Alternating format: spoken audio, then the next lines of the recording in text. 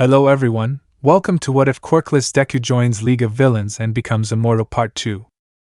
Before we start, please go support Shadow Draco Zero for writing that awesome fanfic.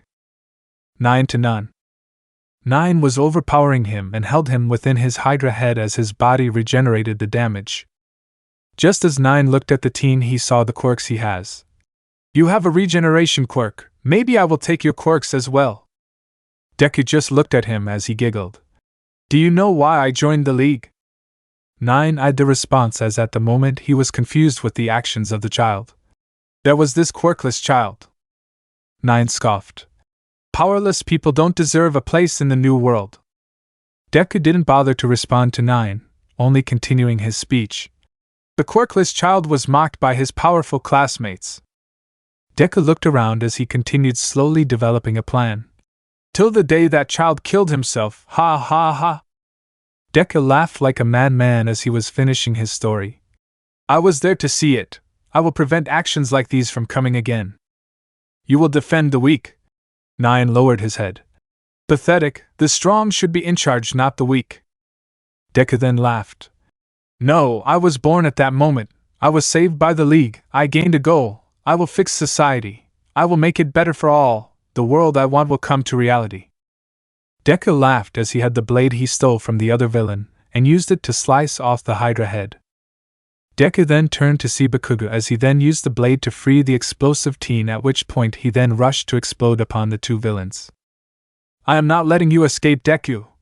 Bakugo then went to punch 9 as he was thrown away, with the villain turning to Deku as the young teen then moved further back as 9 attempted to catch him. Deku looked at the villain as he then saw him wince in pain, bringing Deku a plan on how to defeat him. I just need to defeat him when he is in a weak state. Deku then rushed towards 9 and began to kick the villain away as the tall white man moved his hand to the teen and shot beams at him as he then avoided it. Damn it, Deku then quickly avoided the blast as 9 started to glow purple as rage filled his eyes. Bakugo then came back bruised as he attempted to blow 9 only to be blocked by a shield. I will tear both of you then, the league. 9 launched his Hydra heads and his energy beams at the two as Bakugo avoided the blast, but Deku was blown away. Bakugo then rushed at the villain as Deku then stood up as his regeneration healed his damaged body. Deku saw as Bakugo attempted to blow away 9 as he looked down to his healing body. Come on, Deku, there has to be a way to beat 9. Deku looked at the villain as he saw at the technology around his back. His quirks seem to be damaging him. His body isn't designed for his quirk. The tech is keeping him alive. Take out the tech, take out 9. Deku smiled as he knew how to defeat 9, but now he needed the right moment to attack. 9 wouldn't just let him near the device, so thus he needed to wait. Deku watched the battle between Bakugo and 9 as he saw 9 keep his focus upon the UA student. Deku then enhanced his legs as he then predicted the right amount of a jump he needed to defeat 9. Once Deku noticed that 9 was keeping his attention on the explosive boy, he jumped upon the villain as Hydra heads came forth. Deku nearly avoided them and took hold of the device on his back. Deku then enforced his fist and landed a punch upon the device on the back of 9. Deku heard 9 scream and kneeled onto the floor. Deku then looked at the injured and bleeding Bakugo. Now you can help, Bakugo. Deku then rushed onto the blonde, and as they faced each other, the green teen took a hold of one of the Gennade-themed gauntlets, as he then kicked the blonde in the stomach. Deku then turned back to 9 as the skies darkened as 9 began to rise above the air. You are not leaving this easily, 9. Deku then enhanced his legs and jumped onto the back of the injured 9 and broke the gauntlet above 9, drowning him in his sweat. Deku then saw that the two were above the island to an increased altitude. This might hurt when I land. Deku then turned to the man he was holding himself to before smiling. You know why he keeps the sweet in his gauntlet? Deku then smiled as he used fragments of the gauntlet to initiate a spark. It helps him if he can't sweet. Deku fell off the villain as the explosion came, blowing him down faster than before. Deku then landed on his feet, cracking a few of his bones. Ouch, gonna take time to heal. Deku then turned above to see a figure fall off. Guessing 9 survived. Deku then dragged his regenerating legs as he heard a voice behind him. Izuku, stop. Bakugo, Deku then saw his old bully. You don't matter to me. Deku then forcibly began to walk as bit by bit he was away from the blonde, blocking out what he said. Your mother misses you. Bakugo entered a state of unconsciousness as he saw Deku leave. Deku arrived at where the children were hiding as he kneeled to see them. Hey kids! Deku watched as the children came and hugged him. Hey, I am okay, don't worry, people will come forth and bring you to your father. Thank you. The crying young boy looked upon the teen. You're my hero. The teen frowned. I am no hero, I am just someone who saved you too. Heroes allowed you to fail. Deku turned to the city as police and heroes came forth. Go to the police over there, they will take you back to your dad. The children then moved towards where the police were while Deku left to find Nine. Deku then arrived at a field of flowers in which Nine was located. The green teen then came forth to the fallen Nine as he took out the sword which belonged to the red ragged villain. See this, it is the blade of your friend. Deku then raised the blade. Please stay still. Deku then chopped off Nine's right arm and grabbed a hold of the dissevered limb. You shouldn't have betrayed the League. Deku then was about to chop off his head but was stopped. Deku don't. Shigaraki then came forth from a gray sludge portal towards the weak Nine as Deku stood back. Shigaraki then saw the weak Nine, kneeled towards him, and placed his hand on the villain's head. I am the king, not you. As Deku saw Nine disassemble, he looked at the hand he chopped off and then back to Shigaraki. Deku, let's go. Then the two left through the portal only for both to be taken to different places. Deku knew that Shigaraki was taken to fight Gigantomachia as he arrived at Izuku's lab in order to talk to the doctor. Well, Deku, what did you see? Deku then threw the arm at the doctor's hidden feet. He seemed to work greatly, but the lack of regeneration worsened him. Good. The doctor then took the arm, and as he was going to take Deku back, he heard something not before from others. Can you do this for me and the League? Deku saw the mad doctor turn to him in confusion. I want to be better, I want to be stronger. If you can turn me, Shigaraki, and the rest of the League just like Nine, we could change Hero Society. The mad doctor laughed as he then turned to the green teen. Things like this take time, Deku. At best I can do one by one, so. I want to help. Deku stood tall as he repeated what he said. I want to help you with your experiments. Dr. Izuku smiled. Here is what I am planning with Shigaraki. Liberation. As the League continued their attack upon Gigantomachia, Deku watched from afar, noticing how the battle went. Aren't you going to help? The green reptilian asked. Deku turned to face Spinner. Spinner, the giant only wants Shigaraki to prove himself. To him were nothing but obstacles on his way. Hell, not even the clones twice made can defeat him. For now I am trying to understand him. Spinner growled at the comment. All of this doesn't follow Stain's ideals. Stain's ideals can't just come to existence willy-nilly, it would take time to accomplish them. Deku spoke as he watched Shigaraki being dragged out by one of the Magna clones. Ha! The king is getting beaten to the ground. Toga giggled at what was happening right in front of her. Deku looked at her. Toga, don't laugh at him. Admit it, it's funny. Toga giggled as she attempted to lay on the green teen as he avoided her body. Toga, don't laugh. Deku sighed. Shigaraki needs to prove himself against Gigantomachia. Toga turned around. Still, it's a little funny. Funny or not, Shigaraki's goals aren't lining up with mine. Spinner grew bitter looking at how the giant was fighting their so-called leader. Just wait, Spinner, just wait. Deku saw the fight continue to the point where the giant then began to fall down. Well placed a few hours back until he stands back up. It really is ensuring for us that he stays asleep. Deku then opens his notebook, writing down everything he noted of the fight as the rest of the League come back to join the trio. As the rest of the League came back, Deku watched Shigaraki remain still as he viewed the giant before turning to Deku. Just as the teen was about to speak, Twice's phone rang as he saw him take it out. It's Jiren. Deku turned to Twice upon hearing the name. Jiren wasn't responding to any of their calls, so it was good to hear his name. Now if Twice could keep a calm demeanor, maybe the teen could see. You bastard, why didn't you pick up? Deku saw Twice scream onto his phone until the black and gray villain placed it on loudspeaker for all to hear, and it wasn't Jiren's voice. A voice none like Jiren talked. That is our fault, this is the League of Villains Twice, Babaiga Warajin, right? Compress was the first to react to the voice. A voice changer? Deku then took the phone as he asked the voice a simple question. Who are you, and where is Jiren? The voice then exclaimed. Are you in a position to check the news? Deku then went to search online to see that there were fingers on every place where the League was. They knew who they were.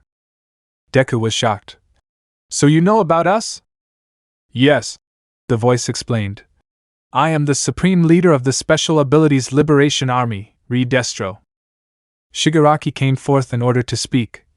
So after the Yakuza comes the Liberation Army? Is retro trending or something? Hasn't that book been selling well lately? Carried by the fad. How you know our stuff? We're the ones who created the fad. We here want to create a world where humans can be humans, unleashing 100% of their power. Your friend here wouldn't talk, so we used other ways to find you all. We even have satellites on you right now. We could tell the heroes where you are, but we won't, the voice explained. An egomaniac, Deku knew people like him existed and that they could be difficult, so he asked one last question. What do you want? The voice laughed. On to the point, Deku. Someone like you doesn't have a place in our world, but it is simple. You all became too popular. We defeat you. We become the symbols of liberation's resurrection. We will free Jiren if you come fight us. And with that the voice sent coordinates and cut off. Deku then looked up at the sky, believing that someone like that wouldn't lie. So what now, Shigaraki? The leader of the League heard the comment, contemplating what to do, while the rest of the League begins to panic and what to do as he gains an idea. The leader then goes to pull off Twice mask in order to gain the attention of the League. I have a plan. Shigaraki then begins to call upon the doctor. Doctor, did you hear this? Compress jumps in. I see now, we use the High and Nomus in our battle. The doctor quickly explained. Sadly no, I can't just send you all high ends. Maybe if Hood survived he could go, but the rest of my children aren't ready. Compress and the rest were shocked as Shigaraki continued. Can you bring Dabi and send us here? The leader then turned to his team before asking. How long until Gigantomachia awakes? Deku then understood what was occurring. About 2 hours or so. You plan on using him to help us defeat the Liberation Army? Shigaraki smiled. Correct. The League arrives on the outskirts of a city, overviewing where their battle would take place. Why did you all bring me here? Dabi questioned as he walked along the rest of the team. We needed us all, Deku quickly responded. They wanted to fight all of us. The tall man scoffed as Deku looked over the city as he noticed a figure coming their way. Once the figure stopped, Deku saw that it was a muscular man wearing a green and purple suit. The League looked at the figure in confusion, with Spinner being the first to ask. Is he a hero? Deku knew every hero and how they operate. Pro heroes slide and go, quirk in the name. So you know me. The hero laughed. I am here to lead you to the city. The group felt uneasy as they entered the city, seeing that there was nobody in the town, with Deku and Shigaraki looking at each other. This doesn't feel right. Spinner looked around as Deku turned to face the pro hero. I'm guessing everyone is part of the Liberation Army? Deku asked, knowing he was right. Correct. A man in a suit and a blue-skinned woman came forth from a van. I am Trumpet, and this is my partner Curious. Everyone in the city trained for liberation. Deku heard enough as he faced the politician before facing the buildings around him, knowing that members, and thus he plans what quirks they could have. Deku knew that the group could do anything, so he then began to think of what he could do. He had little knowledge, and he had to wait until Gigantomachia came, so the entirety of the League should stay together if they all want to survive. Just as the man continued to talk, Deku quickly interrupted. Sorry to interrupt, but I want to know something. Your ideals, who will be there if someone does something with their quirk? Control is at times needed. If you can control it, you will fall. The man was infuriated. It is our right to rise. Thus countless people within the building jumped out of the building in order to separate and kill the League of Villains. Destro looked from his skyscraper to the battle in which his soldiers were starting to battle the League of Villains. The tied-up broker behind him began to giggle. You know you will lose. They will bring in their Noma to win. No, they will not. The businessman then walks to place his finger on Jiren's forehead. Don't you see, they could have just sent Nomas here now. But after the Black Nomu attack on the first and second heroes, they don't have that many Nomus or can't produce that many, thus we will defeat them and erase Izuku Midoriya. Jiren raised his eyebrow in confusion. Deku? What is your issue with him? Shouldn't it be Shigaraki? Redestro laughed. Deku is a threat to our beliefs, the formerly quirkless boy who gained a quirk. If that information gets out, it could be used against us. Meta abilities are the future. People like him are better left forgotten. Law versus MLA? Damn it, damn it, damn it. Deku's thoughts raced as he saw the rest of his team being separated from him. I can't fight them all, so many, can't analyze their quirks if they keep on attacking me. Deku for the moment needed to figure out how to reunite with the rest of the league. For now Magna's quirk could reunite us, but in order to do that I need to find Toga first. Deku then jumps upward in order to find both Toga and Magna and maybe, just maybe gain some space from these members. When Deku was in the sky, he saw Black coming towards him, barely avoiding him. Damn it, Toga, where would you be? Toga was rushing through people as she saw Curious watching her battle against the warriors. The blood-loving blonde was stabbing and taking the blood from the warriors, and as she attempted to lick a drop from one of the bleeding members, the individual suddenly exploded. My meta ability makes it so that I can bomb anything. Curious then exploited the blood which Toga had, brutally injuring her. Now that you can't move, I will begin the interview. Now why did you become a villain? Toga eyed her. What? Your will be a testament to our movement. Curious walked closer to the injured girl. I had talked to everyone who you had ever lived with, your parents, classmates, everyone you had contact with. You had a normal life but left it all away. Why? Deku, you know about him? Toga asked. Curious scoffed at the mention of the green teen. The useless one, don't bother, I want an interesting story for the movement, not a useless one. Deku isn't useless, he is the first who allowed me to be myself. My mother and father told me to act normal. But that isn't me. Deku was the first person who made me be myself. Toga then reaches for a blood vial she had within her sweater. Deku didn't act scared, he wanted to know. I wore a mask for most of my life. He didn't want the mask, he wanted me. Toga then drank from the vial of blood she had, turning into a brown-haired girl. Ochako, she's cute, isn't she? I thought I could make her my friend. You will tell me about you, not Izuku Midoriya. The news reporter grabs a hold of the small girl. Toga, disguised as Ochako, then grabs the blue female as the thoughts of Deku run over her mind as the blonde is instantly dropped to see that Curious was floating. You can use other people's quirk, there is nothing about this, warriors. The news reporter ordered her soldiers as they came forth only to be beaten down by a green flash. Toga. Deku saw how the shape-shifted Ochako Toga was beaten to a pulp, as well as the floating commander of the Liberation Army. Deku saw Toga's confused look as he rushed to her, holding her arms, and as he saw the woman high enough, he closed her hands, letting the female to be split into the floor. Deku then looked at the injured Toga as she giggled. You came for me, yay. Come on, don't go. Deku then began to carry her as he went on to search for a place to hide and in order to protect Toga. What do I do? What do I do? Deku walked among the city far from any of the Liberation warriors to only find a sheet where the young teen then calls forth to the rest of the league. Anyone, Toga and I need help, please come in, anyone. Within the tower, Redestro watched the battle in shock as he realized what was occurring within the battle and what had happened to his ally. Curious was dead. The political villain has seen that the two teen members of the league have defeated one of their commanders. The film is useless with the image of those two killing Curious. Skeptic then watched cameras of twice. Should I get him? Yes. Redestro turned around within the building. Kill Deku, he must not be left alive. You will lose, you know. The injured broker laughed. The league will win, and Deku will live. The CEO's stress increased. You have much confidence in him. Jiren smiled.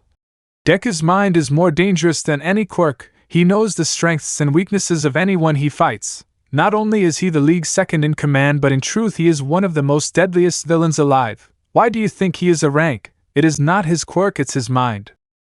The leader of the Liberation Army remained expressionless, as he didn't value Deku that much. In truth, he saw him as the weaker member of the league.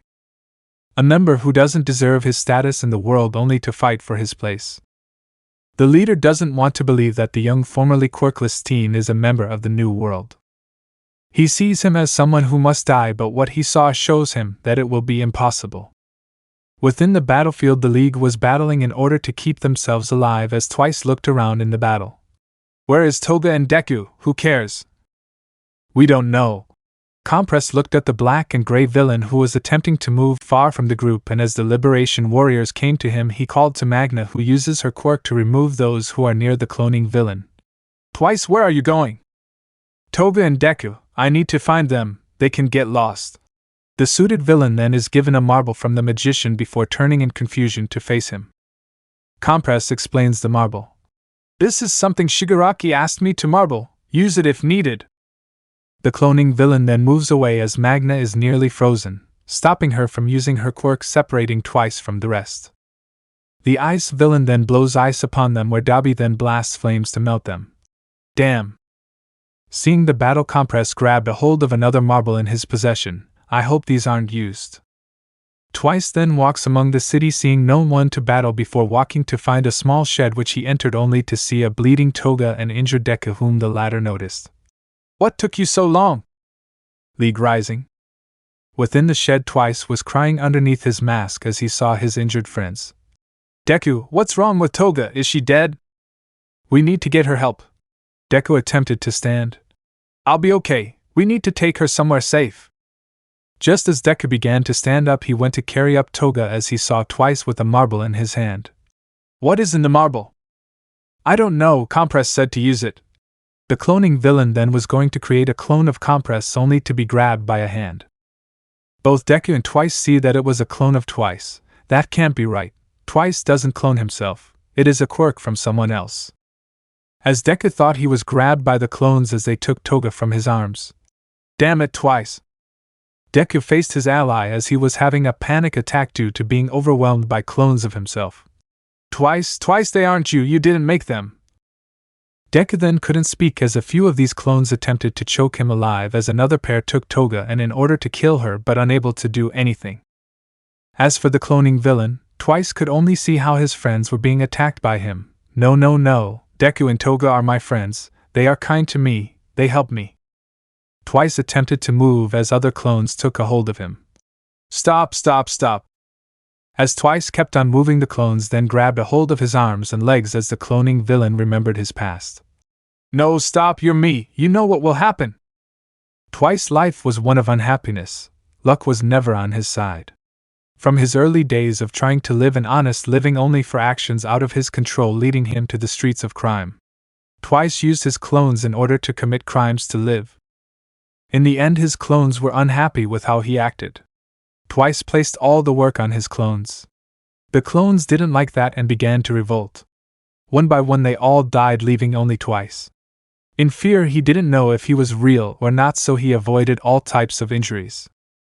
For now clones of himself were breaking his arms and legs. His worst fear came in reality. Twice was fearful that he was going to melt. Once he heard the cracking of bones, Twice closed his eyes only for nothing to happen. I'm not disappearing, ha, I am the real Twice, I am the original. Twice laughs as he then begins to clone himself twice, and those clones do the same thing over and over again, overwhelming the other clones and surprising Deku. I am guessing you overcome your fear, huh, Twice? The clones then overtake those holding Deku and Toga as they then clone Compress, who sees the mayhem. What in the world? No time, I can clone myself. Twice then gives the marble to the Compress clone, who in turn releases Eri to the battle. Eri? Deku looked at her shocked as he questioned why Compress would bring Eri here, but at the moment it didn't matter. Eri, look at me, you need to use your quirk. The little girl seemed scared as the green teen took her to Toga. What if I can't? You can, Eri, you can. Deku then places her hands on Toga to where she activates her quirk, healing much of her injuries, and then removes her hands when she is healed enough. See, Eri, you did good. I did good. The little girl jumps up and down as she then moves to rewind Twice. Once Twice was healed, Deku looks at the clones. Twice clones, come with me, Twice take care of them. Deku then jumps away with a large amount of the clones following him, while Twice looks at both Eri and the unconscious Toga as he prepares to make more clones. As more clones came forth, a tall, lanky man with long black hair faced the three. You will become part of the army. Skeptic then begins to make his own army with the items around himself as he rushed at the small group. Within the battle, Compers was losing track of the league. Magna was being overrun and unable to use her quirk with them. Spinner was removed from his blades as was sticking to the walls to survive. He lost track of Shigaraki, and Dalby continued fighting the ice user but was starting to fall. Your quirk is hurting you, isn't? The ice user remarked. Dalby scoffed angrily as he attempted to neutralize the ice user. The man on top the van continued to cheer on his warriors. Go on, for the will of Destro. Compress noticed how he only spoke to his fighters, so he theorized that his quirk could infuse his followers with more power. The villain looked at the remaining marble in his possession as he placed the people he was fighting into marbles, thinking of how he could defeat this man. Just as they thought, an army of the magician was surprised as an army of twice clones came to the rescue, giving the League of Villains an army. Interesting. Compress then looked at his marble as Shigaraki came forth, disintegrating soldiers with his hands as due to the twice army and Dalby's fight against the ice user being interrupted. The magician moved closer to Dalby as he looks at the marble. Dalby, you're overheating. Dalby quickly remarked. I'm fine. No, you're not. Compress then sees Magna, Spinner, Shigaraki and a few of the twice clones arrive near the two villains. Once everyone united, Compress asked the group, Where are Deku, Toga and Eri? They're with me. Deku left for the tower. Twice quickly responded as more warriors came forth upon the battlefield with the ice user coming back. Damn it, Spinner, take the van. Shigaraki then began to rush upon the tower as Compress then released his other marble, bringing Kota on the fight. The confused kid looked around angrily asking, Where is Deku? Up there, Kota, right now. I need you to use your quirk upon Dalby when his flesh starts to smoke. Compress then gives the child to Dalby as the fire user grudgingly takes him. Within the tower, Deku waited in the elevator with a few of the twice clones as he planned on what to do as he looked upon himself. I need new clothes. Deku then began to look up as the elevator stopped. Twice. Once the door opens, make more clones. As the door opened, Twice created an army of himself in the top room in the tower as Destro looked upon the army and Deku. So you've arrived. Deku saw John tied up as he faced the leader of the army. Destro, I presume. Deku. The CEO looked angrily at the teen. You shouldn't be here. You shouldn't be as important as you are.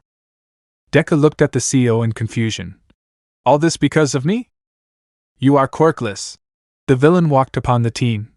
You don't have a quirk. You somehow gained a quirk, but you thinking is still like the quirkless. Someone like you shouldn't be looked as you are. The new world will base people upon the strength of their meta ability. Your kind will die. The villain smashed the twice clones who came upon him as Deku angrily looked at him. Because I was quirkless, you hate me. I joined the league to make the world better. People like you don't understand things like this. My meta ability, as you say, only gives me strength. My true power comes from my mind. That makes me the person I am. You shouldn't be that public. The villain quickly destroyed most clones as Jiren was being taken upon the side of Deku. You are part of the old world, the forgotten. Deku looked upon the window as he saw something rushing upon the city. But you are wrong, I always win. Liberation lost. Within the battle, Spinner was battling countless members of the Liberation Army as he rushed through the army as attempted to reach the van carrying the man on top. Spinner watched as soldiers surrounded him, only for those soldiers being pulled away due to Magna Quirk allowing the fanbot to near the commander. Once near the van, he turns to see Shigaraki overconsumed by the soldiers of the Liberation Army. Spinner grabbed a hold of the van as he came on top of the car as he grabbed a knife within his belt. Spinner then uses the knife to cut upon the cheek of the commander, preventing him from powering the Liberation Army, as the reptilian villain saw his leader still being consumed by the army. The villain couldn't think what to do next as he saw the army's warriors being disintegrated from the League's leader as the ground disintegrates around Shigaraki. Spinner then saw compress marbleize Magna as Dabi, who was kept from overheating due to Kota, still fighting the ice user, moving him away from the decaying battlefield. Leaving the reptilian villain entered the van as he began to drive it away. As Spinner drove away, he saw Trumpet being taken to safety by the soldiers as the villain felt tremors showing him that the giant of the league was here. Within the tower, Destro was watching the young teen in front of him as Deku, Jiren, and the twice clones looked back at him. Both sides were preparing to fight as when Redestro felt tremor he turned to see a giant figure coming to the city. Once Deku saw him turn, the green teen quickly remarked to Jiren and twice clones. Twice keep Jiren safe. Deku then raised his fist as he punched the ground of the floor they were in. Deku then saw how the CEO fell down into the floor, and floor after floor Deku punched, breaking down the building as he saw the CEO fall alongside him. Deku needed to beat Redestro, he needed to defeat him in order for the League to keep its power, so once Deku knew the Grand Commander had enough he would finish it. Within the army of clones, Twice was carrying Toga as Eri grabbed him at his back. He watched as his own clones battled against countless brutes who were nearing him, as he saw a long-haired man continuously making more brutes to fight them. Twice looked as his clones continued to make more clones as he watched Eri on his back and Toga in his arms, and as he was surrounded by his clones he felt the trembles as he saw Gigantomachia coming behind them. Twice knew that it was time for the giant to defeat the Liberation Army for them. Once the giant came forth, Skeptic began to move away as Twice watched this, seeing it as his opportunity to leave with Toga and Eri. As the villain began to move away, he saw giant ice gauntlets crushing his clones with Dabi melting the ice. Once Twice saw this, he saw Koda using his quirk to neutralize Dabi's overheating, which shocked both Eri and Twice. As Twice saw the battle, he heard Eri speak. Can you make clones of Mr. Dabi so that he and Koda can live? When Twice heard this, he began to order his clones, who created more Dabi clones to fight Giton so that the League could win. As Dabi saw the clones, he smiled as he dropped the child in his back to one of the Twice clones, allowing him to run and overcome Giton, and melted the ice, allowing him to overpower the ice villain. Once Giton saw that he was weakening the ice user, then began to run away as he used the water near him to run, leaving the smoking villain to laugh. What, aren't you going to finish the fight? Twice then saw Dabi as he neared him. Dabi, Gigantomachia is here, what now? Dabi looked at Toga in Twice's arms as he spoke. Find the others. Within the tower, Deku landed on the bottom floor as he saw the CEO nearing him to fight, and as Deku began to avoid the leader of the army, the green teen knew that Gigantomachia was battling the warriors outside, bringing the League on top. Deku knew that would leave Redestro as the final obstacle against the League, but if he fell here, the warriors outside would all have been defeated. Deku watched the CEO. What, afraid that a formerly Quirkless defeated you? You are nothing. The leader's rage increased as he continued to smash around him. Deku saw him and believed that some strength-based quirk powered by his anger, so now he needed to wear him down. The green teen moved around as he heard within his earpiece. Jiren is out. Deku knew that meant that Shigaraki could now come to decay the building, but to him that could take time, so he needed to stall longer. As Deku fought, he noticed how the sides of the building were decaying, thus showing him that Shigaraki was somehow decaying the inners of the tower, so for the moment, he needed to leave. Deku waited for a punch which would allow him to run away, so as he dodged every attack, once the CEO used his right hand, it allowed him to run, thus Deku ducked as he began to run away. Once out of the building, the teen saw Shigaraki touching the wall of the building as he decayed it in one strike. Deku looked at his leader's evolved quirk. Your quirk's evolved. As the two were outside, out of the building came forth the CEO within a mechanized suit, showing them that he is still standing. Deku looked unimpressed as he heard a fight behind him, and as he turned he saw Gigantomachia fighting against an ice user, as he barely made a dent. Well, that was going to end one way or another. Enough, the boss battle is in front of me. Shigaraki rushed at the Liberation's leader as he began to decay the floor with every step he took, as Deku was then being neared by tall brutes. Deku noticed how these were the same, so he guessed that it was due to a quirk which could make clones, but at the time Deku knew that they could use that against them, so why haven't they? Deku guessed that this quirk had restrictions, so as he fought Twice, clones came forth saving him from the brute. Twice, where are the others? They're with me. Others me has them. Out of many came the answer. Deku knew that these clones could help him as he saw the long-haired member within the battle, Bingo. Deku then began to rush to the member as the Twice army helped battle against the brutes, and once Deku was near the member he whispered, "You should give up now." With one look Deku knew that he wouldn't give up. With that the green teen then grabbed the hair of the member as he jumped above, bringing the commander along with him in order to defeat him. Once Deku was in the air, he used Skeptic as a shield to land safely as he saw the ice user being defeated by Gigantomachia. Deku now knew that most members of the Meta Liberation Army were defeated, thus leaving the leader of the army the only member to defeat. As Deku turned, he began to rush to find Shigaraki, knowing that the leaders must fight against each other in order to win, but to the teen he knew that Shigaraki wasn't in the battlefield that much, so he could need help. As Deku neared the demolished building, he thought of how to defeat Destro, since he was the final step in winning, so he could use his anger against him. Once he neared he demolished tower, Deku saw decay marks surrounding the radius of the fight, thus he ran away. Once in a safe distance, the teen saw Shigaraki smiling as the mechanical suit was breaking apart as the leader's legs were decaying. Once the leader found that out, Destro used a scrap of metal to cut off his legs in order to save himself from decay. Deku now saw that the battle was now in the League's favor, and as more warriors came forth, one look from Shigaraki, and they all stopped. Deku then landed near Shigaraki's left side. Well, this worked in our favor. As the two stranded there, a few of the Liberation warriors were cremated as Dabi walked along with the rest of the League. From this, the League of Villains won against the Meta Liberation Army, showing their superiority against the MLA. The leader of the League then turned to face the Liberation leader, smiling. You got money? Paranormal Liberation Front. Part 6.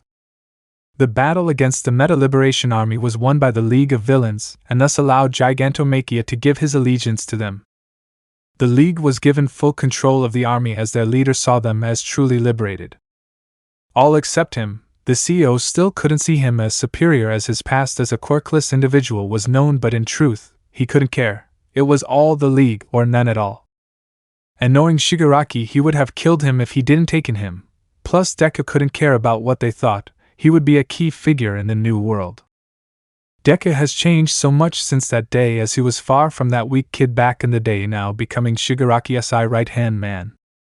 And now within a new mansion, Deku stayed in the bathroom looking at himself in a mirror, a new man than he was at the beginning, and attempting to tie a tie.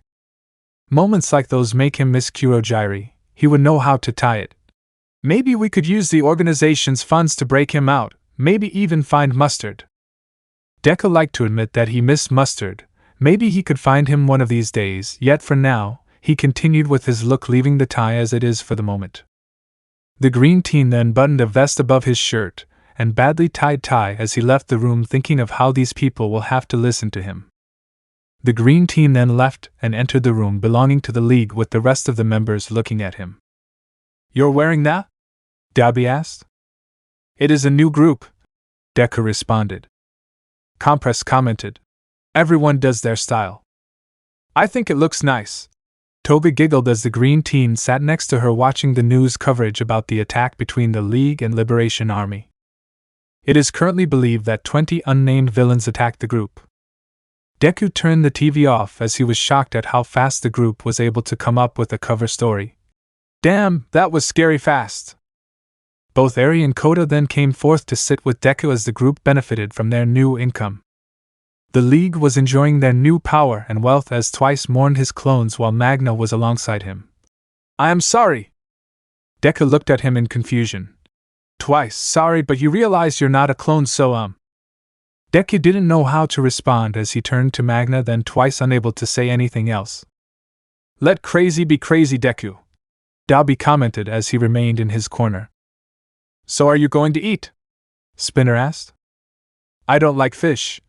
Dabi then looked at the wall before walking to whisper to Deku. My recruit is here. Deku looked at him, wondering who his recruit could be, as both Trumpet and Skeptic came forth. The long-haired villain then began to speak. Time for the announcement. Deku stood up as he then walked toward them before looking at the rest. Come on, we don't want to be late. The two former members of the Liberation Army led the group into the mansion's underground, where Destro was giving a speech to his followers. Fellow members of the Liberation Army, I am sorry for the members whom we lost in the battle against the League of Villains. I thought the League was an obstacle for us to overcome, but I was wrong. The League was truly liberated. I am bound to my blood and teachings. They showed and taught me what liberation was. So that's why the Liberation Army and League of Villains shall be no more. We have been reborn under a new name and leadership. Tamura Shigaraki will lead us under a new name to liberation. Deku then looked at the children. You two stay here. The Alovi and Meta Liberation Army are both no more. From now on we shall be known as the Paranormal Liberation Front. Shigaraki stood up. The rest of the league came into the picture with the 7 members coming to their leader's left with Deku walking directly to his side. The ones around me shall become the commanders of our new organization with Deku here as my second in command. Like the name, this script is irrelevant. We will bring in the new world. The crowd cheered to the speech as the new second-in-command Deku watched within the crowd and saw something which shocked him. Right in the middle of the crowd he saw a red-winged man, the pro-hero Hawks within their ranks. Just as the commanders were walking away from the crowd into the back, Deku whispered to his allies, "Watch over the kids." Deku then jumps off the stage, moving between the crowd to face the number 2 hero face to face. Pro-hero Hawks. Deku, OG member of the league. The calm hero smiled upon the villain. Good to finally meet you, Dabi said. I wasn't ready. This was the recruit. You're whom Dabi talked about. Why would a hero like you want to destroy Heroes Society? The hero scoffed. I believe in the end goal, it will align with my goals. Deku didn't buy it. At that moment Deku knew he needed to go along with it, so as he looked at the number 2 hero he turned to see the bag. What is in the bag? Deku kneeled to see the insides of the bag, only to see Best Genus. Pro Hero number 3, Best Genus HM, you might be truly allied with us. Deku kept his eye contact with Hawks as he began to point to him to follow him, having the number 2 hero walking alongside him. Well then, I want to know why you would do this, Deku questioned. Hawks quickly answered. I wanted to show my allegiance to the League of Villains. Very well then. Deku smiled as he began to walk away. The teen walks along, and then he begins to leave through the stage. Eri comes along holding him by his legs. Hawks viewed this as he noted what he saw. The girl is still with him, and so may it be with the boy, and by what I'm guessing she is emotionally connected to him. I should report this to the Hero Commissions. Hawks then walked among the crowd as he attempted to keep his act among the villainous group. Within a room, there was a table where the leadership of the Paranormal Liberation Army began to talk. Deku wandered in his thoughts as he began to think about Hawks and his alliance with the army. Deku knew that Hawks being aligned with them was strange, as his goals wouldn't connect too well with the goals of the Paranormal Liberation Army, so why was he here? Deku knew he couldn't trust the number 2 hero, but now during his time in the army he saw how he connected well with Twice. Deku knew that if he was a hero he could be taking out the strongest member, that being Twice thought to his quirk, but in truth, Deku knew that Hawks should have been keeping his eyes on Deku. The young teen was far more dangerous than Twice due to his mind, but he didn't need others to know that. Hell, he could exploit that later, but not now. Deku then faced the other members of the leadership as soon as this meeting was going to end, but before it ended Deku needed to do something first. I need the quirks of everyone in the army. The former leaders of the Meta Liberation Army looked at the teen in confusion, which led to the green teen taking a breath. I need to know their quirks so that they could be in a better place within fights. Skeptic remarked. Why do you need? Give him the information, Dabi interrupted. He is one of the best quirk analyzers aside from the doctors, so just give him the info. Deku faced Dabi in annoyance, as the meeting ended with Skeptic ruggedly giving a USB with the quirk information of the army. Deku took the US bands. He began to walk to his room. While walking, as he began to think about Hawks, and how he needed to do something about him. Deku knew that Hawks needed to be dealt with, so for the moment, he needed to let the hero believe that he was trusted by the leadership. Just as the green teen drowned in his thoughts, a call came to himself from Dr. Izuku, which he accepted. Deku, it is time for Shigaraki to evolve. Deku knew that this was the time in which the PLA may be truly leaderless, but that was something that was needed. Shigaraki needed to be guarded within his weakened state, but the League can't be left alone with no leader. Deku then smiled as a plan to defend Shigaraki and remove Hawks began to form in his head. The end is nigh. Within his room, Deku looked upon the TV as he saw news footage about how Endeavor fought against a villain named Star Servant and his followers. For the moment Deku wouldn't place any attention to it, not unless it was informative. Deku watched how the battle against the villain went, and was interested in the end. Very well, number 1.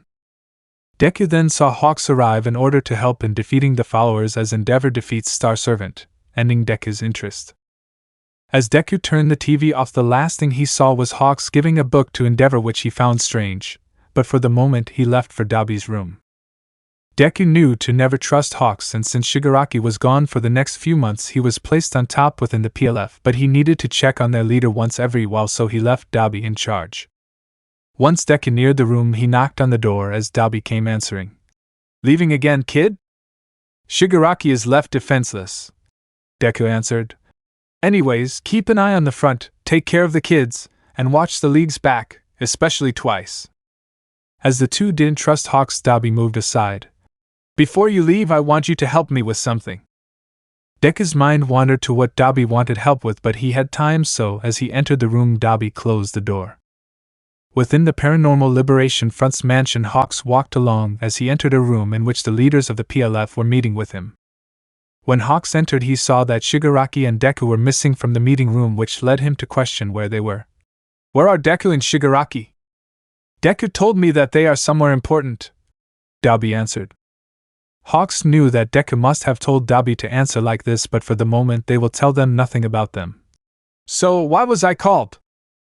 "It's simple." Redestro smiled. "You are giving copies of Redestro's. Well, we are quite proud of this." Hawks saw how Redestro was overjoyed with his actions, yet when facing Dabi he noticed that he was instead annoyed. Just as Redestro stepped back down, Hawks was given a piece of paper by Dabi with a name, Mirio Togata, written in. Dabi responded to Hawks' confusion. "Deku asked you to give as much information about this kid." And with that, Hawks left the room, leaving a few feathers as he heard one final comment, the comment about Shigaraki gaining a new power. Within Dr. Ejiko's lab, Deku saw how Shigaraki was being altered for the process. Deku noticed how painful these actions are towards Shigaraki as he questioned why the doctor does this.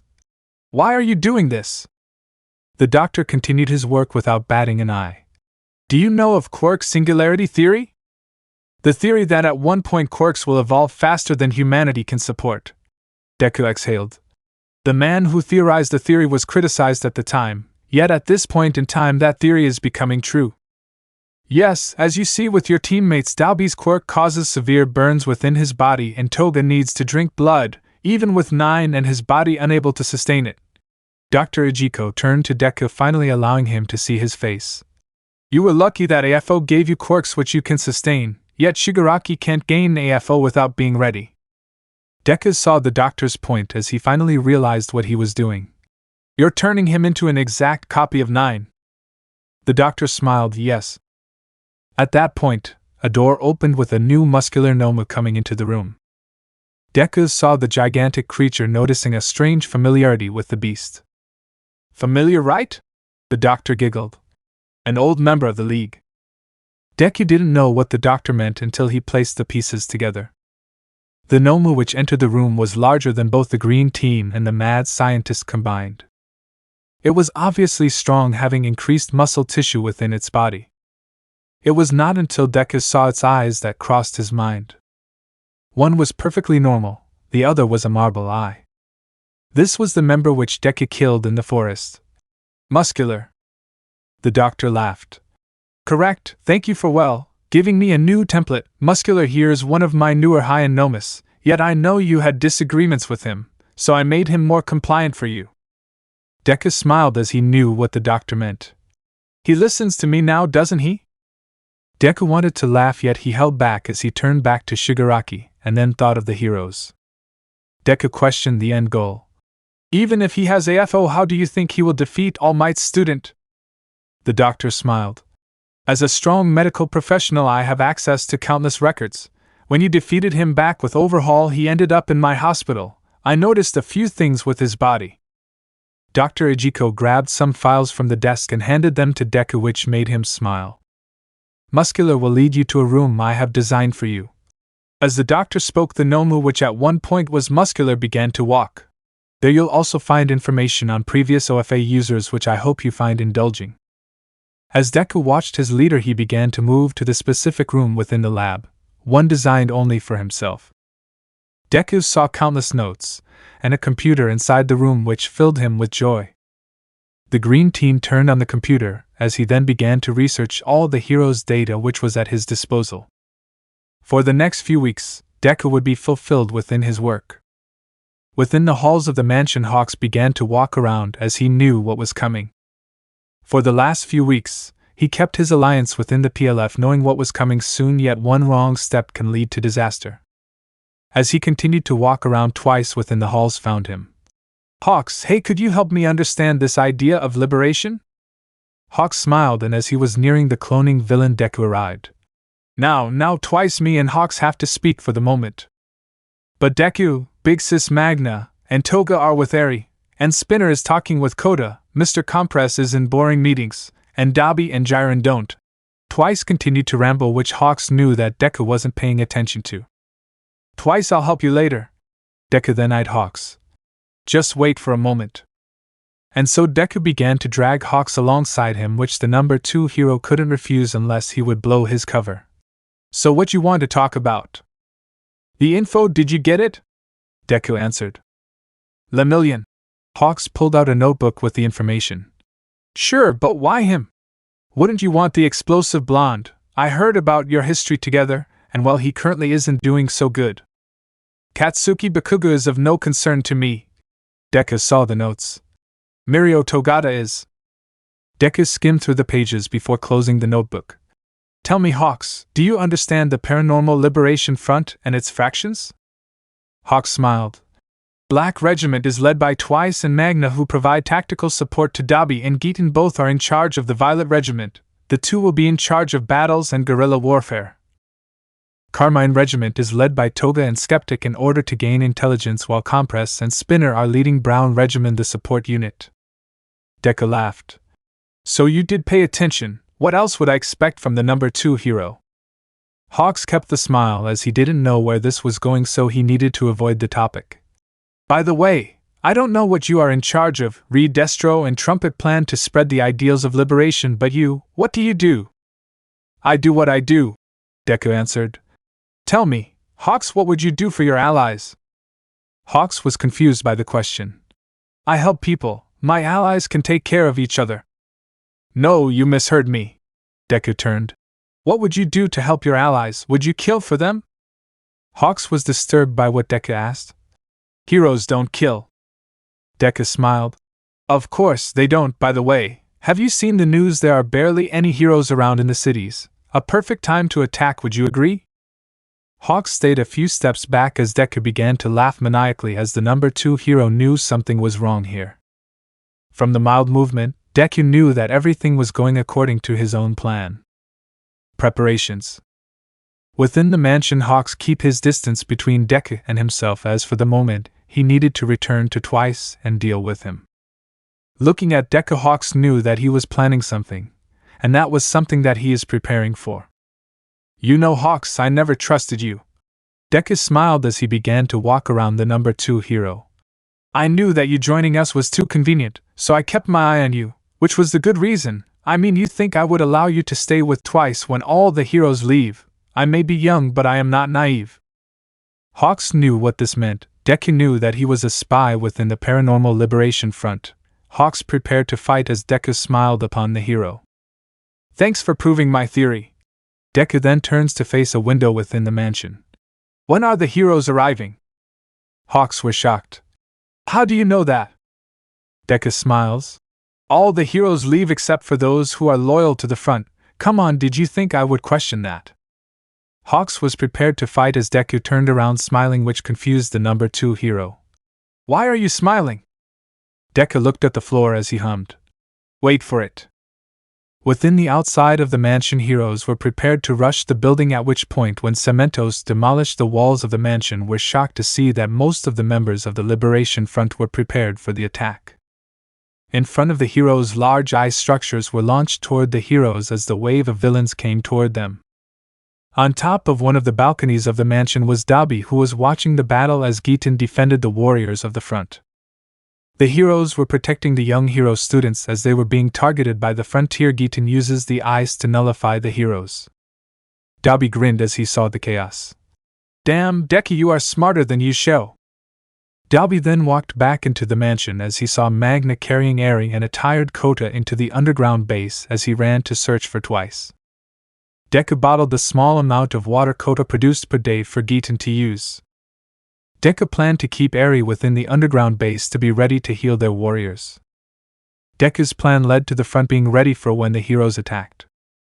Dalby laughed, and he continued to run to find the cloning villain and help Deku with the battle against Hawks. Wait for me. Dalby ran into the mansion as he wanted to be able to defeat Hawks. First, he needed to lead Twice to the underground base, second help Deku against Hawks, then destroy Endeavor and Hero Society. The hallway in which Deku and Hawks were suddenly tumbled, shocking Hawks who saw Deku laughing. Why are you laughing? Deku stopped. You should have kept your eye on me, Hawks, not Twice. Hawks knew what was happening now. Deku was keeping him distracted as Twice would join the battle. You're distracting me. Not just that, I overthought you. Deku slowly clapped. From the moment you joined, I didn't think it was right for you to be here. A hero like you joining us, it was too convenient, thus I needed to think of a method to fight and defend the mansion. Hawks looked through the window seeing how this was prepared. But how? Deku laughed as the hero knew he couldn't remain in the same field as the green team. Just as Hawks was going to rush back towards Twice, Deku powered his body and went to trample the number 2 hero only for Red Feathers to nearly pin him to the wall. Deku watched as the winged hero flew across the hall in an attempt to find Twice, but this was something he couldn't allow, so Deku then rushed to catch Hawks to defeat him. Where are you, Dalby? Deku continued to rush, hoping that Twice was already underground, yet the speed that the hero had was incredible. Within the halls of the mansion, Twice was rushing toward where the battle was happening, hoping to help within the battle. Oh no, oh no, oh no! Twice was panicking as he rushed towards the battle, knowing that he needed to be there. As he ran through the hallway, he was suddenly tripped from behind by a set of feathers, and when he turned, he saw Hawk standing behind him, catching his breath. Twice was confused upon seeing him. Hawks, what is happening? Sorry, Twice. Just as Hawks was apologizing, he pulled one of the feathers as many of his feeders surrounded the villain. I need you to surrender. Twice was confused by the question as he didn't know what was happening. Surrender? You did this, you brought them here. Twice, please. Hawks pulled a recording device from his back. Just surrender and I'll help you. Just on Quo, Deku arrived with his kick avoided by Hawks. Don't listen to him, Twice. Deku attempted to fight Hawks as Twice saw on. I trusted him. Twice, it's your fault they're here. You're to blame, you. As Twice spoke to himself, clones came out which the feathers quickly disposed of, nearly leaving Twice decommissioned, so he rushed towards Hawks. The number 2, seeing the rushing villain, kicked Deku and slashed Twice across the chest as he saw the 2 villains in front of him. Hawks' orders were to remove Twice from the front, yet Deku anticipated this. The Hero Commission denied Deku, seeing him as nothing but a pawn, yet they were wrong. Hawks knew that Deku was more important, so he needed to deal with both of them. Hawks launched a few feathers to pin Deku, and rushed at him, slashing him through the chest and injuring him. Hawks looked at the teen, hoping to remove him. I wonder how Shigaraki is doing? Hawks hoped that would distract him, yet when he looked, only Twice seemed concerned with Deku, showing nothing, confusing the hero. What, didn't you think I wouldn't know that your boss is at the hospital? No, I just wonder how it's going there, Deku answered. Now Hawks was concerned for the team there, leading the hero to look at Twice, and as he was rushing to him, a blue flame came, nearly burning him. About time, Dalby. Deku turned to see Dalby rushing near Twice or the 2 villains. With him, here Hawks saw Dalby launching his flames, causing the hero to fly out of the mansion. As Deku and Twice rushed out of the battle, throughout the other side Hawks came, and as he neared Twice, Dalby looked at the winged hero, Kigo Takami. Hawks was shocked to hear his name, and as he neared to stab Twice, Deku moved him out of the way, being stabbed by the feather blade instead. As Hawks saw this, Deku smiled as he melted. Deku was a clone, he wasn't here. As the Deku clone melted, he commented, Why did you think I wasn't worried about Shigaraki? Once the clone melted, Dalby launched a large flame toward Hawks as he saw Twice escape. Hawks have failed his mission and Deku wasn't here. And from the cameras in the mansion and the hospital from his room, Deku saw the battle. Good to know Twice is okay. From the other room, Deku heard the doctor yell, "Deku, we need to leave!" Deku looked at another camera and saw heroes nearing the secret door of the hospital. Deku moved from his room followed by his muscular Nomu to Shigaraki. Once with Shigaraki, Deku waited for the doctor to come. All for Shigaraki. Within the hospital, Deku walked along to Shigaraki's pod waiting for the doctor to arrive. The heroes had already invaded the hospital and Deku knew Dr. Izuku sent the high-ends to fight them, yet he felt like they wouldn't succeed. Deku watched Shigaraki in his weakened state before facing his own Nomu. Deku needed to be prepared. He knew that at the mansion with twice by the side of his comrades he could release an army to help with the heroes, yet here Deku didn't have the resources to fight the heroes here. Having watched the cameras within the hospital, he knew that Endeavor, Eraserhead, Present Mike, and others were in the hospital. The 5 Nomus released were fighting Mirko, the rabbit hero, and the remaining Nomus weren't ready, so Deku only had a few moments to think before he could react. Deku looked at his Nomu before thinking about how to deal with Mirko. In the room, Deku watched as he saw the doctor enter the room along with one of his miniature Noma. Once within the room, Deku saw Mirko kick through the wall and ended Monchi removing the teleporting Nomu from the battlefield. He knew that the hospital was lost. All that mattered was keeping Shigaraki safe from the heroes, so he had Muscular attack Mirko from the back as he watched the battle against the heroes. Thinking quickly, Deku looked at Dr. Izuku. Release the high-ends. Deku knew the high-ends weren't ready, but for the moment they needed all the defense within the hospital underground long enough to escape. The doctor quickly rebutted. But they aren't ready. Just do it, Deku yelled. You can just make more later. Just as the doctor released the remaining high-ends, Deku looked around as his Noma continued to battle Mirko. He needed to leave the hospital. He needed to remove Shigaraki from battle. Deku is in the building. I repeat, Deku is in the building. The young hero student heard from his calm. Within the outsides of the hospital, Mirio walked into the underground knowing that his expertise will be helpful to the mission, so as he waited for the others he heard his call, and so Mirio began to phase himself within the halls of the hospital knowing that he would be needed within the battle against the leader of the Paranormal Liberation Front. The young hero Lemillion began to phase through the building knowing that he was needed in this battle in the hospital. The leadership and Nomus from the Paranormal Liberation Front are kept in the building, and with them out of the army, removing the rest could be easy. He came through the secret door and saw the heroes fight against what seemed to be at least 8 Nomus. He was given orders to deal with Shigaraki and Deku, yet he couldn't leave Nomus alone there with the heroes. He looked at the creatures and with the will to protect others he went towards the creatures and punched half of them as he saw a female Nomu attempt to attack him, only failing. Lemillion then rushed towards the female Nomu and dragged her through the rooms, leading her to Deku and Dr. Izuku. Once Lemillion saw Deku, he quickly rushed to take him out first. Sorry, can't let you plan. Once he beats the teen, Lemillion placed his hand on the green teen's mouth. He turned to look at the doctor and kicked him to the ground. Once this was seen, the female and muscular Nomus turned their sights to the young hero, who was suddenly grabbed by the cape by the female Nomu into the outside of the room. Once dragged out, the muscular Nomu grabbed a hold of Deku, but with the 2 Nomus and the green teen out of the room, Mirko stood up and rushed to the pod knowing what needs to be done, kicked the pod, shattering it, and leaving Shigaraki upon the floor. Seeing this, Deku quickly panicked, standing up as fast as he could to check on him as the muscular Nomu dragged the injured rabbit hero out of the lab. Seeing Shigaraki on the floor, engaged Deku as the hospital no longer was safe, so he turned to see Muscular behind him and the female Nomu dragging Mirko's body, making Lemillion follow her.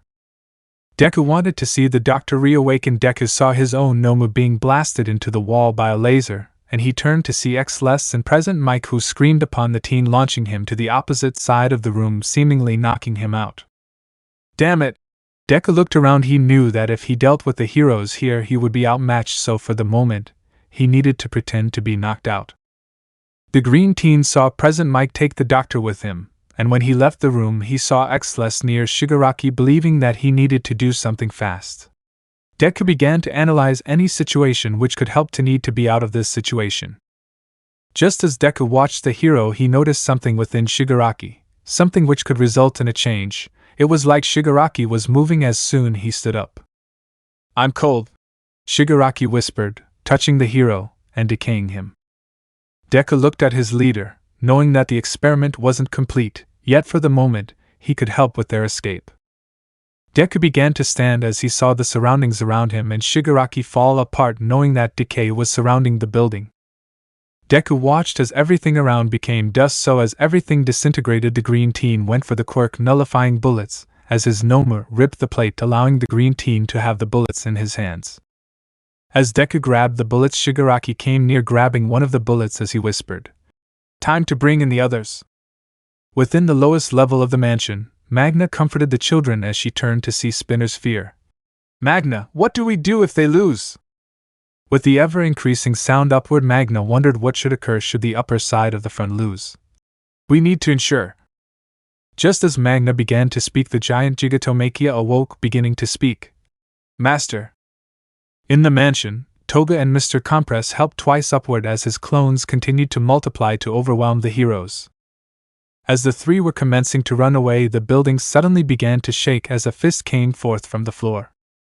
Countless heroes were thrown around as the giant Gigantomachia came from the ground, seeing the three and picking them up. He was going to bring the League to the hospital. A war's battle. Within the remains of the hospital, Deku looked around himself, knowing that there were heroes who were going to come and surround them. Deku knew that Shigaraki was far from perfect, yet with him, they might be able to escape, so they needed to look out for any of the heroes. "One for all," Shigaraki whispered. "We'll get it," Deku responded. "Right now we need a plan of escape." Deku was thinking as he saw Endeavor rushing towards him. "I have sights on Shigaraki and Deku," he remarked. As Deku saw him, he pointed at the number one as his Nomu went to attack. "We need to disconnect them." Just as he thought, Shigaraki turned to his left. "One for all, it's near." Endeavor heard that comment, not knowing what it meant. "One for all?" Shigaraki placed his hand upward as he launched a radio wave, disconnecting the heroes from each other, which will give the two leaders time to plan their leave.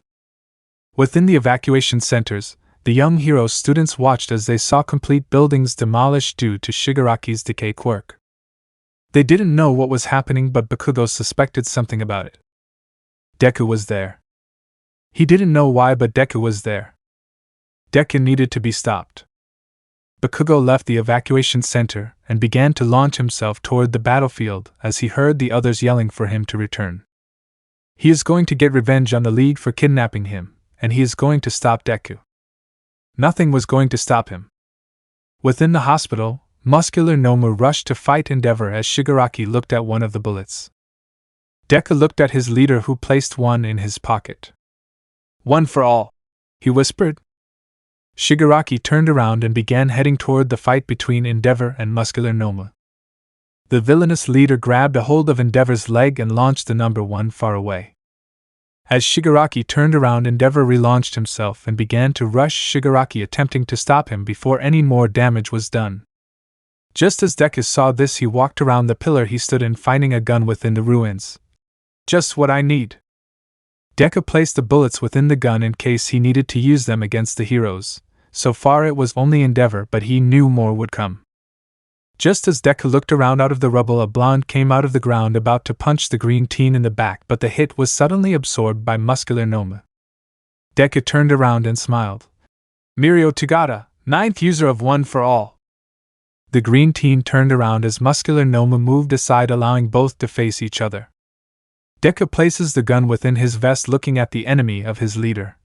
"Your original quirk is phasing through objects, yet with One for All your strength has increased exponentially, yet that much power can cause your body much damage." Deku waved his hand, making his Nomu rush to smash All Might's successor. Lemillion phased through the attack as he rushed to punch Deku, who avoided the punch. "Where is the girl?" "Girl? Oh, Eri, don't worry, she is somewhere safe." Deku giggled upon his response. Deku began to jump backward, having the phasing blonde follow him, and just as he feels that he will succeed, a yellow streak comes forth, pushing Lemillion out of the chase. "What?" Deku looks to see Gran Torino, who moved the hero student from the battle. "Stay out of this, kid," Torino commanded. "And you, give up, kid." Deku frowned as he saw the elderly hero. "One for All is our possession." The Muscular Nomu rushed to smash the two, but Torino moved as Lemillion phased through the attack. Deku was getting annoyed, so he enhanced his legs and rushed towards Gran Torino, needing to take him out, but as he needed the old hero, an explosion blew instantly upon the green teen, launching him back. Katsuki Bakugo! Deku stood up, seeing the explosive teen right in front of Torino. Deku! The explosive teen said in the calmest voice ever. Deku stood up, breathing as he viewed the three heroes. Nomu, remove Gran Torino and Bakugo from the battle. The muscular Nomu followed the command and rushed to remove Bakugo, who Torino pushed away, leaving Lemillion to punch the creature in an attempt to neutralize it. Deku then viewed Bakuro removing himself from Torino's grasp as he rushed, attempting to blow the ground where the green teen stood in. "It's over, Deku!" Bakugo exclaimed. "Just give up." "Why are you here?" Deku questioned. "I already have enough to deal with. I don't need another inconvenience." The explosive teen went for a punch, which Deku grabbed a hold of, leading him to flip him onto his back. The two then heard the fall of Endeavor as Shigaraki stood on top of the number one, raising his arm in a sense to mock All Might. Deku smiled upon the chaos Shigaraki brought, turning towards Bakugo. "I need to ensure you stop interfering." Deku pulled out the quirk neutralizing bullet to remove Bakugo, but a black whip came forth, wrapping itself around the weapon and pulling it out of his arm. Deku looked in confusion, not understanding what happened, as he saw a shocked Mirio who pulled black whips out of his hand. "Another quirk." Deku was confused before smiling. "One for all is more interesting than I'm again."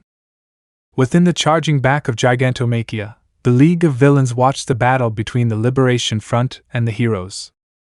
Dalby laughed upon the madness, knowing what was about to occur. "How is Twice?" "He is okay," Compress explained. Dalby smiled. Everything was going according to Deku's plan. Eri looked up from rewinding Twice.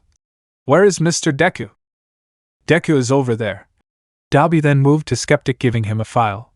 "Be ready to play this video." The villain stand? Within the back of Gigantomachia's back, Toga viewed the destruction caused by the giant, yet she doesn't show emotion. She was shocked by what Hawks had attempted to do to Twice. She turned to see the League, yet she couldn't show joy. She was confused by what happened. She needed to know what the true actions of a hero are. He needed to ask a hero. She needed to ask Ochako. Deku smiled upon Mirio, seeing his shocked face. Deku should have been confused, but in truth, he was returning to his fanboyism. One for All had more secrets than it initially held. "Mirio Togata, a third quirk showed up for you." Bakugo looked at him in confusion, but as Deku maintained contact with Mirio, he took the time to release an explosion, freeing him from Deku's hold, making the battle easier. Deku smiled as Shigaraki rushed through him and at Mirio, attacking him with his might. Deku still thought of what he saw, One for All developing another quirk. "Must be an effect from passing it along," Deku explained to himself. "Oh, Deku!" Deku turned to face the enraged Bakugo. "Bakugo, just leave, I have more important issues to handle." "Like hell you do!" The explosive teen launched himself at the green-haired boy. "You and I still have unfinished business." Deku slides through the attacks, knowing each path the blonde would take, making him predictable. "Stop it, Bakugo, you don't matter here." Bakugo's sage boiled within him. "Shut up." Deku frowned as he punched the blonde, launching him at a large distance, leaving space between the two. Deku stood up and dusted off his vest before looking at Bakugo. "You want to fight, Bakugo? Fine, let's fight." Bakugo rushed Deku as he avoided every explosive punch, knowing the actions we would cause. Deku then kicked through the back of the explosive teen's legs, leading to his near fall, but Deku grabbed his clothing and threw him above himself. Deku then saw Bakugo stand and rushed to explode him, only to have his punches kicked by Deku as he then kicked him in his face. As Bakugo fell, he left a grenade with a bit of his sweat near Deku's feet, leaving it to explode and having Deku lose his balance. Deku then fell as he began to heal all damage caused by the explosion, but after Bakugo rushed to the green teen and exploded him in his face, launching him into a further distance. Deku stood, he was angered. Deku needed to pin him away, but as he began to rush, he felt something weaken him. Deku then turned and saw the most useful tool to the heroes, Eraserhead. The green teen was then blown away from his stand as Bakugo pinned the green teen down. Aizawa then turned to face Shigaraki. Bakugo, don't let him go! Deku looked around seeing Shigaraki fight against Lemillion with his leader paying no attention to the other heroes. His own Nomu began to fight against Gran Torino with the elderly man being too fast to the point where he can attack Shigaraki. Just give up, Deku! The explosive teen exclaimed. You have lost. Deku couldn't handle anything. He said he was boiling. Katsuki Bakugo, shut the hell up, you can't stop what will occur. Deku attempted to struggle out of the hold, but it was nigh impossible. He viewed every angle and it seemed like a losing battle, not Gran Torino. The green teen saw the yellow-blue attack his Nomu and leader. You disgrace the legacy of Nana Shimura, he yelled. Who? Shigaraki asked, confusing Gran Torino and giving the leader the advantage. Deku saw Shigaraki grab a hold of Gran Torino and smashed into the ground, shocking everyone around and giving enough time for the muscular Nomu to arrive. The creature then threw the blonde teen out of the path and grabbed a hold of Deku, jumping into the air. Once in the air, Shigaraki launched his arm into the ground and dust quickly covered the surroundings. Deku smiled until he saw the result. Mirio Tagata floated with black whips wrapping around the people in the ground and began to float above the disintegrating ground. Deku was shocked by what he saw. Mirio was floating. He was using the quirk of Nana Shimura. OFA was evolving more and more, but Deku saw something within the ninth user. He saw more scars begin to form within Mirio's body. OFA was damaging Mirio. Within Gigantomachia's back, the League of Villains viewed the chaos within the city as Dabi smiled all across the city. The League was holding on, rushing to meet up with Shigaraki and Deku, but as the League looked around, Toga rushed to compress. Compress, I need my stuff. The magician was overwhelmed but gave her the items she desired. May I ask what do need them for? Twice was almost murdered. Toga responded. I want to ask someone about the beliefs of heroes. I want to ask Ochako. Toga then began to walk down the beast. As she was leaving, she heard Spinner. Be careful. As Toga jumped, Twice ran to follow her, confusing Magna. Twice, where are you going?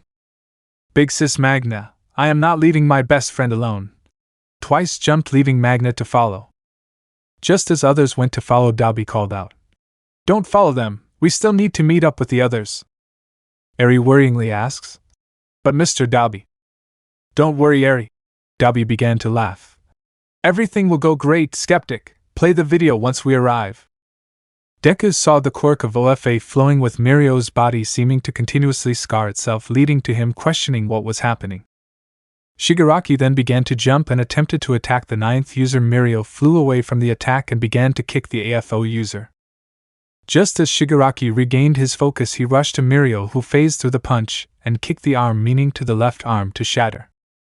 He then rushed to Deku and his Noma and kicked the creature, launching the two upon the ground. Mirio then turned to Shigaraki, who was rushing to the young hero, but Mirio then kicked the villainous leader into the air. Mirio then landed the heroes he had in his whips onto the ground as he rushed to Tamura, who gained consciousness and looked at his shattered arm, but rushed to Mirio, grabbing him, only for the two to be launched far from one another. Deku was beginning to worry until he saw something in the corner of his eye, 10 more Nomas. Deku was shocked as more Nomas survived. The fight was in their hands. Deku looked around and seeing his quirk neutralizing gun, he rushed to it, raising it and pointing it at the standing Aizawa. Deku then laughed as he shot the gun to the leg, leading Aizawa to cut off his leg. Deku pointed at the hero, having his Noma rush to the hero to knock him out. As the Noma rushed to Shigaraki, grabbed him and returned to Deku. Deku was smiling. The battle was going to their side, and soon the ground began to shake. Upon feeling the shaking ground, Deku turned to see Gigantomachia arrive with the rest of the league, but he noticed Toga, Twice, and Magna missing. Endeavor, your time has come. Dabi arrived from the head. Dabi, Endeavor exclaimed. Dabi, why not call me by my name? Dabi then took a water bottle and poured it into his hair, with black dye being washed away. Toya Todoroki. The time has come for the truth to be revealed. Hero Society results. Within the battle in the distance, Shoto saw much of the destruction being caused by the battle, yet he knew what was occurring with the giant Gigantomachia. He saw the creature rushing to the battle. He kept his distance from the creature long enough so that he wouldn't be noticed by the beast or the league above him. Once near the battle, he saw Dabi on top of the monstrosity's head, ready to fight until he saw the villain was his brother, Toya. Within the falling city, heroes students Uravity and Froppy rushed to find and injure civilians and found a little old woman. "Help, my husband needs help." Uravity followed the civilian wanting to help her, but as Froppy followed the screens across the city, damaged or not, began to play a video showing none other than Dabi, sitting down shirtless showing his scars, as well as Deku. "I hope this is the right room." Dabi looked into the camera. "You all know me as Dabi and my compatriot here as Deku. We are members of the League of Villains." The villain stood up, turning around as Deku began to speak. "You may see both of us and the rest of the League as sadistic, bloodthirsty monsters, but in truth, we aren't the monsters you see. My name is Izuku Midoriya." "My name is Toya Todoroki," Dabi yelled.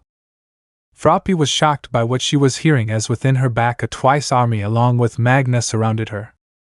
Froppy was surrounded by the army, and she needed to get to Ochako. Froppy waited for the villains to attack as the twice rushed at her, giving her the opportunity to jump. Once into the air, she was forced back down by Magna Quirk, and so she was grabbed by the twice. Froppy looked around and sticked her tongue towards Magna and pushed her near, colliding with the twice. Once confronted, Froppy was freed and rushed to Ochako, since now she believed the elderly female was Toga. The two villains then stood up as they rushed at her, knowing that they needed to stop her. Within the battlefield, Deku saw that Toya had started the plan. The two began. Deku then grabbed hold of his Nomu, and while it grabbed Shigaraki, jumped into the head of Gigantomachia, viewing half the League, the kids, and Skeptic on the beast. "Where are the others?" Compress quickly answered. "Toga had something to do, so Magna and twice followed her." The others viewed the Nomu, seemingly having a recognition of it, yet couldn't place it due to the heroes.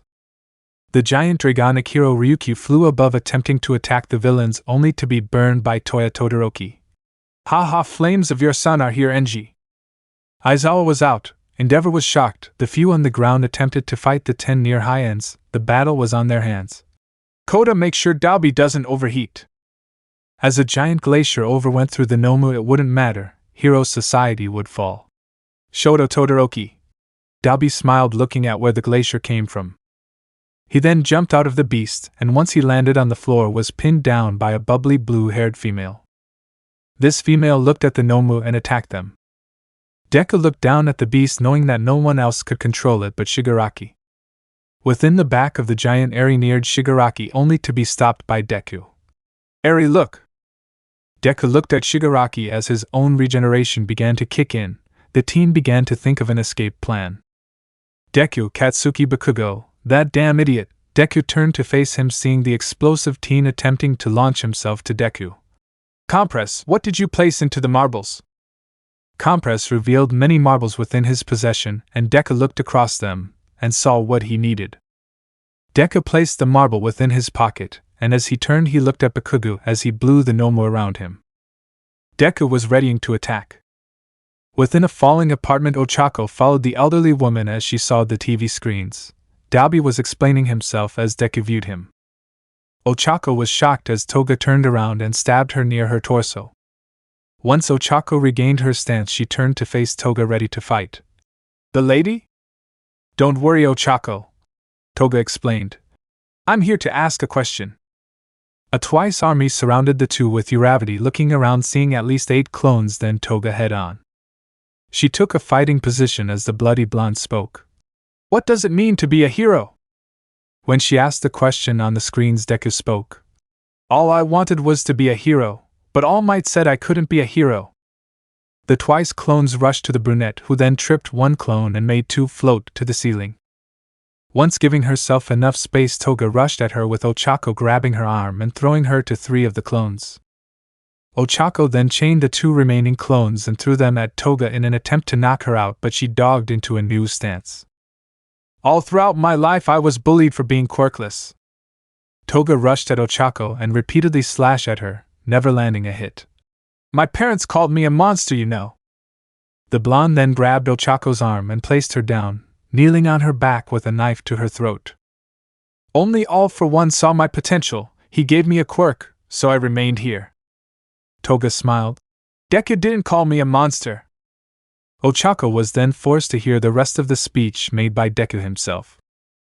Himiko Toga, called a monster for her quirk, Spinner rejected for his quirk, twice broken for his quirk. The League is a result of your hero's society, and when things don't go your way. The image of the two villains then changes to that of Hawks in an attempt to kill twice, only to be pulled away by the Deku clone melting away. Ochako was shocked at what she was watching, and then a larger opponent came flying out and hitting Toga, launching her away. Tsu came for Ochako. Tsu! Tsu! Toga called out, standing up as well with Magna and more twice clones.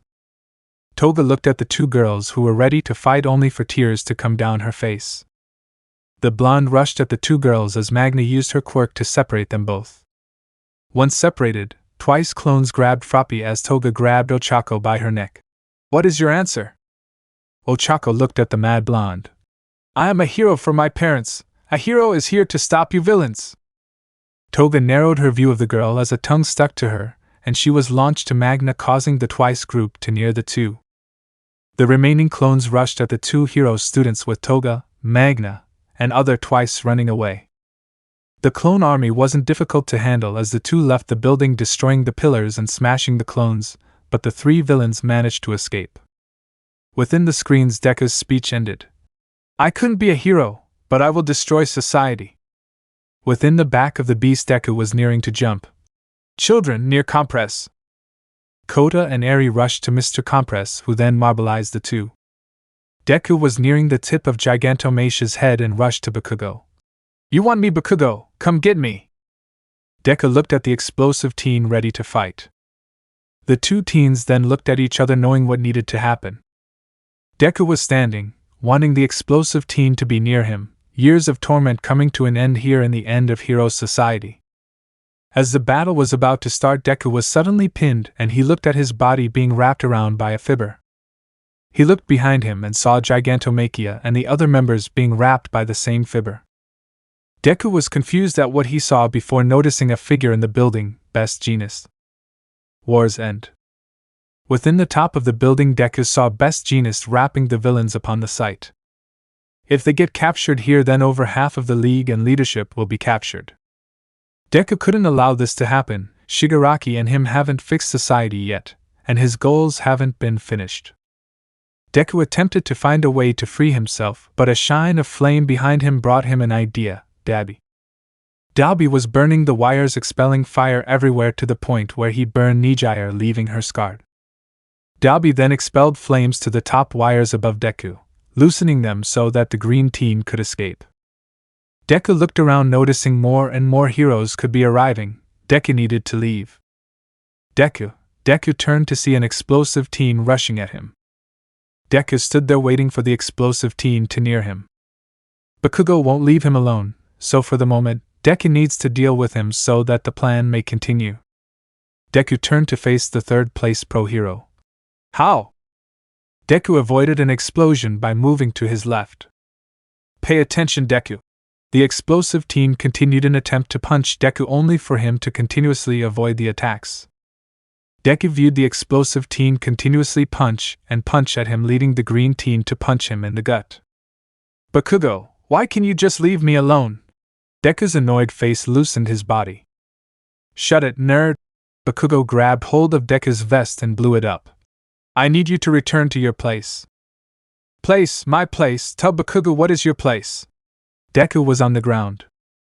Nomus began to rush towards the two, at which point Deku raised his arm, leading the Nomu to a ruse to the other heroes. Bakugo smiled. I may be the reason you're like this, but I'm a hero, Dynamite. Around the two, Best Jeanist shook his head in disappointment. Compress was in disagreement, with Spinner being the only one to like the name. As for Deku, he began to slowly laugh. Dynamite, like dynamite, ha ha ha, well, Dynamite, let me show you how little you matter to me. As Bakugo launched a punch at the green teen, Deku grabbed the punch, having his right arm blown up. Deku didn't mind the attack as he then kicked the arm, shattering the bone, using his other arm to grab his hair and punched him in the neck, dropping Bakugo onto the ground. On the back of the titan-sized monster, Compress placed his arm on his abdomen, looking at Spinner and Shigaraki. The stage artist knew what he was needing to do, and thinking, he grabbed the airy marble as he activated his quirk, freeing him from the wrappings. I am the great-great-grandson of Aji Harima. This is the first and final escape artist's performance of Mr. Compress. The magician then compressed Shigaraki and Spinner as his mask was removed, revealing his face. Deku saw Compress as the green teen then signaled Compress as he released both marbles, Eri and the one Deku had. Eri looked at Compress and anxiously activated her quirk, healing him as Muscular Nomu arrived to defend the two. Deku then grabbed the pipe which was released, looking at Best Jeanist, and launched it at him, impaling him through the leg. Deku then turned back to the standing dynamite and rushed at him, and kicked him in the head. Katsuki Bakugo, it is time to end this. Deku then grabbed the collar of the explosive teen, carrying him to the rubble near him, and he raised the explosive teen. The green teen then looked around the building rubble and saw what he needed, so he forcefully stabbed Bakugo in the steel rebar. Deku then grabbed the other arm of the hero student, kicked it, and shattered the arm. Deku then began to shatter the legs of the blonde teen, grabbing the grenades filled with the sweat of his body. Deku then looked at the explosive teen, in his eyes showing his apathy towards him. Deku didn't care for him, and Bakugo saw it. This was no longer Izuku Midoriya, someone with a dream to be a hero, but Deku, a dangerous villain. Deku then walked away from the bleeding student. Goodbye, Katsuki Bakugo. Bakugo needed to keep him from leaving. Your mother. Deku temporarily stopped. His mother wasn't something he had thought about in a while, yet he continued to walk away from Bakugo. Not even his mother made him want to stop. He will continue his mission. Deku then walked upon the battle as the light was brightened near him, as he watched Shoto Todoroki being burned by Dabi as Endeavor was defending himself against the 10 near high-end Noma. One of the near high-ends was unable to stand up again as Deku jumped to the healing Compress and Eri. Mr. Deku, is Mr. Compress going to be okay? Don't worry, Eri. Deku kneeled to pat Eri's head as he turned around to grab a punch, shattering his bones. Deku saw Mirio standing and attempting to fight him. Deku looked at the blonde before Muscular Nomu attempted to attack All Might's student, only to fall through him. Deku then saw the 9 near high-ends rushing to Mirio as the hero student was dragged far away from the villains. Deku wanted to bring OFA with him, but the group mattered most. Hey, help me! Deku turned to see Skeptic still tied up. The green teen then grabbed Eri, took out 3 marbles from Compress's coat, and whistled at Muscular Nomu, who arrived at the behemoth's back. Muscular Nomu grabbed Compress and Skeptic as Deku looked at half the near high-ends near him before seeing Mirio. Deku saw Mirio's will slowly weakening, yet still phased through the attacks of the near high-ends. Deku saw him avoid one attack and punched one of the legs of the near high-end off before using Black Whip to throw the monster against each other. Deku then saw the 3 of the Noma near him. You wing Noma, carry us away, others, attack Eraserhead. The near high-ends then turned to face Eraserhead, and the 2 heroes looking over him rushing to attack the injured hero, leaving an injured and tired Mirio to rush and defend the knocked-out hero. Deku placed Eri on his back, then jumped on the wing near the high end and had it fly as Muscular Noma followed him. Deku then had the winged Nomu grab hold of Dabi, and had him dragged away from his battle against his will. Deku then saw Muscular Noma, who was carrying Compress and Skeptic along with the remaining near high-ends following him as Mirio was dealing with 2 of the Nomas. Deku then saw Mirio's body continuously scared and cracking. OFA was killing him. Yet retreating was the better answer, so for the moment the villains needed to heal for the moment. Deku flew away, needing time for the others to heal and in need to find Toga, Twice, and Magna. The last thought Deku had as he ran away was about his mother. He hadn't seen her in a while, yet he couldn't see her for the moment, which made him realize something. He hadn't seen her in a while, and tears formed in his eyes as he missed her. Mom! He whispered. Yet Deku needed to care for his teammates, for now, he needed to ensure Shigaraki's safety. Oi kid, Daki screamed. What the hell? We need to leave Dabi, you will get your revenge. Deku explained, taking out the Shigaraki marble and looking at it. We need a new plan. Control.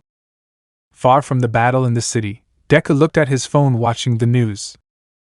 The green teen then saw how the public was criticizing Endeavor, how he is at fault for his son and Bakugo to the hospital, and how it was his fault for the creation of Dabi. And over half of the Paranormal Liberation Front escaped from the mansion thanks to the twice clones. Deku knew how from the twice clones that it would be difficult to know who was and who wasn't a clone, and thanks to that most of the army remained free. And all of this was reported and revealed to the public majority. Some wanted to hide it, yet most loyalists to the front revealed the information. Deku then smiled upon the revelation of his story, how a quirkless nobody was given a quirk by the number 1 villain. That he was now the number 2 villain, with Shigaraki being classified as number 1. Heroes society as it was falling thanks to the two of them. Yet it wasn't perfect. Not only was Dr. Izuku arrested, but Reed Destro, Trumpet, and Geeton were arrested along with a few members of the front. From what remained within the electronic cameras within the mansion, Deku saw how Edge Shot neutralized Reed Destro. He saw Cementos neutralize Geeton and consume him in cement. He saw how despite his efforts Trumpet was captured alongside a few hundred, possibly 1,000 other members, yet they were the minority with the majority freed, with all of the League free. But Deku didn't know where those free thousands of members were. What was worse was that he didn't even know where Toga, Magna, nor Twice were. Deku attempted to contact Jiren, yet he was unable to reach him. For once Deku didn't know what to do. Deku was surrounded by muscular Nomu and the 7 near high-ends. Mr. Compress was being looked over by Spinner along with Eri and Kota. Dabi didn't care what happened next. Skeptic, well actually Deku didn't care for him, yet he was screaming about Reed Destro and freeing him and that. As for Shigaraki, well Deku was scared. I don't know what to do, Deku whispered. Nobody expects you to do anything else, young Midoriya. Deku turned to see the voice of All for One coming from Shigaraki. Deku in all honesty was scared of what he was seeing. AFO controlling Shigaraki was morbid, and it made him question if Shigaraki has any choice in the matter. Sensei, if I may ask, did Tamura consent to this? Deku asked. I do what is needed. Shigaraki's body then walked with all Noma following him. Deku then jumped upon one of the Nomu to follow where Shigaraki was going. Where are we going? AFO didn't answer as the creatures led the two far from hiding and into what seemed nowhere. The two along with the remaining near high-ends arrived at the most secure prison in Japan. Tartarus, we went to Tartarus. Deku was shocked. Yes, young Midoriya. AFO spoke through Shigaraki. Sensei, wouldn't this be a bad idea? Deku asked. Midoriya, you remind me much of my brother, AFO answered. But don't worry, your plan helped win the day, allowed most of the front to escape, and ensured young Tamura's security. Still, wouldn't it be better to wait for them to bring in the others they arrested? The doctor, the leaders, Gigantomachia? Deku asked. No, he responded. The time will come, but not now. The Nomus then demolished countless of the towers and rushed into the building. Find my body, will you? AFO's voice asked. Deku remained silent as he rushed into the building, his personal, muscular Noma following him. Even though muscular Noma followed him, Deku couldn't be sure if it even followed him anymore, if it was just following AFO, yet he couldn't do anything else. As Deku walked within, the prison guards came forth and saw the villain. It's Deku! As they were about to attack, muscular Noma rushed at them, throwing them away from the path. Deku then began to walk further into the prison as a form of electromagnetic attack opened the cells within the complex. Flesh. Deku then saw someone he didn't expect. Moonfish. Deku saw the psychopathic cannibal rush to escape his cell and attack the guards helping the green team. Deku then began to walk further within the prison with more of the doors opening, releasing more of the prisoners. Deku walked further and further into the complex, being followed by muscular Nomu, and as deep as he was, he knocked into a female, someone who looked familiar to him. The female then walked far from the green at a certain door.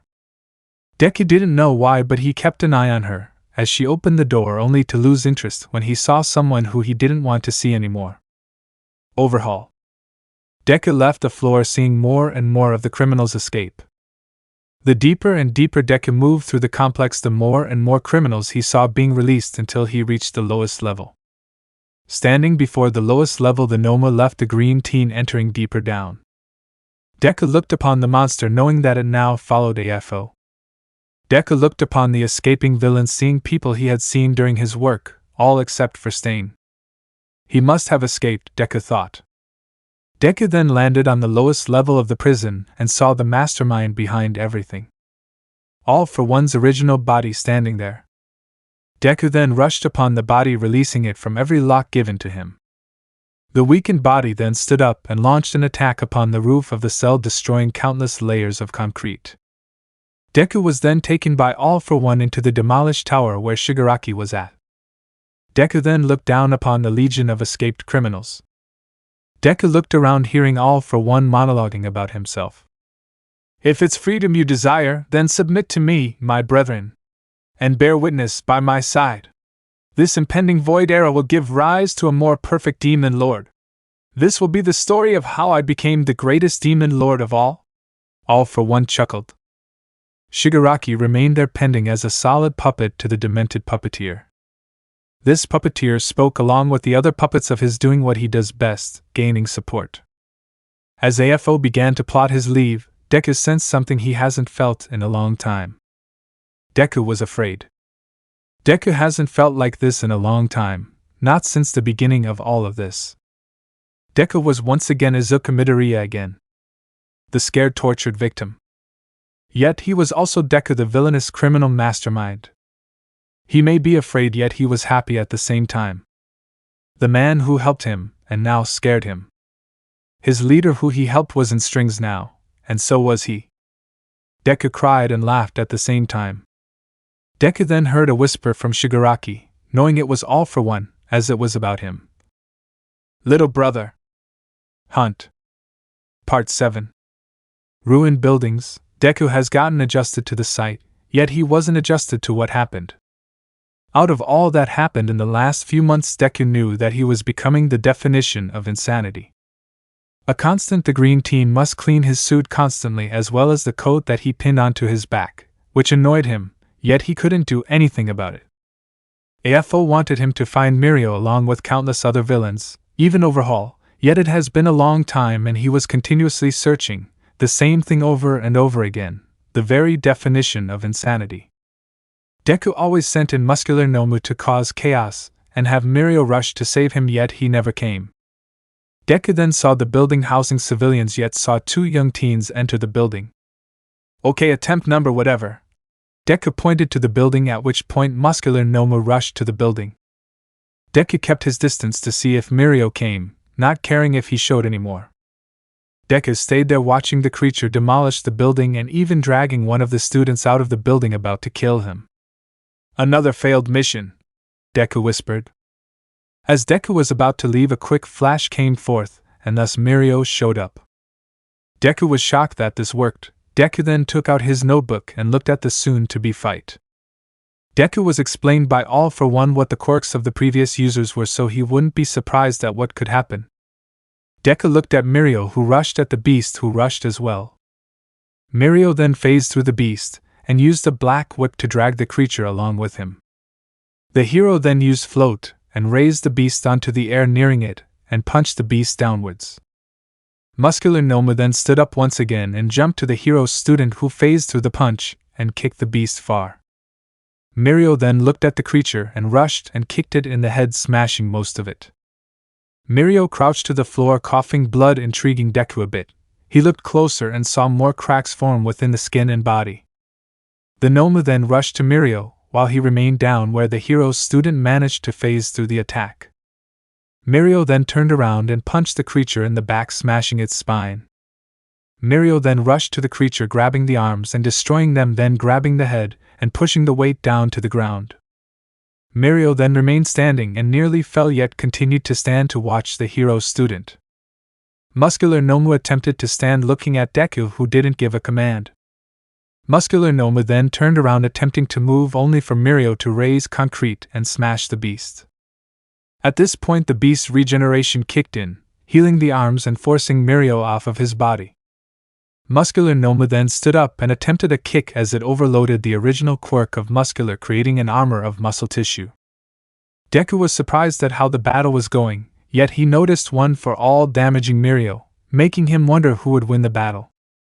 Mirio, using float, then raised muscular Nomu high into the sky and wrapped a black whip around the arms and legs, crushing them. Then using his thumbs, Mirio pinned muscular Nomu's eyes, causing the creature immense pain. Mirio then rushed the beast down to the ground, keeping it pinned and smashing him to the ground. Mirio then stood up, seeing muscular Nomu beaten down and far from standing once again. As signs of the Nomu showed him moving again, Mirio stepped on the head repeatedly until the monster stood still. Mirio nearly coughed up blood, yet stopped himself as he neared the civilians within the building as well as the hero student. Once everything ended, Deku stood up and began to leave. He knew that danger sense would detect only danger and crimes if he committed them, so as long as he didn't commit, then he would be safe. Deku continued rushing through the ruins. Muscular Nomu was gone and Deku was left there alone, yet he saw Mirio again. As Deku jumped through the ruins and out of the fight, he kept a distance as he looked over the notes he had taken. Deku looked at his notes. 3 quirks in use, 1 unknown, 2 yet to use. As he moved around, he was contacted by someone whose company he didn't like. "What the hell you want?" Deku answered. "The kid," she responded. "Found him," Deku remarked. "Don't worry, I am keeping an eye on him." Deku didn't like the female, yet understood where she came from. Once night arrived, Deku came forth into a building in order to find the female, Lady Nagant, as well as Overhaul of all people. "Mirio is coming." Deku didn't care for her, yet she was needed. "The monster of yours?" "Gone." Lady Nagant then turned her elbow into a gun and began to point in the direction in which Mirio was coming through. Deku then took out his phone and began to contact Spinner. "Spinner, any news about Shigaraki?" "No," he responded. "All for One is still inside." Deku closed his eyes. "Thanks, Spinner." Ever since All for One told Deku to help find Mirio, he felt like all of his free will was taken away. Shigaraki was nothing but a puppet to All for One, while his true body was out there doing whatever the hell he wanted, and no signs of Tamura coming back.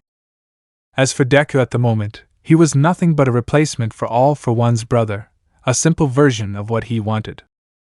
A brother who wasn't against him, the perfect brother that he wanted. Soon the sights of Mirio were shown, leaving Deku to watch the sniper aim at the hero. Nagant then shot a bullet in the direction of Mirio, who couldn't see the shot and was taken down to the ground. Mirio then looked up to the building's roof and saw the green teen, Deku. Deku then stood on the side of the building as Lady Nagant aimed at the blonde hero with Overhaul laying at the wall. Deku looked down. "Mirio." "The huntress." Deku looked over at All for One as he spoke with the female, who he learned was Lady Nagant, placing his palm onto Nagant and giving her a quirk, once given, reached Overhaul, out of all people, and began to leave the complex. Deku was then approached by All for One, who wanted to speak with him. "Midoriya, I need you to help Lady Nagant with this mission." Deku wanted to scream against that idea. Working alongside Overhaul, the man was a sociopath and it would be better for him to be far away from that monster, yet he couldn't reject OFA. The man could do whatever he wanted. "I don't want to work with Overhaul." "Trust me, Midoriya." All for One smiled. "Lady Nagant is someone who you would like." Deku was given a new notebook by Nomu, opening the book. "What are the quirks in One for All?" Within the commission building, Hawks looked at video footage of Destro alongside countless villains and clones. He saw the president attempting to escape from the building and coming to her office only to face twice clones, with one of them creating a Deku clone. The Deku clone then neared the president before nearing the computer and looking at the president as the twice clones grabbed her and placed her near the doorway. Destro came, demolishing the door and injuring the president before he was shot by the Deku clone, at which point he faced the camera and shot it. "Different from how he started," Mirio commented. "The Vestiges wanted him as the 9th user, and it is my fault he couldn't." "Knowing the secret of OFA, you can't blame yourself." Hawks looked up before looking at the destroyed computer. "All for One manipulated him, and with the prison break you will face someone worse than him, my senpai, Lady Nagant." "Lady Nagant?" Mirio was confused by the mention of the individual. "My predecessor of the commission." Hawks then looked down. A member who escaped the will of the Commission. Deku understood where Lady Nagant came from, yet he couldn't like her for choosing Overhaul to work with.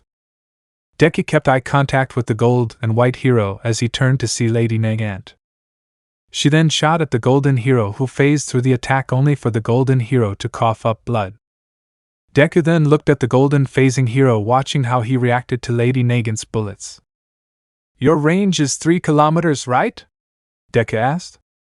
Lady Nagant didn't answer as she knew her range, yet she listened to the green teen. "Why?" "Shoot one behind us as I attack." Deku rushed at Mirio, hoping that Nagant knew what needed to be done. Deku then rushed at Mirio and looked him in the eye, the pillar image of Hero Society. "Mirio, do you know who she is?" Mirio then rushed towards Deku as he covered the surroundings with smoke. "Lady Nagant?" "Good," Deku giggled. "Do you know about her?" Mirio started to feel overwhelmed by the lower part of his left leg as Deku continued his conversation. "Nagant, over there, might make some terrible decisions." Deku eyed Overhaul.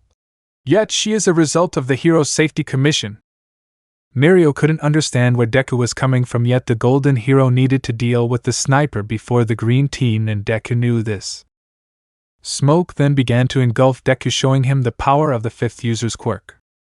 Deku looked at Mirio before his vision was completely obscured, leading the green teen to jump back to the building with Nagant and Overhaul.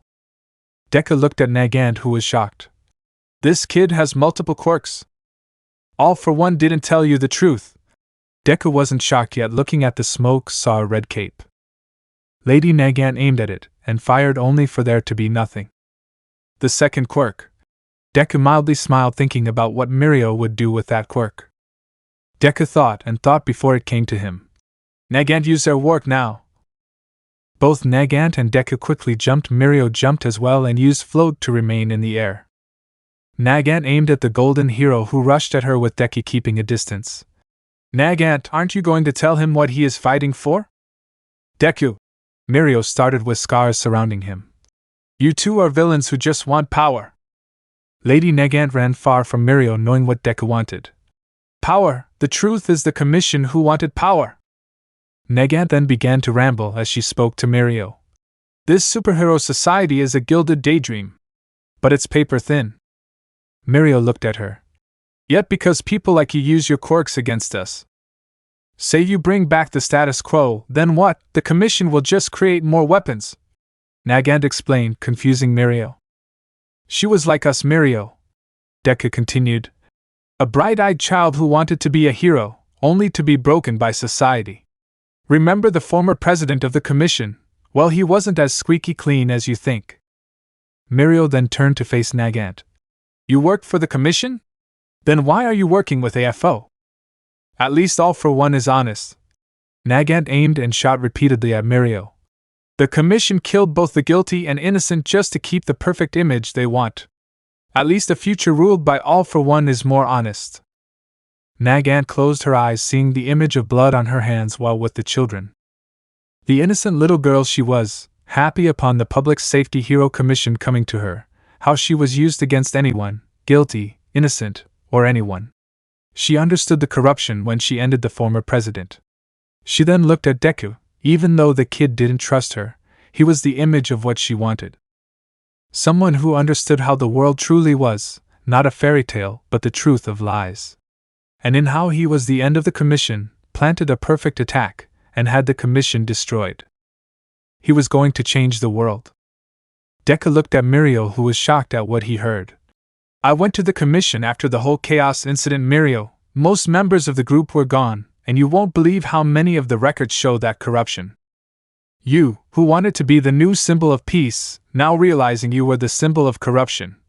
Deku then laughed at Mirio. "I want to know what you think now, Mirio." "Sir Knight, I was wrong." The golden hero looked at Deku. "I wasn't the perfect replacement, you know, don't you?" Deku knew Mirio was talking about how the quirk was killing him, and soon Mirio would be nothing but a corpse, yet he couldn't bother against Mirio. "They wanted you." Deku looked confused. "I don't care what you say, Mirio." Deku then rushed at Mirio, who phased through the bullets and green teen, yet more scars formed upon him, weakening him. Deku looked at him. "Mirio, I don't care for anything anymore. Whatever happens next, let it happen. Lady Nagant then looked at the hero before something gained their attention, a voice from downstairs. I want to leave. I want to see the boss. Deku looked downward to see Overhaul winning, a far cry from the powerful crime lord which he was. Deku then saw a spark within Lady Nagant's mind as he knew what she was planning, and so did Mirio. Lady Nagant lowered her rifle and aimed at Overhaul with Mirio ready for what is next. Well, Lady Nagant, Deku grinned. You may have gained my trust. Result. Within the weeks after the breaking at Tartarus, Deku was preparing to leave just as he faced Shigaraki's body laying down as he was surrounded by the near high-ends. Where are you going? Spinner asked. All for One wants me to hunt someone, Deku responded. What else is wrong? Deku knew from Spinner's voice he wanted to say something else, so for the moment the green teen listened. Shigaraki, is he okay? Spinner frightfully asked. This isn't the guy who we played video games with anymore. He is fine. Deku lied, he didn't want to worry his teammate. I'll be back soon. Just as Deku was beginning to leave, he felt someone hold on to his leg, seeing it to be Eri with Koda coming near. Please don't go. I need to, this is important. Deku knew what could happen if he defied AFO. Are you on a special mission? Koda asked. Yes. That is the easiest answer Deku could give. They all needed to be safe. Deku then left, going to find Mirio and gain OFA. Deku looked down as Lady Nagant shot at Overhaul in an attempt to kill him, a method by which both of them could take Mirio down. Deku saw as a bullet was launched toward Overhaul in an attempt to kill him. Mirio then rushed downward to save Overhaul from the attack. Mirio phased through the bullet and took Overhaul from the roof and onto the floor, surrounding himself with the smoke. The fifth quirk, Deku thought as he noticed Nagant in a state of confusion. Nagant, shoot at him. The female sniper didn't act on anything, being shocked at what Mirio was doing. He saved him? Mirio then rushed upward toward the two villains, grabbing hold of Nagant first. Surrender now. Why would you save him? Nagant asked, attempting to remove him from herself. A hero should save anyone. I am doing this to save everyone, and bring back those who have fallen, Mirio responded. Oh, blah blah blah, Deku nagged. I want to help everyone and save everyone. I want to bring a smile to everyone's face. I want to be a symbol of hope. Deku then rushed at Mirio, forcing an attack, who just phased through the attack, grabbing Deku and throwing him to the ground. Lady Nagant then watches the blonde, thinking about who she once was. Lady Nagant was given research on Mirio by Deku, showing what he has done, believing him to be another pawn within the sickness of the hero system. Nagant smiled, thinking once of the child she was and seeing that in Mirio. Maybe you are a hero. Deku could see in her eyes that she was regaining that purity of hero belief, the purity he once had. This was going to turn against him soon, yet he saw that wasn't going to happen, as she would fall. Nagant then combusted into an explosion which launched Mirio a bit far and shocked Deku at his core. AFO plans for every detail. A self-destruction quirk, Deku whispered, an example of what could happen. Deku then began to run away from the scene as he could hear heroes coming to the area. Just as he was about to leave, he was suddenly tackled down by Endeavor and placed in a weak position. It's over, Deku. Deku looked down, with no emotion, no shock, no nothing. He was captured by the heroes. Before you ask, no, I don't know what will happen next nor where AFO could be hiding. Deku only looked apathetic as he waited for an explosion, one which never came. Instead, he began to vomit black goo from his mouth, covering him entirely, and placing him in a room with AFO. AFO, why am I here? Deku asked. I need you here, Midoriya. AFO smiled as Deku noticed the camera behind him. May I ask, what have you planned? Deku was worried as he looked at his master. Nothing you have to worry for the moment. AFO smiled. Just look. Bakugo remained within the halls of UA, preparing to leave in search of Deku as he heard a voice behind him. You're going after him, right? Todoroki asked. Don't talk to me half and half. Bakugo growled, holding his abdomen. He injured you, Todoroki explained. You are still going after him? It is my fault, Bakugo whispered. Todoroki was confused upon the comment. What? It is my fault, Bakugo screamed. It all began with me. I bullied him, broke him, created one of the worst villains. I am the reason Deku exists. Deku isn't your fault, he attempted to explain before being cut off. Yes, he is. Bakugo looked down. Izuku wanted to be a hero, and I drove him away from that dream. Bakugo looked down thinking about what occurred between him and Izuku. Deku wanted to be a hero. I was jealous of that. I thought he believed himself to be better than me. Bakugo scoffed. For when my quirk came, I was seen as a prodigy, and he was seen as nothing due to being quirkless. Deku made his choice, Todoroki rebutted. Bakugo turned. Would you be talking to me if you knew about this before Deku came along? Todoroki was going to argue yet looked down knowing that he would just view him just like his father. See, now you know why I must fix my mistake. Bakugo then was about to leave when he was stopped again. I am coming too, Todoroki responded. Bakugo knew this was the only method of escape. Fine.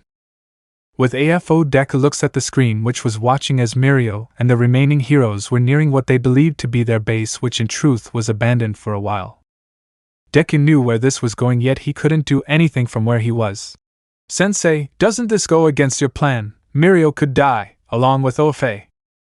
Don't worry, Midoriya, AFO responded. He will survive, I know it. Besides, it is time for you to evolve to a new level. The two viewed as the building blew up, destroying everything which could be traced to them. AFO then neared Izuku as they saw heroes escaping the destruction, ready to give Deku something new for him. Now Izuku, come here. AFO placed his hand on Izuku, giving him a new quirk. I believe you will know what to do with this. Izuku then felt the pain, not bothering to scream, just waiting to know what was being given to him, and now to use it. Now continue your mission, young Midoriya. The villain prince. Deku continued looking at Mirio as he fought off all the villains who neared him. Deku knew the quirk All for One gave him was something that he didn't need to show soon, so at the moment, he needed to think. Deku then watched as Mirio began to rush far from the scene. Careful, Deku, don't activate danger sense. Deku continued to look at Lemillion moving to a corner before stopping. Mirio then began to kneel before coughing blood. Ofe was starting to kill him, and soon Mirio would die. He probably couldn't pass the quirk due to the singular point. It probably reached its peak point. Yet he couldn't do anything about it. Well, if Night Eye could see him now. Deku Mighty laughed within his dark moment. Now think, Deku, what would you do? As Deku looks around, he thinks about who the nearest villain is, coming up with one, Dictator. Dictator is the nearest villain, quirk despot, an ability to use strings to puppet people. He could be able to puppet Mirio. Deku then knew what to do, so he faced Mirio, who was in a weakened state, needing to beat him now. Deku, activating enhancement, then rushed in front of the weakened hero, attempting to punch him. Mirio's danger sense allowed the blonde to phase through the punch as Deku smiled. Deku, he yelled. Just as planned, Deku turned to look at Mirio. Hello, Lemillion. The blonde hero forced himself to stand. Surrender, Deku. Deku then began to run away from the blonde hero, who quickly followed him. Lemillion knew this must have been a trick by the villainous green head, yet he couldn't let him get away. What the hero didn't know was that Deku thought of this. By being followed, Mirio knew a trap was ahead, so he needed to work around this. As Deku continued jumping building by building, he thought if he should use his new quirk now, yet he didn't need to. Not yet. Deku continued rushing around the city. I need to prepare, I can't use my new quirk yet. Deku then saw what he needed to see, Dictator. Once neared, Deku turned to see Mirio looking shocked as he saw the other villain. A crowd of civilians surrounded the hunched-down villain as Deku rushed in front of the crowd. Listen, Mirio. Deku puffed out. I don't like civilians in the fight, so please give up. Mirio looked around distraught. You're a hypocrite, Deku. And I don't like it, Deku screamed. I despise Dictator's methods and anyone who uses them. But I need to give you up to All for One, so give up. Deku wanted Mirio to give up because he knew Dictator could do anything to them, so the villainous teen looked at Mirio's face as he thought of a method around this. Deku then neared Mirio and he saw how he knew he couldn't do anything. Fine, Mirio responded. Deku breathed. Dictator, string him. The villainous puppeteer then threw strings toward Lemillion. Soon the blonde hero couldn't do anything as soon he was trapped by the villain. Mirio. Deku then rushed at the hero. It's over. Deku then looked at the tired hero as he felt a breath of fresh air. Deku turns to see Bakugo rushing at Dictator and quickly punching him, releasing an explosion. Deku was annoyed as he saw the explosive teen face him. Katsuki Bakugo, Deku annoying said. Bakugo, what are you doing? Mirio exclaimed. Shut it, the explosive teen then turned to Deku. His blood ran cold as what he worked for was ruined by him, all over again. Deku turned to see Mirio fall to his legs, weakly holding to his breath. Deku needed to think of a way out of this and bring All Might's protege to his master. Bakugo, why do you keep on coming? Deku sighed as he looked at his enemy. You don't matter. I am not leaving Deku. Bakugo looked. Well then. Deku closed his eyes. I'll force you. As Deku began to rush at the explosive hero, a large ice block came forth which he quickly avoided. Deku looked at the direction the glacier came from, seeing Todoroki and more UA students, those he messed with and the ones he had yet to meet. Deku sighed looking at the group. All of them kept on surrounding Mirio, ensuring that he was safe while taking positions ready to fight him. He took notes of all of them and learned all of their strengths, abilities, and quirks. Yet he was surprised by what he saw.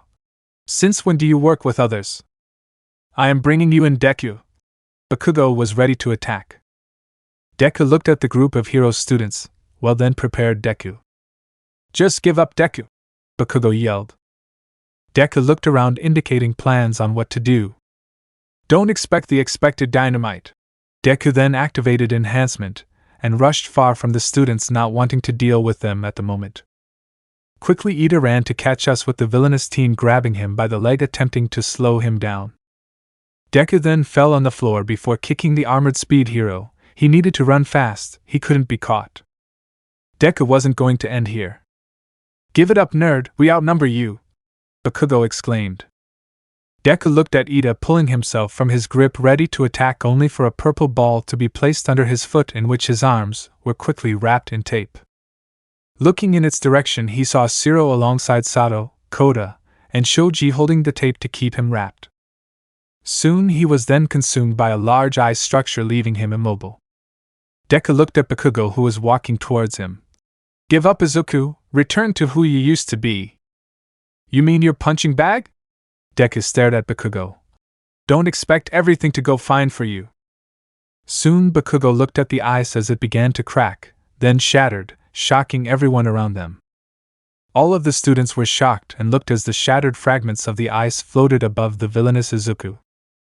Deku stood up and looked at a shard of ice. He saw his reflection. He was wearing a ripped appearance, and his clothing was dirty and damaged. His hair was overgrown and he just looked dead. He was looking more and more like a villain, but in truth, he was a damaged tool. Katsuki Bakugo, stop following me, you can't stop me. Deku then raised his hand and activated his new quirk. The green villain looked at the students who suddenly were floating above the floor as they attempted to move but couldn't. As they were immobile, Katsuki saw how Deku didn't care what happened to him in this fight. What happened to you? Deku looked down. Do you know what I learned about AFO and OFA? That we don't matter. Is that your excuse? Ochako exclaimed. We don't matter. Yes, we all don't matter in this game, we are just the pawns in a larger game. Deku looked down. We are nothing but items on pedestals, you may be the next heroes, pawns of hero society, you may not know your roles but I do. Shota looked neutrally at the villain. What is the role? Deku looked at them all with both fear and apathy. I'm the villain prince. Win? AFO remained watching everything from his location, smiling at how he saw everything. What are you doing? The villainous leader turned to see the worried Spinner, who was scared at what he saw. Spinner knows how Compress is still healing due to his injury, and both Eri and Kota, even if the latter pretends to be strong, are truly afraid. AFO, what are you doing? Watching my plan unfold. AFO smiled, facing the reptilian member. When I first meet young Midoriya, I didn't think much of him. He was just like everyone else, yet when I meet and saw who he thinks, it brought me glee. He became more than I could possibly imagine. Spinner frighteningly asked. What do you mean? AFO smiled. I have taken and given many people many quirks, even my own brother, yet he was the only one who defiled me. But with Izuku, he reminds me a lot of my brother. He had no power until I gave him one, and unlike him, he followed my plan. AFO smiled as he thought of what Izuku was. He was the true brother he wanted, the one who is the truth in the world. And he will be the one who stands as what he always wanted, one whose strings are always loyal to him. Deku continued to look at all of the young students Katsuki had allied himself with. From all he learned their quirks, understanding how each one worked, and learning each he understood what was needed to happen. Deku used the new quirk given to him, and used the new quirk to its perfect use. He then looked at Ochako, and he knew her quirk could remove the heavier hitters, so he used his new quirk to move her body, seeing how she was fearful of how her body was moved. He looked and saw Kirishima and the two class giants nearing him. He then used her to move them to the sky, and from the whimpering of the pink and white girl could sense how uncomfortable she was, and he couldn't blame her. He was using in her as a puppet. He then felt a tongue at his leg, and looking where it came from, he saw that the Zero and Mineta about to use their quirks at him. He knew that Zero's tape and Mineta's balls could stick to anything, so he waited until the near end when they were about to stick to him, keeping the tape and sticky balls floating in the air. He used the amount they were aiming at him to remove the weaker individuals. He then tied everyone he could to remove half of the class from his way, knowing that there is nothing they could do without knowing what he knew. He then turned to Mina, who was defending Momo, and Tsu, who were keeping the floating boys from floating too far. Deku then threw Ochako at the pink girl, who wouldn't harm her friend, before turning to see Mirio on the floor. He thought this was too easy, and he was right, as on cue he felt it suddenly getting cold, leading him to use an enhancement to jump quickly, turning to see Todoroki and Bakugo behind him. From this, his job of getting Mirio was getting more difficult than easy, as he thought of a quick way to get what he wanted. Within the mindscape, Mirio looked around at the previous vestiges, at most the first one. You don't have enough time left, the second user said. You need to get back up. Mirio wanted to say something, but he couldn't. Every moment he stays there, more seconds are taken from his life, and the more he uses the quirk, the sooner he will die. He had a better chance, just like Toshi, the seventh user, Nana said. He had the same spark within his eyes, yet from now on he has lost that look. The sixth user looked down. The system corrupted him, just like everyone else in the country. Mirio looked at the vestige, which would be All Might without the ability to take form, thinking about what he could say when looking at him. He then thought of his mentor Sir Night Eye, and what he believed, in him being the successor of All Might. But if he knew what Mirio knows now, would he have changed his mind? Though my brother said he loved me, in truth I know he would have used me if it served him a purpose. The first user looked down. The young Midoriya child is in a sense what I used to be, and now he is what I would have been. Mirio was saddened by what he was thinking. He in a sense was why Deku was becoming the monster he became. Yet in the mindscape he said few words. If I was gone, could he have been a good hero? The first user lowered his head as then the second user spoke. He would have been a great hero. I could tell if someone was there and told him that, he would have been like someone I met. The second user turns to the first along with the third user before they all turned to Mirio. In the end, Deku was now furious at this, so now he looked around with the remaining students, and knew he needed in the end to break them. So Deku knew what he needed to do to end most of them. Looking at Shoto, he thought of how Dabi would want to end him, and looking at the man who would call himself the self-proclaimed leader, he needed to make him useless now, and he remembered the gun and bullets packed in his ripped vest. He smiled as he thought of how to be defeated, so he turned to someone, Oyama. He rushed at him, ready for him to attack and appear as if he was defeated. As soon as the armored child blasted him, he fell. appearing as if he was defeated only for Bakugo to be near him, and from there on Deku knew what he needed to do.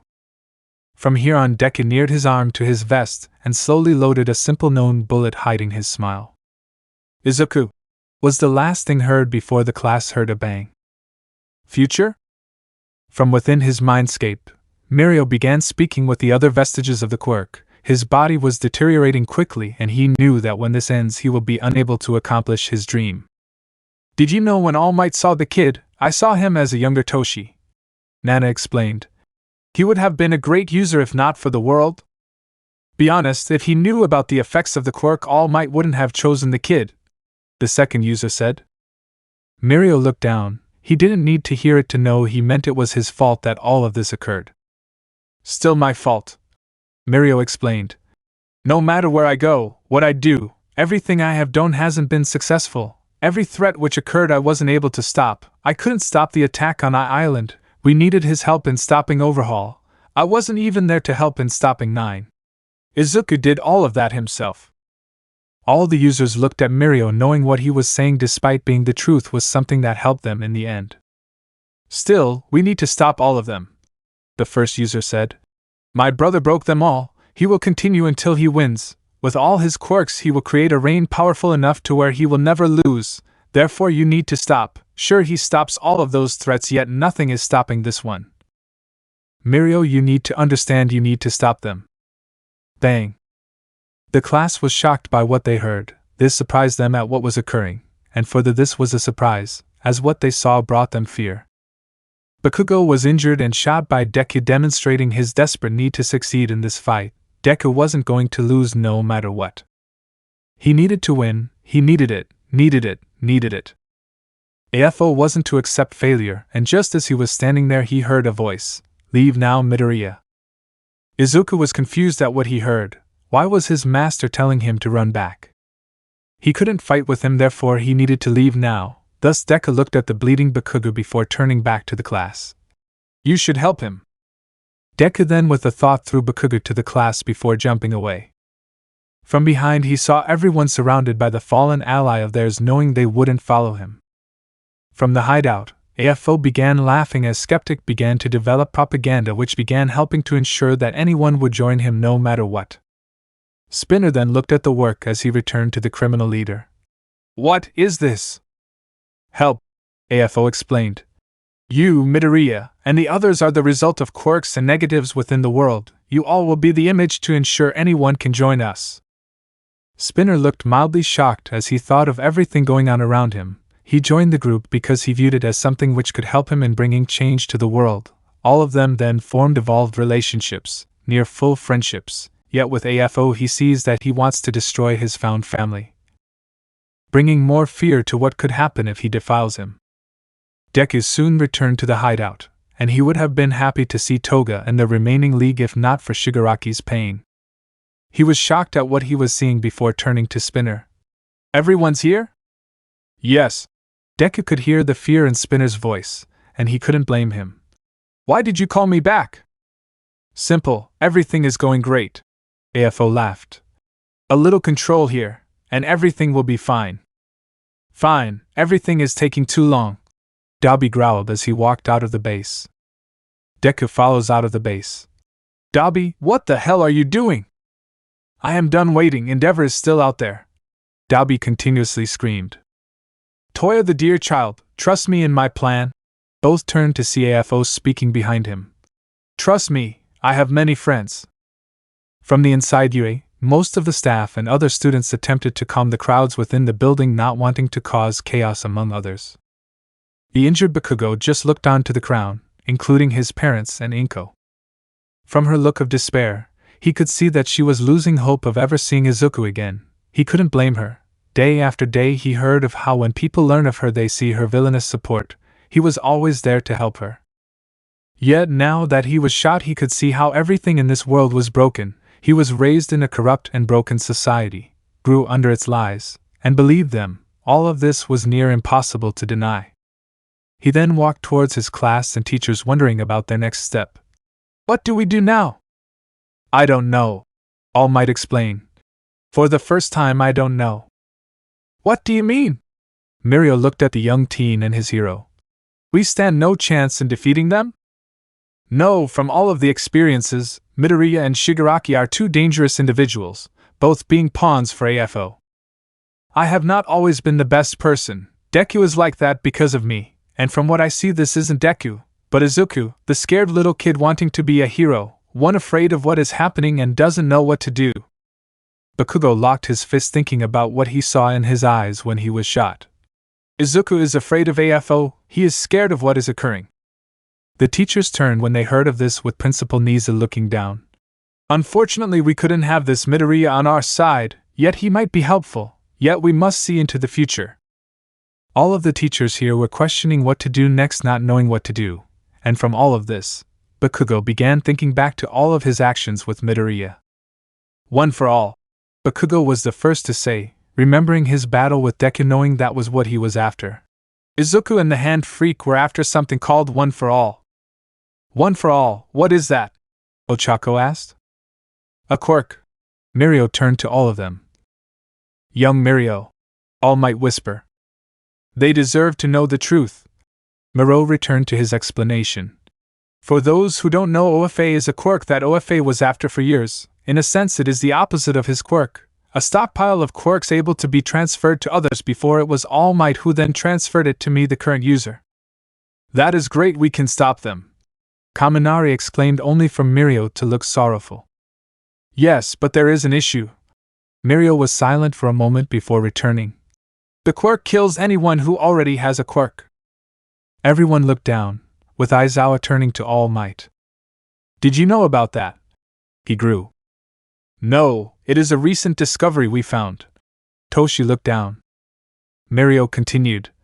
When All Might first still had it, he met Izuku thinking of transferring it to him, yet he viewed it as a burden, not wanting him to use it. And at that moment it was your greatest mistake, Bakugo said. Izuku would have been a greater hero than me here at the moment, but instead we created a villain. We must stop all of them, so what do we do? All Might looked down, yet he knew young Bakugo was right. Simple Bakugo, we must prepare for what comes next. Shigaraki is by far still our greatest enemy.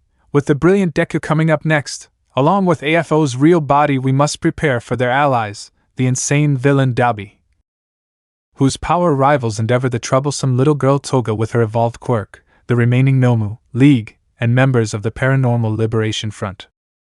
Bakugo scoffed. Okay then. The end begins. Within the communities, a green female remained to look downward at what was occurring. From what she had heard, everything in her life was changing for the worse. First, she lost her son, then she heard how he was with that terrible group of villains, and finally she heard how he caused this calamity. She was in a state of fear, yet knew how everyone sees her, the mother of a villain. She was truly afraid of what could occur to her, and even with everything occurring, she knew the heroes couldn't watch her at every moment. She didn't know what to do when she heard how every one of those students arrived with injuries caused by him. He was broken. She knew that it was her son who was behind this, and in truth, she knew that everyone around here would blame her. From the students, she sees one move to her, a blonde one with an armor suit. Hello, madam, the teen said. Are you okay? Hello, I am okay, Inko said, wondering why he was checking on her. Are you okay? Yes, have a good day. The young hero moved away to a couple who Inko could see were his parents. I don't want to do this anymore. Oyama continued to beg his parents. His desire to prevent following the beast known as the greatest villain ever was showing.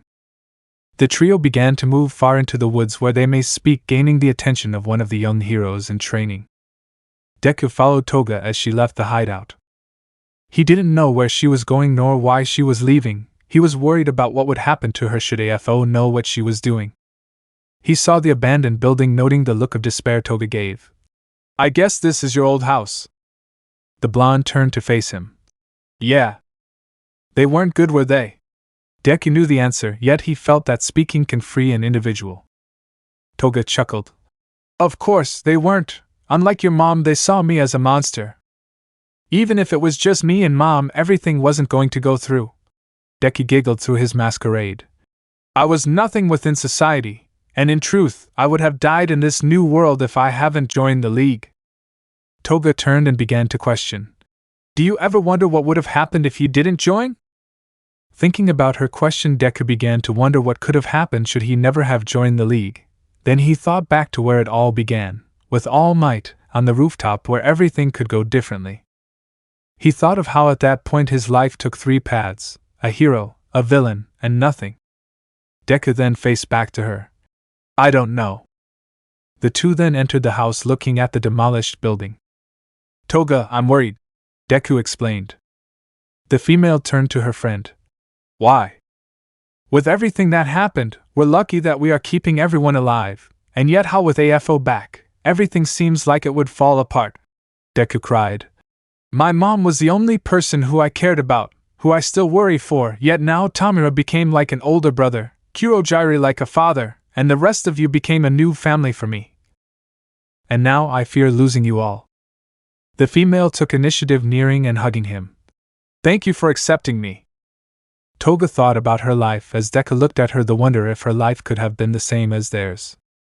Soon from the window, a voice came forth. Are you two lovebirds done talking? Deku looked at Dabi as he remained apathetic. Aren't you worried? No, he responded. I will get what I want. Deku felt uneasy with his calm demeanor. But what of the others? What of you? What of Shigaraki? Dabi smiled. Who cares? As he leaves, a call is given to Deku, surprised at his contact, a number AFO just gave him. Upon answering the phone, he listened to the voice. So is she alive, Aoyama? As the villainous prince listened, he could sense how the call didn't feel right. Good to know. Hanging up, Deku began to move alongside Toga and Dabi back to the base. Deku knew that the rest of the league was there, and yet knowing where his family was, having AFO there brought him fear. From inside, Yue Inko looked at a few of the students coming back from the forest, bringing the teen she met earlier, bringing him inside the building. She didn't know what was occurring nor what happened, but now she was worried. In the end, she just wishes that her son would return to her, that he would just come back and it would just be her and him again. As she remained inside, a voice she hasn't heard in some time came along. I saw him, Izuku. She turned to see Bakugo looking at her. I wish I could have done things better. You did good, it was the world around him which should have done better. Bakugo looked around at everyone who looked at her. Oh, everyone, deal with your issues, don't look at her, you dumbnuts. And with that, Bakugo returned to the building with the rest of the class. Once inside, the explosive hero looked at the others and at Aoyama, who they were tying up, figuring out what to do with him. So, how long have you done it for? Aoyama looked down. My quirk was given to me by AFO. In truth, I was born quirkless, and with my parents' money they contacted him. My parents knew that in this society being quirkless would have brought despair upon my life, so they had him give me a quirk, and as a promise, we would do a deal for him. Bakugo, once heard, understood what was occurring to another individual destroyed by modern quirk society, a victim of how we view everything around us based on power. Hell, and you just wanted to be someone instead of a nobody. Bakugo neared Aoyama and untied the rope tied to him. Well, in truth, I can't hold you against it. I would have destroyed you upon learning of your quirkless status. But in truth, Deku is the same as you and came into existence due to people like me. When I saw Deku, I saw how he had regret. Bakugo then turned to see the others as he hoped they knew what he was thinking. Once returning to the hideout, Deku looked around, seeing the remainder of the League of Villains, seeing how they continued to interact with each other. The young member then walked to the main room, searching for Shigaraki to ensure that he is okay, and seeing him shaking in pain brought more pain to him. His leader was in a status of physical, mental, and emotional pain, which brought Deku to see all the truths near him. The world was unjust and broken. He thought that shattering the Hero Commission would bring a new world, but he traded an old regime for a new one. AFO never cared for either of them, and if he could guess all the years he lived, he probably never cared for anyone upon finding his quirk. Hell, upon hearing him be called little brother, Deku knew that he was what he always wanted, a true right-hand brother to follow him towards his reign without betraying him. Deku then heard AFO enter. Midoriya, are you ready? Ready for what's to come, of course I am. Deku smiled, knowing that everything was coming to an end and he needed to ensure a method that everyone he knows may come out alive. Villain King, Villain Prince, symbol of peace, and the explosive king. Inside Yue, Bakugo looked at his classmates as he remained in between them and Aoyama. As the explosive teen stood between all of them, the entire class noticed a not-so-common expression on him: calmness. Dude, I can't understand why you of all people would just give Aoyama another chance," Zero questioned with perplexity. Bakugo puffed out. "Listen, do any of you know about Deku's past?" "Yeah, he kinda explained it within that video with Dabi," Kaminari responded. "Kinda terrible, but what does any of that have to do with this?" "Yeah, but all of that was my fault." Bakugo began to lower his guard. "I mocked him to the point of suicide, only after which Izuku Midoriya became a villain." "But bro," Kirishima placed his palm on the teen's shoulder, "you can't blame yourself for all of that." "But it is." Katsuki turned to see Aoyama within the room. "People like me are the result of why individuals like Aoyama and Midoriya go to AFO. People like us are the reason villains are here. We all are to blame." Kirishima then neared the explosive teen. "Then what should we do?" "We move on." Aizawa walked in, watching as his students asked themselves their next move, as he already thought of his. "Aoyama didn't want to betray us, and from him, I still see the makings of a hero." Deku remained within a corner and wondered about the plan that his master was creating, and continued to listen to the call between him and the traitor. He knew that they had a traitor within UA, but once he heard it was Aoyama, the naval laser hero, he somewhat could see it.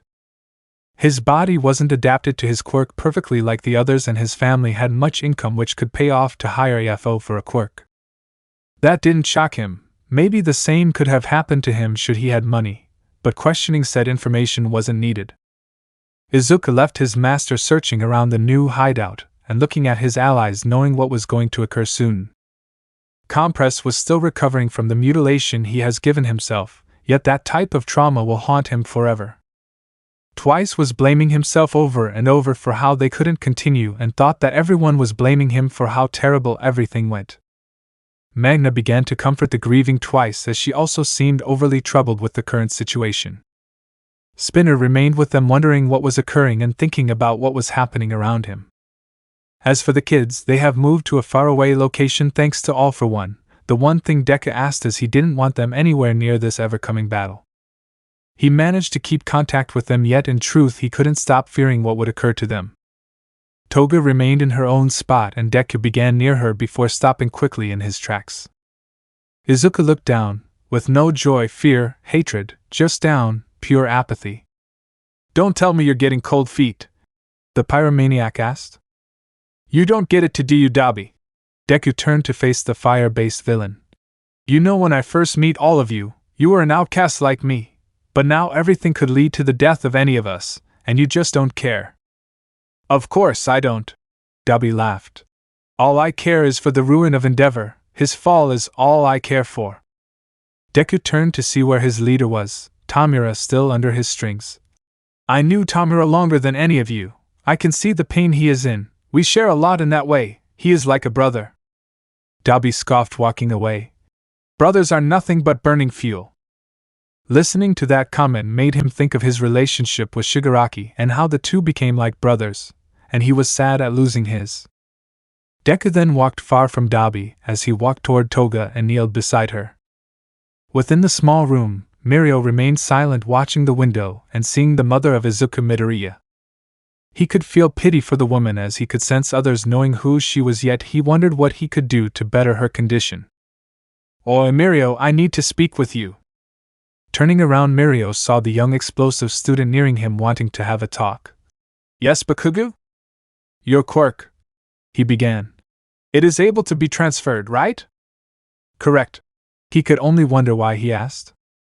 "While fighting him, I saw how he only valued you above all else." The mad blonde united his arms to his newly healed parts. "I questioned why you got it when it was supposed to go to him." Mirio could only wonder to that comment. "What do you mean?" "Think about it." He ruffled his voice. "He at the moment is the most valued member of the villains. He is a genius, able to outthink all of us, showing he would have been perfect. So why were you chosen?" "Sir Naitai, he said I was the perfect user." He began to look down. "But when speaking with the other users, they said it was supposed to be him, but something stopped them from choosing him." "Excuses, figures." Bakugo scoffed before he noticed a strange look from the golden boy. What is it? And don't lie, I can sense something is wrong. Before Sir Night Eye died, he managed to look into Midoriya's future. Mirio never revealed this truth, yet he didn't want to hide it anymore. He was scared. Bakugo raised his eye to the final phrase. Scared? He told me how he managed to see his future after he was stabbed, and he told me he just saw Midoriya standing on the ruins of a city with the League behind him. Mirio began to shake a little as he continued. Furthermore, he explained to see him watching me laying on the ground as he along with the rest of the League began to leave the scene. Bakugo was shocked at what he heard. That is a lie, right? Right. I don't know. Before the raid he saw a vision of Overhaul escaping, yet it was proven wrong. Mirio closed his eyes. Yet that was only one vision proved wrong, so it could be that this happens again. Also, the other users asked me if I would kill Shigaraki. Bakugo began to think about everything told to him. Will you? Within the middle of an empty intersection, Deku hid watching as their spy entered the area calling upon his phone. The plan was in succession and Aoyama brought Mirio to the spot where they wanted him to be. Once AFO arrived and began to speak, Deku knew that he was supposed to come forward. Deku began to stand up and he then began to power his enhancement to rush toward the future peace symbol, not caring if he could sense him. Once he arrived behind the golden boy, he smiled. Hello, future All Might. As he began to move to a fighting position, gateways opened, allowing the rest of the League to appear with further support arriving. Deku then soon began to arrive and began to see both Aoyama and Mirio. A soon-to-begin battle was beginning to brew in Deku's mind. Deku then looked at the two, viewing them, and saw how they act. It was all a lie. Something is wrong. Deku then heard a gateway open as he began to turn around, seeing a similar portal, one similar to Kurogiri. Kurogiri?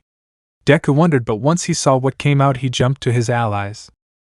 As the portals began to open, multiple heroes and students arrived behind the two. He saw what was occurring. It was a trap. Monona, Deku whispered. His quirk allows him the ability to mimic other quirks. That's how they arrived. The villainous prince then began to think, turning to view his leader Shigaraki as a rush of all his allies entered the battle. Soon he saw Bakugo rush through and interlocked eyes with him, showing him this time he wasn't going to let him leave. Deku turned to see Toga at his side as he then began to move to a fighting position, knowing that there would only be one way to leave this fight. Soon both sides had all heroes and villains enter to end this. Anyone left began to come forward wanting to end this. Heroes' plan. Deku looked upon the legion of heroes arriving from the copied warp gate. He understood what was going to occur. Knowing that a battle was to begin, the green team neared his leaders, knowing that at this point everything was going to end in a way. In the end, AFO would gain the quirk of his brother. Deku knew he had to continue this fight, and though he wanted to escape, he couldn't leave his allies at the end of the fight. Deku watched Shigaraki continuously moving further within the fight, not knowing if he was going through his own free will or AFO. He saw the large group of heroes and students unite together, questioning what the plan of the heroes at the moment was. Deku watched as the groups began to surround the villains. He began to think of methods to be able to keep his teammates safe. As his former leader was turning to him, Deku neared Shigaraki, closing the space between the two as they believed that he would be needed next to him. From the battle which was to begin, Deku saw how Dabi moved forward to the battlefield, and as he attempted to stop him, mild flames came from him. The pyro began to laugh maniacally. Don't tell me what to do, don't stop me, I've been waiting to do this for a while. The flaming villain then ran to endeavor to release a large flame able to harm anyone before it was stopped by a wall of ice. Shoto, Deku knew that everyone was here, and as he was preparing, soon he felt the ground shaking as he watched every villain being lifted and encaged from concrete pillars. They are separating us, Deku whispered, thinking about what was going to happen. The green teen was scared that he could see this happen. At that moment, Deku was pulled by Shigaraki to be near him, preventing the pillars from separating them. Deku knew that none of the cages could hold any of the villains for a minute, but this was somehow planned. Deku knew something was happening. As the young villain saw this attempt to separate them, he saw the heroes rush at them as multiple gateways opened to consume the villains into separate groups. They planned to separate us. Deku began to explain as he saw twice holding on to Toga as they are consumed through one and Dalby falling into another. Deku was being held by Shigaraki as the two alongside AFO were dragged through another. Please be safe and follow my plan. Before the battle, Deku remained within the side of his master, looking below at his brethren, Shigaraki watching his friend, his metaphorical brother still. Not desiring to watch what occurred, Deku moved to another room as he saw Spinner entering the same room. Be careful. Yeah, Spinner responded before whispering. Do you think you, me, and Shigaraki could play games after this? Yeah. Deku laughed as the last thing he saw was Spinner nearing AFO, who began to think of the quirks to give to the fellow member. As the green boy looked upon the scene, he rushed quickly, finding Magna. Big sis? Yeah. The sister figure turned to see the teen. Watch over Spinner, Deku whispered. What? She was confused, wondering about that comment. What do you mean to watch over him? Spinner will be leading the mutants. I will be by his side. Deku looked upward at her, showing how he is nearly tearing his eyes. AFO may want to send you as a spy, yet I want you by his side. I want at least all of us to be protected. I want you with Spinner, to watch over him. I know what will occur when someone has too many quirks. Mange didn't even bother arguing, knowing this was important to the teen. Okay, but what about the others?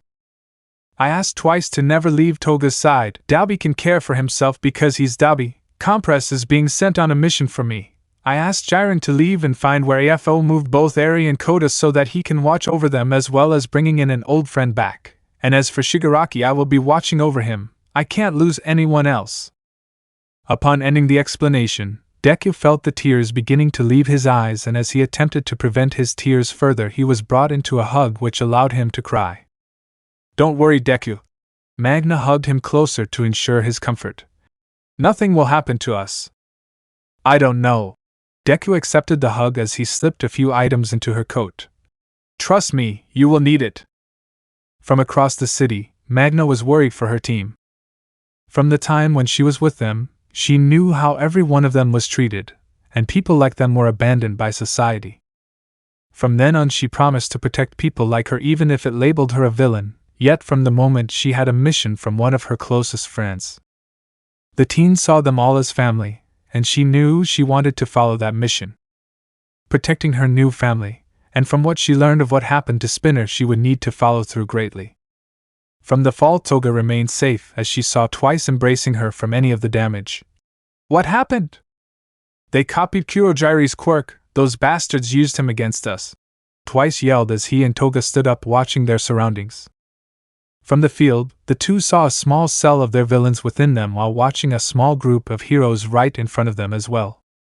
From the crowd, Toga managed to see someone who she didn't expect to see soon, knowing this was one of the only chances she could get to talk to her again. Ochako. Dalby quickly fell into a new place, watching as he saw his surroundings. The flaming villain quickly noticed he was within the presence of the All Might statue, and shrugged before turning to see his true prize.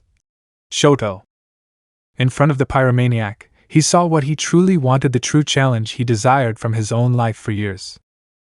Placing his palms in his pocket, he smiled as he could finally complete his true goal, ending his brother once and for all.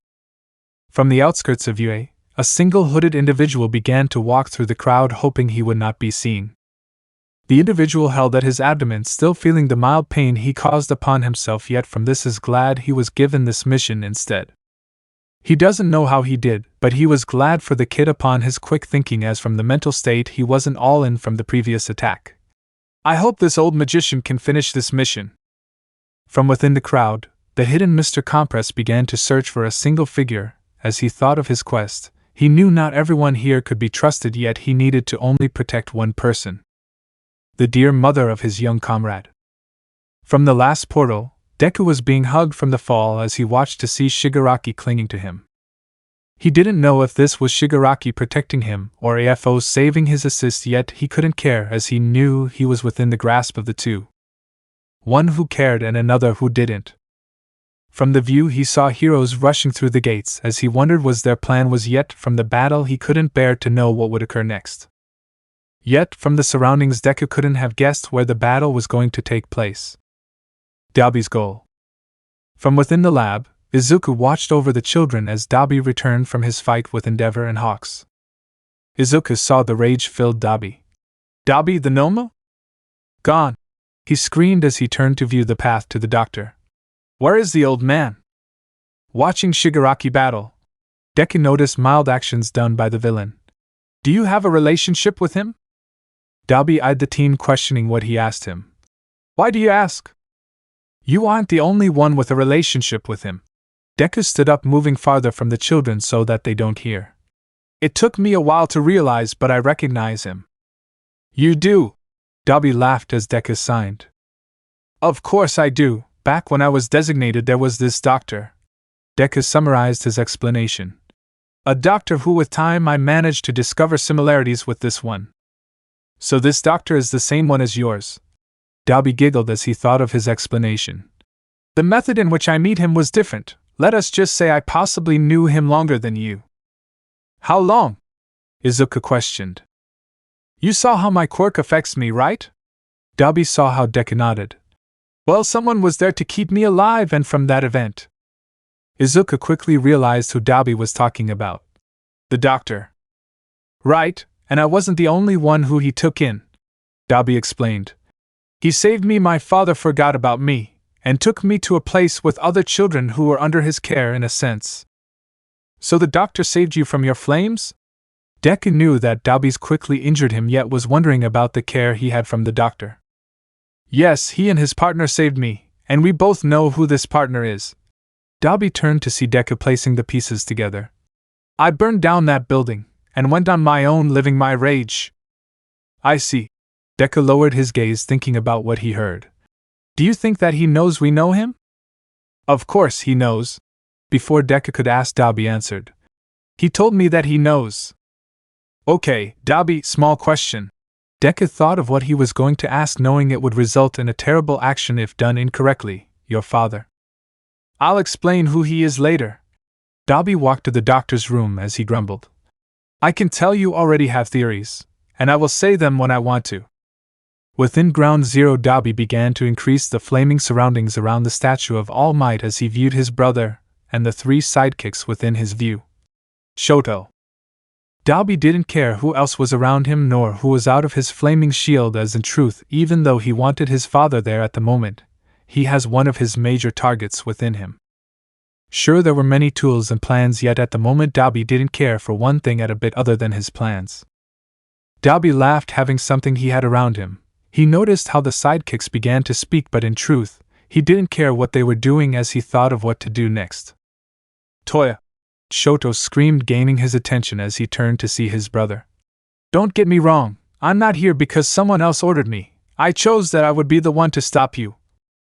Can't you see that makes you Dad's puppet? Dabi could tell that he was going to respond, but in truth, he stopped him. This war is made of individuals with their own goals mixed into one view by us all. People like Izuku and AFO manipulated and altered all of the views of people to follow their ideologies, such as how we are made by Dad experiments to follow his ideology? Shoto thought of his response and quickly asked, If you were alive, why didn't you come back? Dabi laughed as he felt his flesh melt from his flames, thinking of his past. Dabi looked within the field as he knew that even though he was within the side of the All Might statue, he was in the face of his end goal, ruining the legacy of his father. I did, but I saw how the same story was told by our father. The reason for my birth was a defective product. When crossing certain lines, the things that shape you lose all meaning. I devoted myself just to making my flames stronger. I couldn't face him while being weak.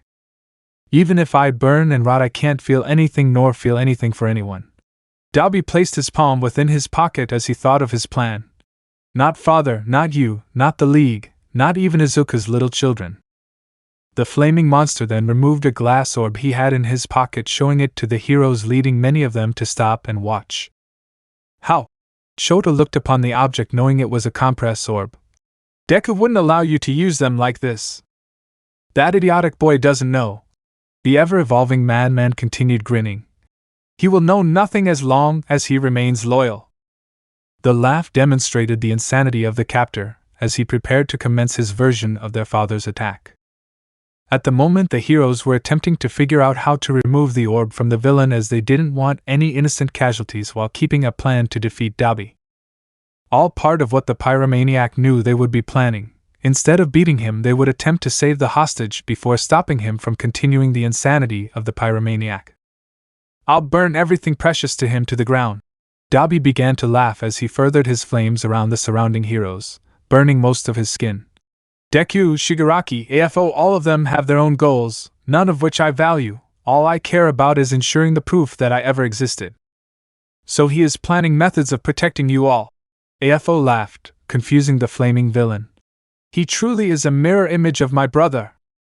So do you understand? The flaming villain spoke with the villainous master. The kid is doing something outside of your plan. All of this is being done before the fight. The king laughed. I'm not worried. Let's just say there is a reason I see Shigaraki and Deku's relationship like mine with my brother. The villain then shows 2 glass orbs in his palm, gaining the attention of the pyromaniac, who was confused while looking at them. My brother was never loyal to me. AFO laughed. So I needed to form a method to ensure that those 2 don't share all of that relationship. The pyromaniac looked into the glass orb, seeing the shape of 2 children he recognized. How? I may have borrowed the quirk of Mr. Seiko. He then gave one of them to the flaming villain, giggling. Don't worry, I gave it back so he won't notice, and used a few of mine to make the children sleep as long as the orbs aren't opened. You did it during his coma.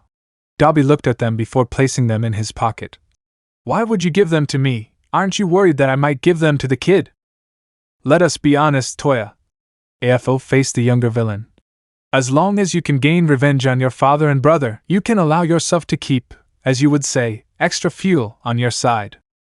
The fire-based villain chuckled, lighting small sparks near the small glass containers, further grinning as he could see the small boy within the glass. From within the shadowy outskirts of Japan, a frowning figure was troubled as he was speaking within a phone. What do you mean they aren't there? The villainous broker continued walking through the familiar small alley he was in, listening to the other voice on the phone. If they aren't there, where are they? No, listen to me. Those 2 are important to the league, so find out where they are. The broker then hung up the phone, walking through the alley. Damn it, they aren't where AFO said they would be. The villain knew about what was occurring, and any job he was given was something he always followed through on if possible, yet from this occurrence, he was in a panic. What is going on? From the shadows of the alley a voice came on, which gained the attention of the criminal, who turned to the voice. Everything which Deku asked of me resulted in a dead end. Jiren then began to think about what he explained. This was what Deku knew, yet if this isn't the truth, Deku was lied about where those 2 children of his were. Beating AFO tricked him. As he was lost in thought, the voice continued. Isn't there another method of finding them? Heading that comment brought an old idea to the villainous deal maker. Of course, back when Deku asked for the items for the entirety of the Vanguard squad, he asked for all of them to have tracking devices. He never asked about it again, yet I never forget deals. You kept the tracking device? The voice questioned. How can you tell they still work? Many of the items which I give still have the similar technology of those first ones, including the device. The broker said as he walked through the alley. You coming? The voice began to walk through the shadows, following the broker. Sure, took you all long enough to bring me back anyway. Importance of a prince. Part 8. Within one cell, Dr. Izuku remained in the darkness as he began to the thought of his current predicament. Even if he was locked up, he could sense how there would be a lack of guards surrounding him, showing him what was occurring outside. It has already started. A guard quickly yelled, hoping to shut the prisoner up. Shut it. Everything was for the moment. We have searched for so long. All those small stunted seeds. He continued, thinking of what he has done for his master. Those few wheeled seeds worthy of being vessels. The guard attempted to ignore the prisoner, yet in truth he couldn't stop listening. Dabi was another child tossed away for harboring darkness. Izuku thought back to his memories. I was the one who placed him back together, and ensured he survived, yet from the years which came he didn't value what we offered him. I said shut it. The guard explained as he didn't want to listen further. I kept other spare children within that orphanage to have backups in case something happened to Shigaraki, yet most died when he incinerated the building. Izuku could think much of the other children he and AFO took care of. Most were useless, and once Shigaraki was found they decided perfectly on a soldier. Dabi only had hatred, and though I considered him another failed experiment, once I found him again within the league I didn't see much except when Deku arrived. The guard, though listening to the information, desired silence. What are you saying? This was something planned. And what does this have to do with Deku? Dabi was someone who I didn't expect to survive the past month, yet when I spoke with him, I only learned he survived out of flaming hatred, vengeance, and insanity. The doctor then raised his head slightly. But with Deku, I saw his as nothing but another useless boy until I saw the pawn my master made him into. Dabi was a result of hate. Deku was a result of manipulation. On a screen, the criminal king continued to look up, watching videos of the young Izuku Midoriya walking through his neighborhood and being bullied by many of his classmates. From the shadows, with his loyal ally Dr. Izuku began to walk to his side. Why did you desire me to help him? I don't know why, but he felt interesting to have. AFO turned to another screen, reading information about the boy. He could read the information relating to the boy and how that information could be used by the villain. I don't want to say nothing against your wisdom, but the boy is nothing. The doctor continued. I even remember him from my clinics. I should make him a Noma, that way he can be of at least use. Now my old friend. AFO raised his hand slowly. Though he didn't have a quirk, he does have a strong intellectual mind. It makes him a perfect individual. If he continues to be broken, it will form a path for us. Watch over him, ensure he follows the right path. And if he doesn't follow it? The doctor questioned his master. Well, as you said, the villain saw the broken status of the boy's social life. You could use a new Noma. The villainous doctor laughed. I do as you say. Within the field, Shoto continued to look around, seeing the flames surrounding both him and his brother, as he wanted it to only be both of them there in this battle. Knowing this caused the young hero in training to think strategically. Even though this is the situation he wanted, he was at a clear advantage, as at the moment his brother had a hostage, someone who was taken by the League, by Deku a while ago. It was one of the children, either Kota or the girl. As the flames continued to increase, Dabi was a maniac to what he was thinking. I never knew why Deku brought those children with him. They are nothing but dead weight, yet something similar between you and Deku is that both care deeply about these children.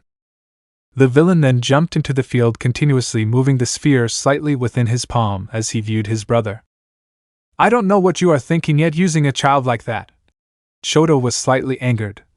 I won't let you continue, I will stop you.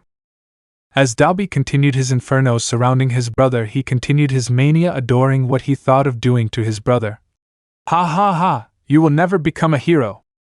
As Shoto dogged the attack, he then rushed to the villain, only to see how he placed the orb in the path, making Shoto prevent his attack only from being then attacked by Dabi's free hand. As Shoto moved through, he began to think. The flaming shield blocked him from gaining help, yet as long as his brother had the orb he couldn't do much without harming the hostage. Shoto needed to think of a method to save the child while stopping his deranged brethren from harming anyone else. AFO searched within the field, where he was surrounded by countless heroes who were readying themselves to fight him. Despite seeing Endeavor and Hawks within the field, he scoffed, noticing that the well-known heroes were in a weaker state than before. As the two top heroes rushed towards the villain, he quickly attacked the two, demonstrating his power as he laughed during the attempt. You two seriously think that you may beat me? You all couldn't stop my current army. As the duo furthered within the field, he laughed as he dogged the attacks, smiling behind his mask. Look at your current situation. You failed in stopping the Paranormal Liberation Front from being defeated. You allowed Deku, someone whose value you all chose to ignore, constantly outsmarted you, and Endeavor, who you think ensured that Toya wouldn't be found. That last comment shocked Endeavor as he continued within the fight, being noticed by Hawks. Don't humor us, Endeavor. Remember, your goal is to defeat him now. As the two continued, soon a scream occurred which caused the villain to see an attack coming from two students. Jairu and Tokoemi arrived. AFO looked at them, laughing as if the group didn't matter. His most significant pawn, Deku, already thought of methods to ensure their victory. Within the near field of a hospital present, Mike, Shoji, and Koda alongside other heroes continued to guard the hospital in which one of the most prestigious tools of the villains, Kurogiri, remained locked up. The group of heroes looked up seeing as a leading army of villains continued to rush, watching as the villains were being led by a recently converted monstrous member of the League. Spinner, and within the top of the villain remains a figure, one who was asked to watch over him, Magna. From the top of her comrade, she saw the field and looked below, seeing her friend's current status, wondering how to protect him there. Found brothers. AFO looked within the field, watching the two hero students as they continued to attempt to fight him. This was nothing but a small big in his rule. At the moment he could tell that Endeavor was tired from his attack yet, for now, he wasn't just fighting Hawks but two students, Tokoemi and Jiro. He noticed how the young students attempted to support the two top heroes who at the moment were in weak positions. Just as he noticed Hawks explaining to the two how they should leave, he was readying himself to attack. "I'm sorry, but playtime is over." AFO prepared his attack. "I can't afford to have anything happen to my prize pupils." AFO could tell this was just an attack to distract himself to be separated from Shigaraki and Deku. The two were the most prized tools he had at the moment, and he couldn't lose either of them. Yet at the moment having the two students here mean a great strength to him, as these two wouldn't allow anything bad to happen to their pupils. From the moment he waited as he sent his attack toward the female student, he noticed how Hawks, even in their weakened form, still attacked to defend the students. AFO could laugh at how he attempted to protect the students. They were useless tools, unlike his. Tokoemi looked at his classmate, shocked by the attack. "Jiro, are you alright?" "Alright," the female explained as she looked at the villain, yet from that expression AFO could notice how this was all but part of a plan to keep him apart. "Poor thing." AFO laughed, knowing that fear would be the best tool against them. "Think this was some kind of field trip?" AFO continued to launch his attack, using the quick to expel as much as to injure the three heroes. From the two young students, Jiro readied herself, screaming as she prepared her attack. AFO laughed as the attack hit him. He could see Hawks readying himself for an attack, and as the feathers hero sliced through him, from the remnant of his feathers he could sense something inside of him. Once far from the villain, he turned to see the area in which he sensed what he found, a small sphere wrapped around muscle being kept by the villain. A compressed sphere containing someone inside. UA, this battle was happening at UA, something which Deku was shocked about. Deku knew how much of important he was for AFO, as he was one of his greatest tools, yet at the moment he only cared about ensuring that Shigaraki was safe, controlled, or not. "What do you mean both Deku and Shigaraki are here?" "It was only supposed to be one of them. Tell the others to come here." He saw how the heroes were surrounding the two, and he could notice how they were shocked that they had the two of them together. By that Deku could guess that they planned to separate him, Shigaraki, and AFO into 3 separate locations and take them all out. But with Shigaraki holding him, that failed. Shigaraki quickly landed, releasing him from the grasp, yet from the look it was unknown if this was Shigaraki carrying for him or AFO. Shigaraki quickly placed his palm, attempting to reach the building until he was launched deeply into the sky. From the attack, Deku looked as he quickly felt a kick coming from behind him. "How does that feel?" "Mirko," Deku remarked as he saw the building quickly launch into the sky. "Interesting." As Deku quickly stood up, he could tell how Shigaraki's abilities were seeming limited. Aizawa's quick was in play, and his thoughts were neutralized as he felt a punch. "Oh, Izuku, stop this." From the side, the explosive teen looked at his so-called archenemy. "I know you won't allow civilians to die, so stop now." "Katsuki, why must you insist on doing this?" Deku questioned this repeated battle between the two of them. "Simple." Bakugo laughed. "I need to distract you." Quickly Deku turned as he was wrapped by Best Jeanist, and as quickly as Deku noticed Bakugo's large support items which aimed upward, showing how he released explosions toward his villainous ally. Looking upon the scene, no. Deku couldn't allow what was happening to happen.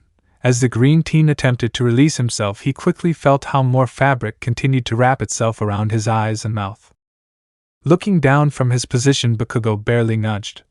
"I can't let you think, so must not let you see." Deku couldn't think in this position. Deku needed to quickly remove himself from this. From what he could tell, this field was supposed to be for him and Shigaraki was supposed to be somewhere else.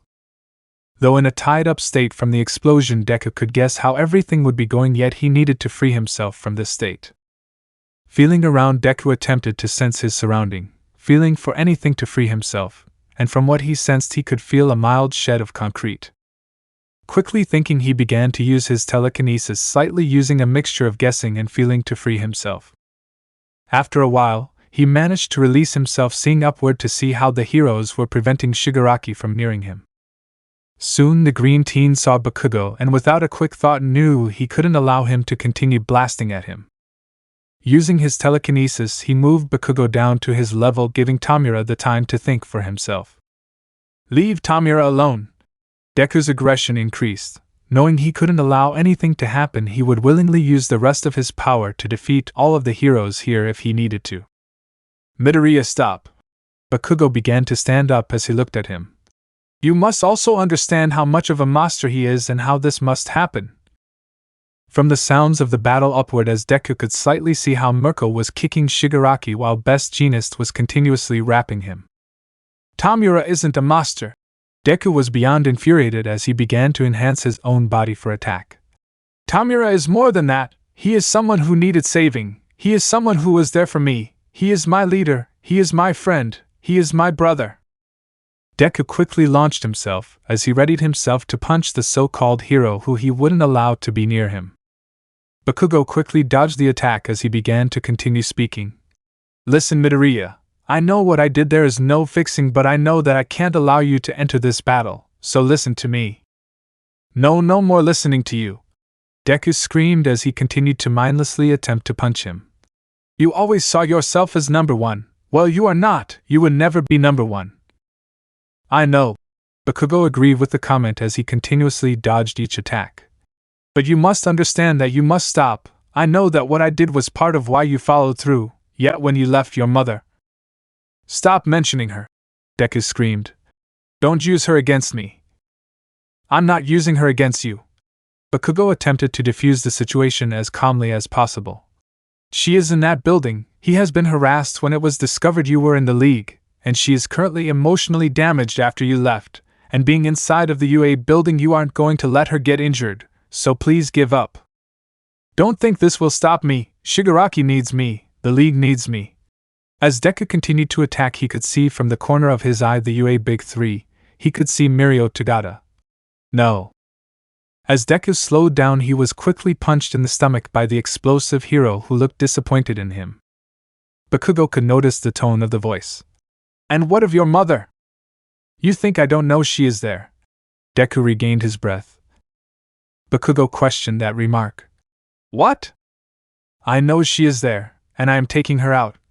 Deku used his telekinesis to have Bakugo near him for a punch.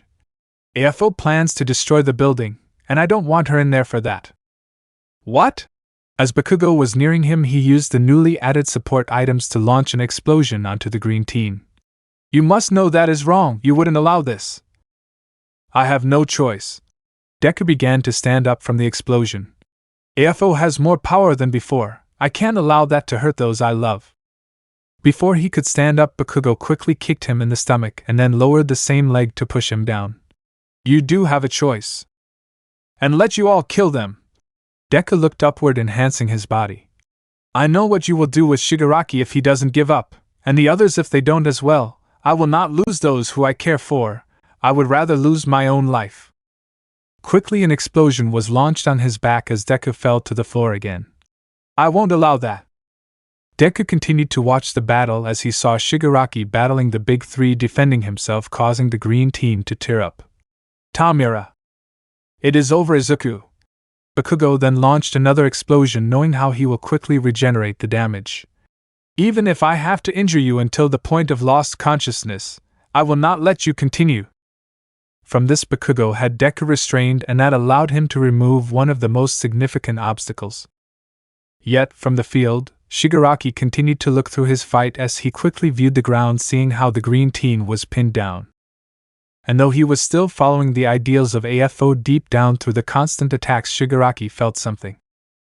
That something continued to rise through the view of how Deku was pinned, something which didn't anger him but gave him a new feeling, something he didn't know if he could feel. Quickly thinking, he launched himself at the two. He didn't care if the heroes continuously stopped him, he moved through them all, reaching the two teens. Upon the view, Bakugo heard through his communications to move, and as he turned he felt a punch. Once he was gone, Deku turned to see Shigaraki above him, not knowing if this was AFO orders or the true Shigaraki. Looking down, Shigaraki whispered, "Izuku. Hospital." Within the look of the hospital, the guarding heroes remain within its doors, hoping to find a method in which they wouldn't need to fight much, yet in truth they would know how a battle would be impendent. From that view, they saw the legions of mutant quirk users, members of the Paranormal Liberation Front, random criminals, and fellow civilians, all being led by quirk-enhanced Spinner. Within Spinner, the quirks began to alter him, change him, and thank Deku he would be helped by Magna. The fellow villainess remained within the top of her comrade, and from the top of him, she thought of methods of how to break through perfectly. From the top of her friend, she saw how the mutant quirk users fought and battled the small number of heroes within the path, and all of it disgusted her. "Let rage consume you," the yell overfilled the army. "For this is the day of liberation." She heard the scream, knowing how this was just another pawn in the grand scheme of control made by AFO. Though different, she knew how it felt to be discriminated against, and felt sympathy yet from all of this. In the end, she remained on top of her friend, wondering how he would be feeling, and if he was okay. Spinner, on the other hand, was lost in his thoughts, wondering about his past. He remembered how he was judged and criticized for his look, and how he ended up closing himself over this. He knew he wasn't someone with the flashiest of quirks, yet he knew that was something he shouldn't be judged over, and from that, he lived his own life in fear due to people like that, and when he heard Stain's speech he felt something unique. Hope for a better future. Once he ended up joining the league, he didn't know what others would be like, but in truth, he ended up admiring many of them. Magna's sister-like feeling, compressed magical and thief skills, twice overall friendly nature, Toga's weird yet made friendships, Kurogiri's guardianship, and Dabi's. Yet from all of them, Deku and Shigaraki formed strong leading roles for the group. Shigaraki, despite his problematic nature, did form a strong relationship as a leader and gaming partner, and with Deku, he was that annoying little brother who, despite being a great strategist, was terrible within gaming. The hours Shigaraki and Spinner taught Deku in order to improve gaming was difficult, and a great deterrent from the planning of Deku. Yet from all of it, Spinner knew that everything changed when he joined, and everything turned out for the better, for everyone. Yet once All for One was free, everything changed for the two. Spinner was being used by AFO and turned into a similar monster to Gigantomachia, while Magna, who questioned how Deku managed to convince him to bring her with him, remained Nitoder to protect her ally from anything in his state. Within the below, she saw how the mutant quirk users fought against the heroes, and from a different viewpoint this would be great, but within the control of AFO, everything didn't feel right. Though he wasn't as large as Gigantomachia, he was larger than her at the moment, and from that moment she could hold on to his back like the former giant. "Spinner," Magna whispered while holding on to him. "Are you okay?" "Yes," Spinner slowly answered. "Save Kurogiri." The overabundance of quirks was starting to affect Spinner, and Magna could tell, yet from all of that she would remain close to secure him. She watched as Spinner raised his weapon only to be attacked by the multi-armed UA student, Shoji, she thought. From the view of the student he saw the monstrous Spinner, and on his back was Magna. From the back, she quickly used her quirk when she separated the hero student from her friend. Once Spinner regained his stance, the fellow mutants began to yell at the student. "Traitor! Bastard! Kill him!" From everything she knew about how everything was sounding, yet, she felt off at what was occurring, and if Spinner wasn't overfilled with AFO's quirks he would possibly think the same. "What does attacking the hospital have to do with your cause?" Shoji yelled. "What about you guys? Have you ever thought about that?" She knew in a sense he was right, yet with AFO there wouldn't be anything but strings. She turned to Spinner, who turned and spoke. "You okay?" She was going to answer as the spider mutant quickly yelled back. "See what he is doing, he is asking if we are okay, these heroes are fighting us and he is asking for our safety, see how much he cares more than those heroes, Let's charge on. From the voice, the mutants continued their rampage as Shoji turned to the League duo, more specifically Spinner. Spinner, don't you see how this attack will set our cause years back? Magna looked at her ally, expecting his to find a bit of questioning. Spinner? Spinner's body soon was surrounded by scales as the reptilian member was temporarily lost in memories. You are playing wrong, Shigaraki exclaimed towards Deku. I've never played a game like this before, Deku responded. Sorry, but I've never had experience, yet follow what I explained. It did nearly work, Spinner butted in. That strategy of yours nearly allowed us to win. Thanks, Spinner. Deku smiled at the comment, something which he could tell he didn't hear often. You'll improve. Spinner placed his palm across the teen's back. Yeah, Shigaraki continued before bragging. Plus, this demonstrates my superiority. Seriously, Tamura? Deku asked. I'm guessing he is going through a big brother moment, Spinner proclaimed, gaining the attention of the two. Brother moment? The two asked at the same time. Yeah, Spinner continued. You are brothers, right? Deku giggled at the comment, gaining the attention of Shigaraki. In a sense, possibly. Tamura laughed. If that was true, that would make you a third brother as well. The three of them then laughed, which in a sense tingled the emotions of Spinner. Something which he cared for, wished for, a sense of belonging. Deku, Shigaraki, Spinner whispered. I will protect you. I will save Kurogiri. With Magna holding on, she saw Spinner punch Shoji with the new quirk enhancements, allowing the duo more space to enter the hospital, and giving more strength to the mutant army. From the point of the hero student, he attempted to do anything to gain the attention and weakness of the villains. I've suffered discrimination too, though not as same as you, Magna. It is the same as Spinner. You two know there should be another way. From the tone of the voice, Spinner began to feel his back, sensing how Magna still held on, showing him the reason for which he was doing this. For the League. Magna held on for her life, as she expected Spinner to win to survive, and overall she could hear the fighting alongside the yelling of the spider mutant, yet from all of it she continued to watch over Spinner, ensuring his safety. And once she couldn't hear the spider, she knew something was wrong. She slightly turned and saw birds, controlled by that animal taking student, rushing at the scenes. From that, she turned back to Spinner. Spinner, be careful. I am careful, Spinner proclaimed. Protect you too. Sorry. The voice came, bringing the two back to the fight. I can see the two of you don't want this, but I will stop you. Magna quickly used her quirk, launching the multi-armed student far, leading her to a sense of security. Quickly, Spinner, to the hospital now. From the voice, Spinner rushed quickly, as from his back Magna could see Shoji attempting to reach the two, only to fail. She then quickly turned to the army, hoping that they either give up or succeed, just for the best for all of them. Soon the two were the first upon the hospital, quickly entering to reach their comrade, wanting to ensure not only their safety but the rest. From the back, Magna looked onward, seeing others attempting to stop them, but knew Spinner would just jump over them before turning down. Spinner? I'm okay, he whispered as he continued to run. Soon we will be symbols, Magna, we will matter. From the voice, he sounded similar to his old self, only more altered, yet she still worried. We do matter, you matter to us.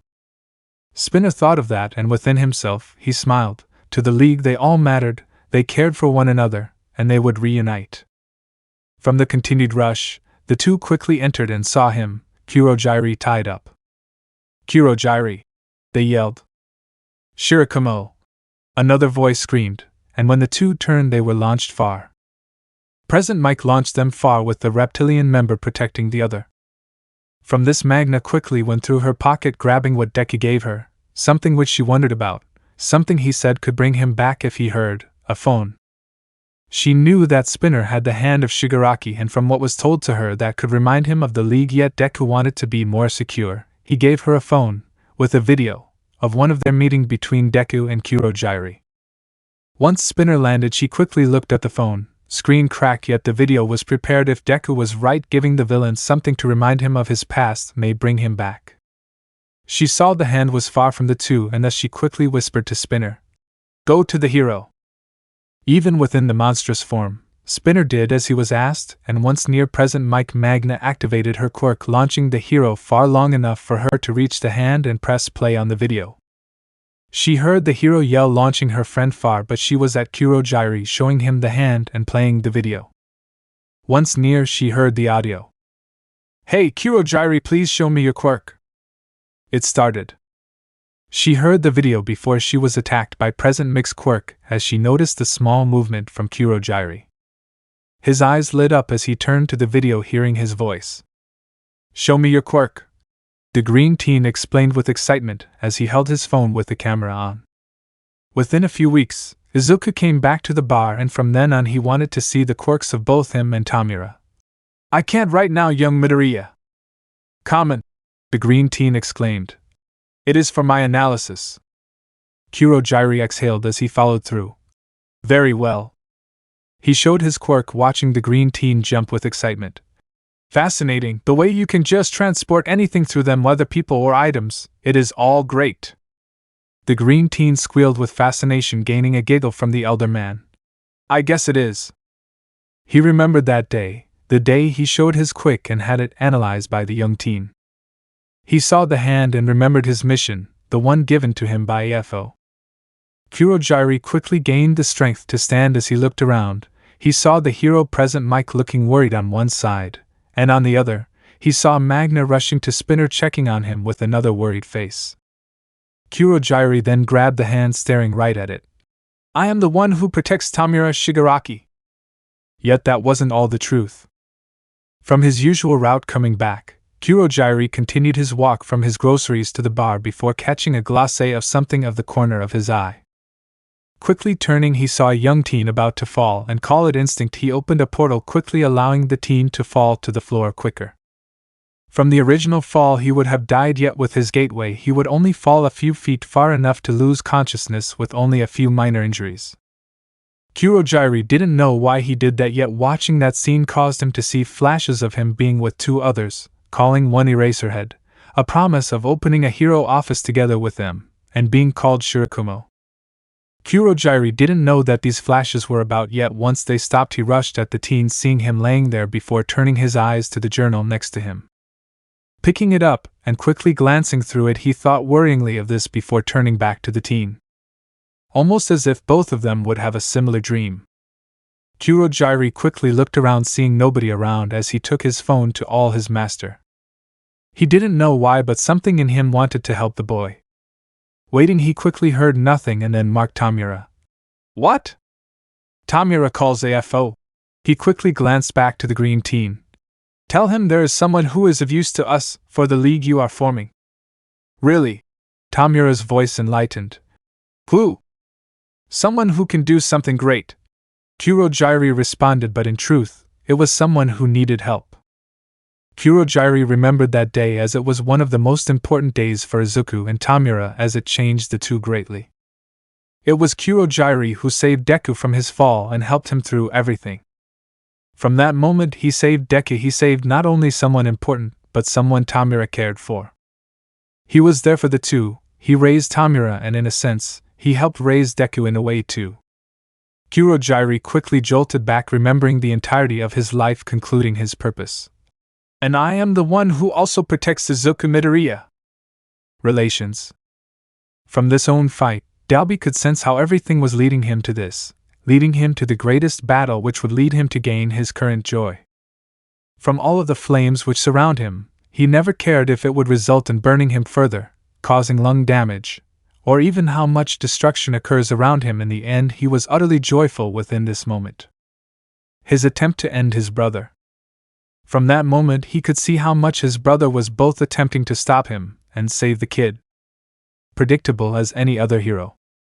In a sense, Dalby didn't truly enjoy this, since his brother wasn't using his full force yet. From the moment he didn't complain, he would be able to end his brother, and this kid ensured it. "What is wrong, Shoto? Having trouble deciding how to save him?" Dalby laughed, much to the fear of Shoto, as the mere sight of small flames continued to spark near the glass orb. "I always imagined what it would be like to meet you, how to interact with you," Shoto began to whisper as the heroic brother neared the villainous brother to grab the orb. Dabi laughed as he started a small flame in his palm, stopping Shoto long enough for him to move behind him and launch his brother onto a building. Yet with him being the only one who could stop him, he couldn't due to having the orb. Shoto, Ida exclaimed as he neared his friend. He noticed how despite having the ability to continue, his friend was questioning his movement.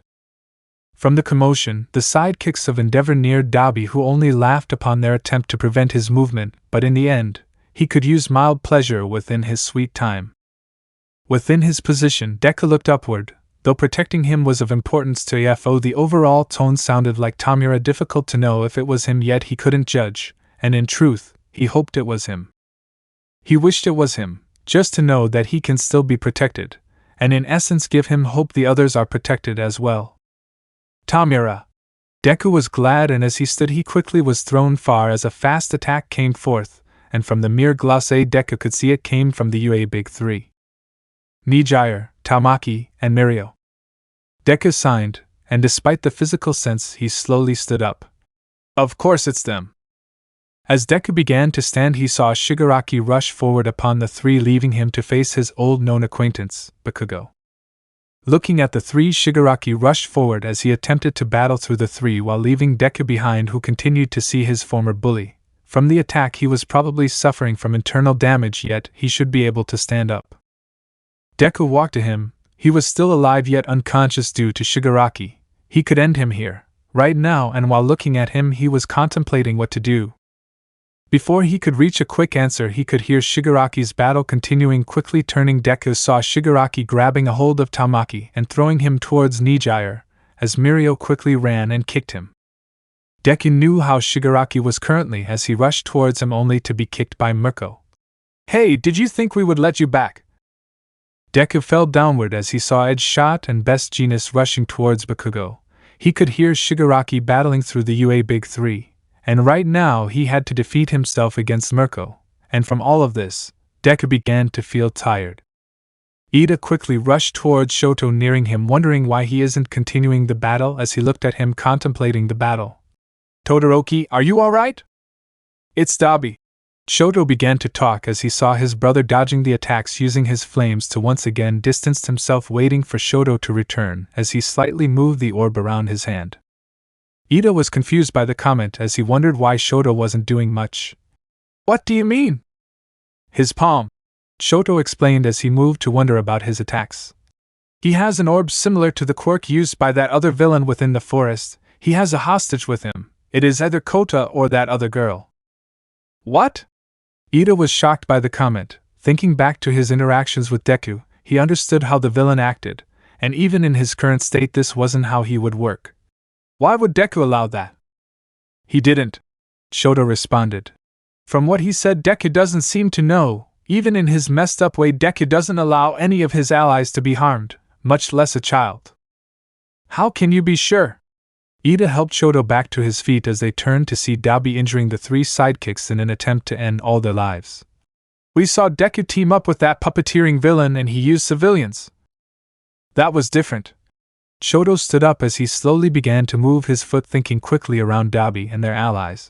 From that, Deku looked to follow through with AFO's orders of getting Mirio, yet in the orb, it seems to be one of the children Deku got, and even he isn't that deranged. Shoto quickly launched an ice wall, removing Dabi's flames from ending their allies, and in turn gained the attention of his elder brother. The pyromaniac quickly giggled. "Shoto." Ida quickly looked at the others. Shoto whispered rapidly as he handed the speedster something. "And when the time comes, rush at us." Ida quickly nodded as he rushed for allowing Shoto to deal with Dabi. Dabi saw as his brother's ally ran off, giggling as he toyed with the orb. "You know, once I'm done with you I'll slowly deal with him, and then I'll deal with Dad and anyone in my way." Shoto prepared himself as he quickly ran towards his brother. "Give up, Toya, end this before anything else occurs. I know that you have issues with me and Dad, but think about Fuyumi, Natsuo, and Mom." "What about them?" Dabi continued chuckled. "They are meaningless."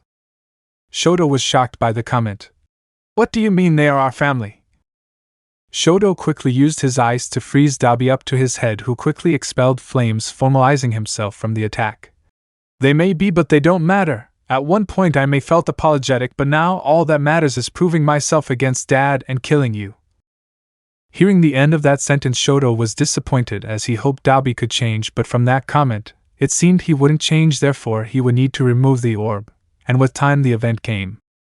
Shoto quickly used his fire side as he prepared to aim it at his brother, who instantly moved his left hand holding the orb leading to Shoto to prevent his flames, only for Dabi to quickly feel a rush of air and then an increased warmth in his fingers. Dabi quickly looked down at his hand as he saw his left hand begin to lose all his fingers, watching as they fell without the compress orb. The hell? Dabi turned to his right, watching Ida, and on his left contained a bloody shard of glass, with his right contained the compress orb. Give me that back! Dabi yelled, and as he was going to rush at him, he was engulfed in ice as he expelled much of his flames. Didn't expect you to plan something that painful, Shoto. I expected you to give up. Shoto looked down. I hoped you'd change. Shoto quickly raised his hand, realizing a large black of flames, which in turn went to consume Dabi, who couldn't avoid them. Once the flames were cleansed, both Shoto and Ida looked at him, seeing the effect the flames left. His body was consumed in multiple degrees of scars, yet he remained conscious. Nice try, little brother. Dabi grinned as he saw his skin ever burned, and throughout all the pain continued to stand. But I refused to give up. And from all that, the two hero students could see that even though what once was his skin, now drenched in smoke and blood, began to fall and drop, they were horrified as he continued to laugh. In the end, the two could see Dabi refused any of his humanity, only desiring to follow his path of damnation. In the battle, Shigaraki continued his brawl as he saw the heroes of Nijire and Tamaki stalking him, allowing Mirio to continuously attack him. Yet throughout his attacks, Shigaraki's mind was ever changing. From one corner of his mind, he could hear a child, I'm a hero. In another he could hear hate, all might I hate you. From the other side he heard, I am the king, not you. In all of it, he heard AFO Tamira. And from deep down he heard one last voice, you could be something better. And from that voice came the image of him and Izuku, and from that, it was quickly replaced with his deceased sister and a younger him. Hana, Shigaraki whispered as he then imagined her death, and how he wanted her help. Then came Izuku, and how he continued was there for him, helping, supporting, and improving him. Izuku was his family now, and from every hit, he could stand and see him, fighting the bunny heroine, and in a sense holding it, yet only in a sense where he was only defending himself. Deku! Shigaraki proclaimed with joy, in which he grabbed the squid tentacle of Tamaki, and quickly saw Nijire, who was preparing herself only to have her friend thrown at him. From that, Shigaraki quickly began to continuously drag Tamaki and Nijire, throwing both of them towards Mirio, who didn't phase through them but cashed them, leading Shigaraki to rush to him. Once Mirio slowed the fall of friends, he noticed Shigaraki rushing and placing them down, phased through them and punched the villain using float to drag him upward. Yet, from that, Shigaraki could see the pain in the teen as the constant use of power was corrupting him. Mirio quickly launched himself and Shigaraki downward, his full force injuring him, yet without sustaining pain to himself. Deku was right. Shigaraki giggled as he could see the strain Mirio was placing himself through. And as quickly as he could see his pain, Shigaraki's mind went blank. Now give me the quirk before you hurt yourself even further. All for one, Mirio whispered, and as he saw him, a quick flash image replaced Shigaraki with AFO. And from that split second, the two stopped battling, and soon a glance of the vestige world came up. And the image of Shigaraki in a cage held by AFO came to him. Yet within that image, he could see Shigaraki as a child. Yet at another moment, he could see him morphed from a child to his original self, a self-holding recreation of Izuku. Mirio knew this wasn't the real Izuku, but one developed deep in Shigaraki's mind. And as quickly as the image was removed from the vestige world and back to reality. From this, Mirio quickly stood up as he regained his breath, wanting to force himself back to fight as he noticed the eyes return from Shigaraki to AFO. And from this, Mirio continued to look at him, yet from it all he turned to see Deku continuously battling Mirko, and despite holding his best was losing to her. He thought he could win, yet from the battle the light was quickly blocked as the heroic successor quickly glanced upwards, seeing as a dark shadowy cloud rose above the sky. Belief. Soon after the fall, Toga opened her eyes. She didn't know where she was, but in her time with Deku and the others, she could tell she arrived after someone copied Kurogiri's quirk. The young female looked upward to see Twice holding her protectively. "Toga, are you alright?" Toga looked forward, watching around them. "Yeah." Within the island, Toga looked around, Twice by her side as she looked around, watching Ochako, Tsuyu, and many others looking at them. As Twice was about to make clones, Toga raised her arm, stopping him. "Don't." Twice didn't know why, but his mind raced with images of when Hawks used his feathers to nearly end his life, and he suspected she wouldn't want that to happen again. Thus Twice knew he had to use hand-on-hand combat, yet he wasn't as good at it as at his best he is with the Sad Man's Parade. Yet at the moment, he would follow through in not using his clones, only using them in the direst of situations. Yet from the two, the heroes surrounding them prepared themselves. She could see how they all were ready to attack her and Twice, but she wouldn't allow it. The two began to place their last stand as the heroes sought methods to separate them. Toga prepared a battle stance. As she heard a rumble downward, she quickly moved as she saw Twice moving to the opposite side. She watched as her teammate was surrounded by heroes, yet at the moment she would rush if she was not surrounded by Ochako and Tsuyu. Toga narrowed her vision as she saw the first two hero students which she meet back in that forest. Ochako. She quickly glanced at Twice, who was dodging every attack while at the same time attempting to create clones, though, from the constant attacks, she could tell he couldn't concentrate. Even Toga, though looking distracted, could dodge every attack coming her way, and at this moment she thought back to the world given to her by everyone. Deku, Twice, and the League accepted her. All of that was what she wanted, yet now in this position, she didn't know if that could continue. She quickly yelled at her friend. "Twice, don't do anything which will endanger yourself, and don't worry about me." The duplicator quickly glanced back, but Toga. "Don't do anything to danger yourself," she yelled back. Twice couldn't do anything but listen to her as he returned to his battle, separated from her. From across the field, Twice continued to look onward across his battle. He could see multiple sea-based heroes around him. He didn't know to deal with all of them. If he made clones of anyone, they would be instantly destroyed, and from watching a few he could tell they would do what is needed to stop the Sad Man's Parade. Yet at the moment, he looked towards Toga, his best friend, fighting with two of the hero students. Toga. He remembered the word told by Deku, "Protect one another," the words that echoed through him. Twice then rushed across, just hitting anything and anyone to give himself space to create any amount of duplicates. "I won't fail, I won't fall." Twice began to monologue in his mind as he rushed around, not creating duplicates which confused everyone, but instead attempting to fight against anyone. "Deku, Toga, my friend, you protected me. I couldn't do anything without you all. I will do everything I can to protect you all." Twice unsuccessfully fought against everyone around him, as every hero could easily dodge his physical attacks while grabbing him and enclosing him, preventing him from creating duplicates. "Surrender now or else," one hero screamed. Twice could hear everything they said, yet he continued to look towards Toga, seeing her fight. He couldn't do anything without making clones that were being destroyed by the heroes. Deku saw him as the most potent member, yet he couldn't do anything without endangering himself. Yet he couldn't allow his friends in danger. Deku said to protect Toga. He needed to do so. He quickly felt defeated and prevented from making clones, and watched his friend battle the two heroes. Toga quickly began to place herself within a better stance. She needed to reach Twice and help him. She giggled. "Thanks, Izuku. Thank you for being my friend." She began to grab a vial of random blood from hers, and before she could use it was shattered by the tongue of the frog like heroin. Just as the tongue was to grab her, a huge chunk of rubble was launched toward the two. From the rubble, the shapeshifter could see the hero's student unconscious and without a thought rushed toward her. She didn't know why. Maybe it was Deku's nature rubbing off her, maybe she was doing something she wanted to do herself. But whatever the answer, she did something she wouldn't expect. Toga then saw across to the falling Tsuyu, quickly taking the drops of her blood, the one similar to the frog girl. Quickly jumping, Toga transformed into the frog girl, quickly getting her and placing her safely down on the floor. Toga didn't know why she was doing this, yet at the moment she could see the confusion of it within Ochako's eyes.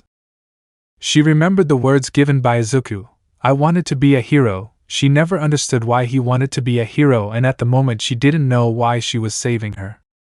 "Toga, I'm sorry."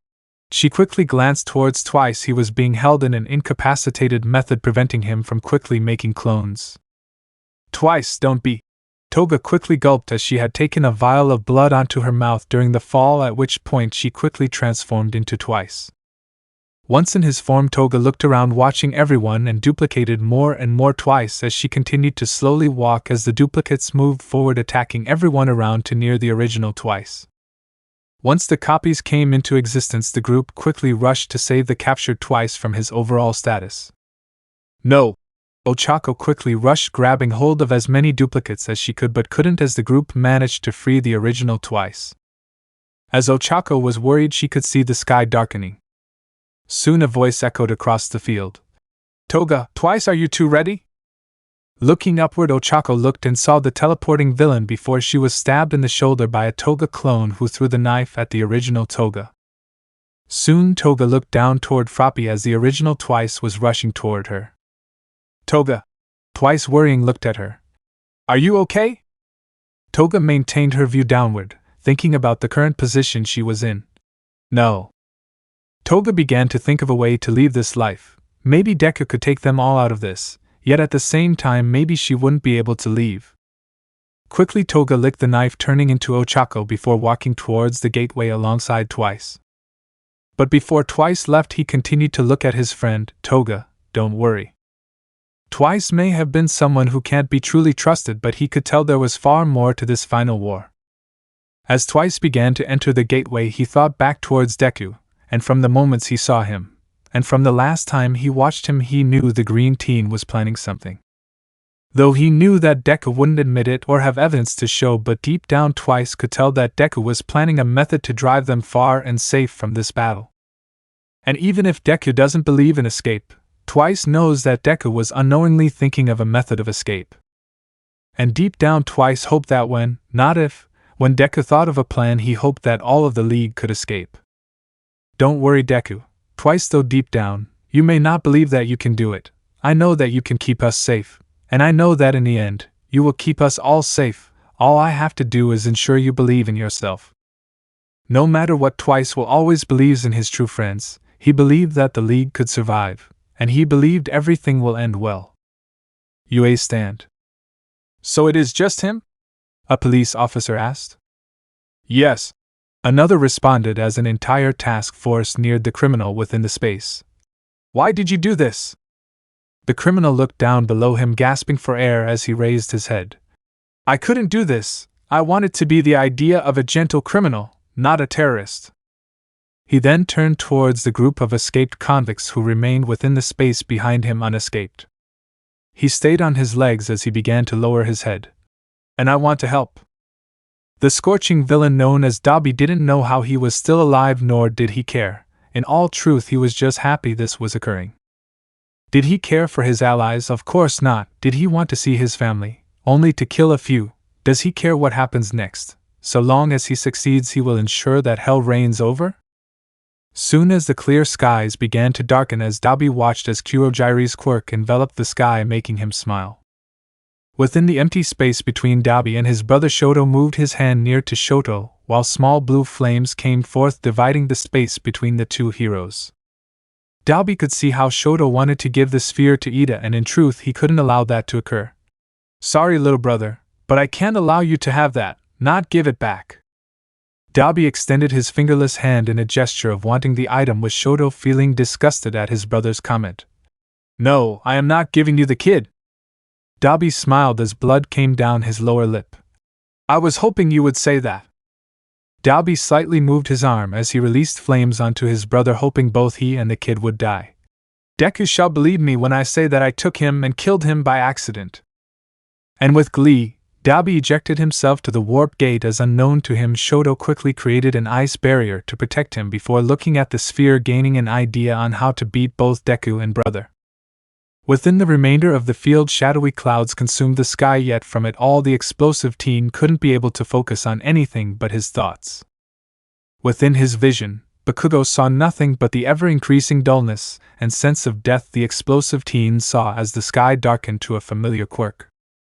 He couldn't hear anything as all feeling began to leave his body, soon unable to know anything except his impending death, but above all of that he was continuously refusing his death, forcing himself as much to continue to live.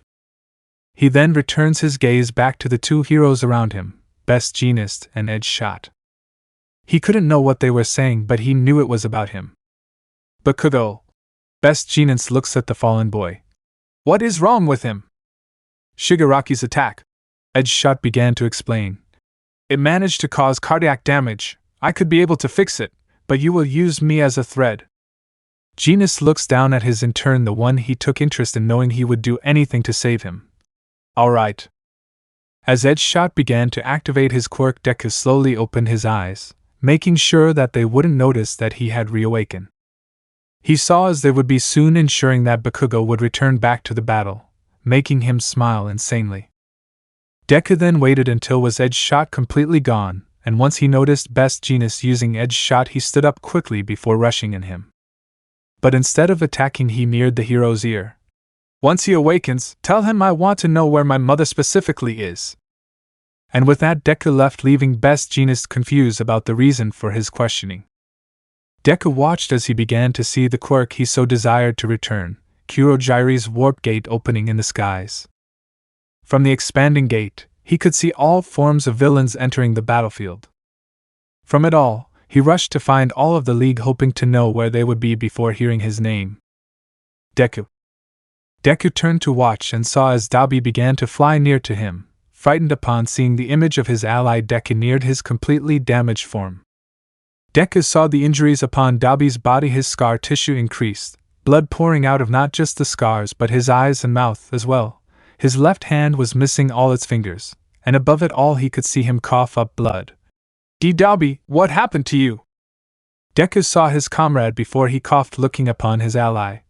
My brother, Shoto, did this to me, and something worse happened. He found one of the kids and killed him. Deku froze. He heard from AFO how both Eri and Koda were taken somewhere safe. Sure, he could have lied, but he knew the importance of the kids, so how did they find them? How? Deku could feel time freeze around him as he looked again at the scorching villain. How did they find them, and why did they kill him? That damn brother of mine nearly killed me, and I don't know who, but they got in the way, blocking the flaming attack he was going to use to kill me. Dabi screamed to the green teen, hoping to have him believe the lie. Despite his smarts, Dabi knew how much those kids mean to him, and he could have emotion consume him over the belief that one of them just died to his brother. Deku just stood there, and from the moment he began to lose his own thoughts, he thought back to when he saved Koda from Muscular, seeing him as someone who needed saving. Back when he found Eri, in secret he was angered by what Overhaul did to her, and did everything in order to save her. When he reunited with Koda and took him back with him. In the end, he took care of them, they were his family, and he became a strong figure for them, a figure they in a sense could look up to. And now one of them could be injured. How did they find them? Don't know, Dabi responded. Somehow they used some brainiac to find and were bringing them to UA. In the end, they were released and got themselves involved with my battle. And upon seeing him, he could see tears come out of his eyes. Deku was angry upon hearing this. Wrath was consuming him. Where is he? Dabi internally smiled upon this effect. I launched a quick attack on my brother. I believe he died upon my blast, but if we find him, he could die again. Deku began to breathe quicker and quicker before he began to scream. He allowed his anger over his children being hurt to consume him. Deku wouldn't allow those he loves to be hurt again. He then turned to the villains coming out before pointing to UA. Everyone, destroy that building. Dabi internally laughed as his plan worked. Deku loved those kids too much to think rationally, and now he will either die or finish his mission. The flaming villain watched as the portal expanded before jumping and forcing himself back into a status of fighting. From the group of villains, everyone from petty thugs to known villains began to rush near the building, following the command of the villain within the field. Many people within the building were worried, yet inside one former hero saw from the window the battle brewing in the battle. Within the increasing cloud of darkness, All Might watched from the building as he watched villains coming out, yet out of all of them he knew that there was someone within there who could help the heroes win against them. Someone he gave a second chance to, an action he failed with Midoriya but succeeded with Tabita. Within the van, the gentle criminal watched as the police kept a phone near his ear. "You want me to be a spy for you all?" "Yes," the voice explained. "You said to me yourself that at one point you wanted to be a hero, so do what is right and become the hero you can be." Gentle cried slightly as he smiled. "Of course, I'll help. There is a difference between criminals like me and villains like All for One." And with that, the call ended as the van was attacked. Gentle watched as the door was opened before he was pulled over and freed from the police. In front of the criminal, a teen in a suit walked near to him. "Hello, Gentle." "Deku." Gentle looked at the villain, the third most wanted villain, yet unlike the legends of a smart and calculating villain in front of him was a teen who, opposite to his well-dressed suit, seemed to barely sleep and wasn't taking care of himself. "Why did you free me?"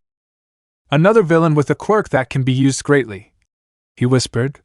"You will help us and live in a world where you can be free to be who you want." Gentle smiled. "I'll do it. You saved me from them. It is the least I can do." Gentle continued his persona as, despite knowing the danger of the villain, he knew he was given a chance of heroism against him. "I just need to find my partner." "Are you sure this place is safe?" a voice said to Jiren. "I am sure. No one knows about this place." Jiren turned to the young female. "Now with you here and Skeptic within another location, having the two of you hack at the same time will result in AFO's plan succeeding, and both you and Gentle Criminal can continue your life of digital fame." La Brava smiled. "Of course, anything for Gentle." She turned to her computer knowing that she and Gentle were given another chance to help stop the monster's plan. And once she saw him leave, he began her part of the plan, sending a message to the man who gave her and Gentle another chance. Demon King. AFO smiled upon his memory of that event, as despite him being in control, he knew that Deku in his current state would do anything to protect those he cares about, and thus smiled watching the heroes as they saw the orb in his hand. Quickly on his mind, he activated the child's quick and deactivated it as he reached his needed outcome, the return to his youthful state. "This is much better." AFO, quickly using his rejuvenated body, used as much of his quirks to remove lesser heroes from the battle as he turned to face Hawks again, smiling upon the heroes stand against him. Hawks looked on, holding one of his bladed feathers. "The child's quirk." "Ares still has her own quirk." AFO grinned as he laughed. "She is of still good use, and may be an immortal demon princess when the time comes." Hawks looked on as he though of buying time. "Why do all of this? Fulfill everyone in for a reference." The good old villain monologue, All for One, thought, silly and a waste of time. But he was in the edge of history. Yue was going to fall, the prodigy of his brother's legacy was going to be his. Tamura was still in his strings and Deku was preparing for his place. He could follow a trope at the moment. AFO could guess this was for time, but too much of an opportunity to miss. "I was inspired by comics." Within the hideout, Eri looked on in fear as she continued to stand beside Mr. Compress, helping him stand up. Despite the battle at the hospital finishing a few weeks ago, Eri felt bad that she couldn't heal Compress quickly enough, as despite his body in a perfect physical state, mentally the effects lingered on. Worse off, his mind was wandering from conscious and unconscious. Eri's quirk managed to fix his physical health, but the effects have since long remained. "Don't worry, young Eri," Compress attempted to reassure the young child. "I am fine." "But you keep on nearly falling," Eri rebutted with tears upon her eyes. "If I was not in the ball, I could have rewind you back there. I could have helped you." Compress sat down as he wiped the tears off the young child's face. "Eri, in this one life, there are things many desire to do. Take it from this old magician's personal regrets. There is a time where you will help and times where you can't." Eri didn't truly understand what the young magician explained to her, and he could see it, yet he saw that that small explanation better helped in calming the child, as despite her not understanding, she knew that he was explaining a lesson. Compress smiled as he remained within his spot, closing his eyes, knowing that he quickly was beginning to lose his state of awareness. Eri looked at him, questioning his constant lapses of consciousness, yet from it all she worried for her family, as she turned, seeing the only other child her age around. "He will be okay." Kota explained as he stared the one-horned girl placing a brace front. Deku will be back and he will protect us. Eri smiled upon the though as it was Deku who saved her, yet at the moment she heard that Deku was to searching for someone all for one asked him to find, someone she didn't know why. As she remained within her thoughts she heard the sound of an all too familiar quirk of teleportation behind her, and saw the Demon King looming over the unconscious compress. Such a good mind young Midoriya has, viewing purpose in any quirk he can find. AFO smiled as he maintains his face on the children to distract them from seeing him expanding more limbs from his feet towards compressed lower legs.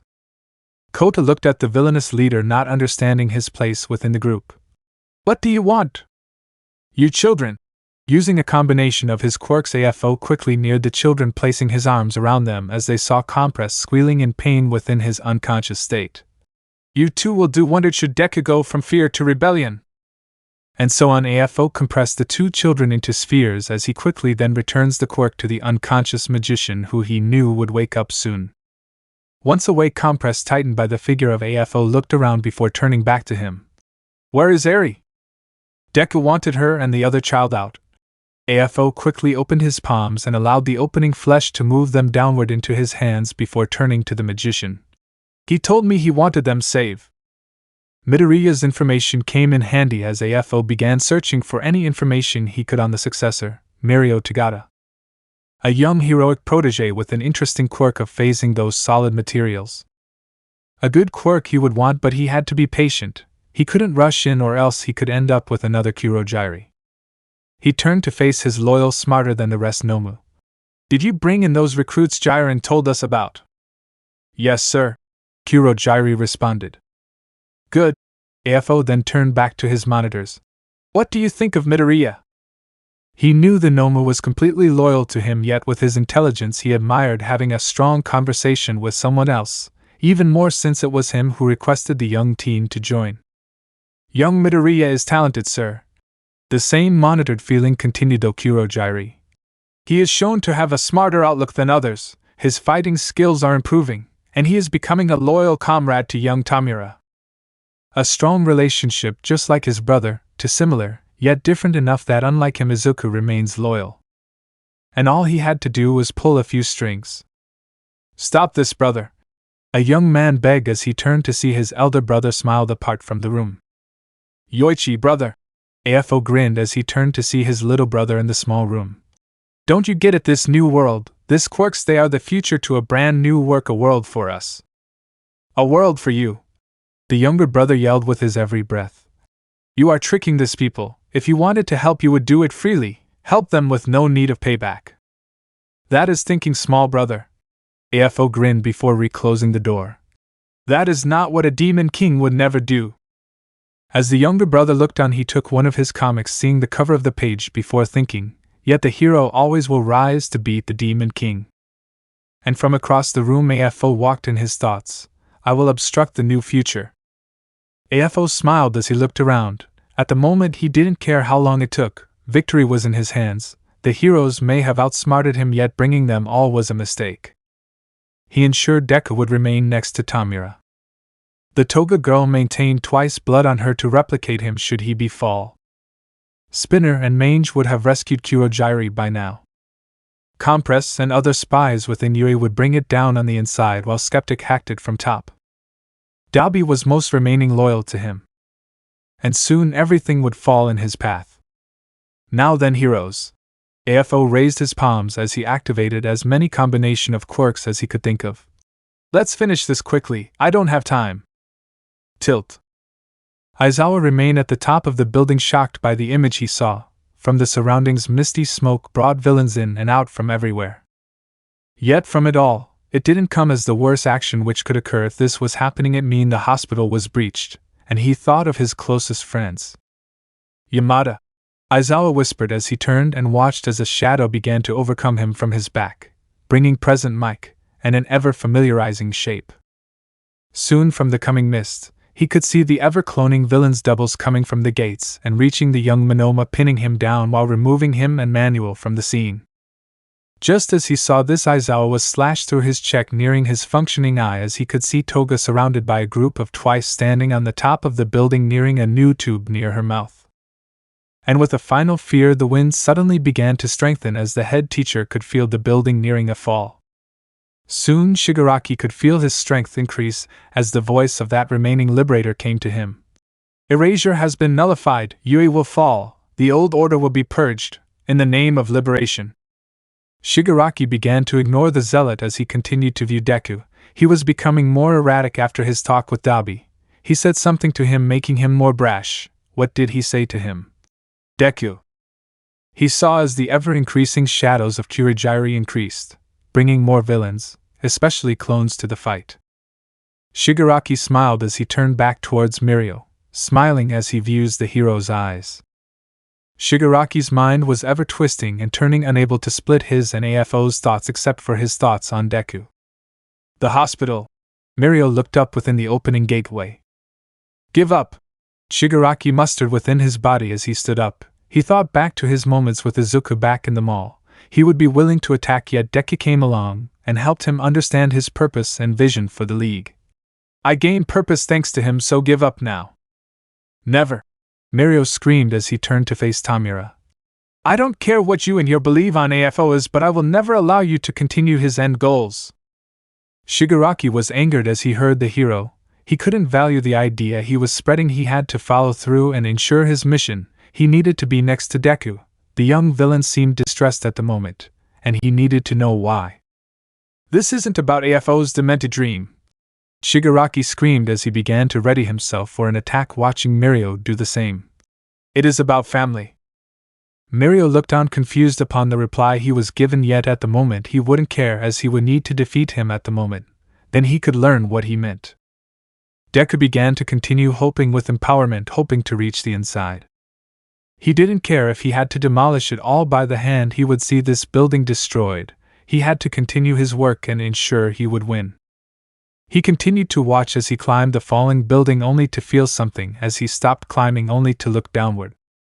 He saw countless villains and clones stopped in shock, some falling from the structure, as he saw the building stopping from its fall.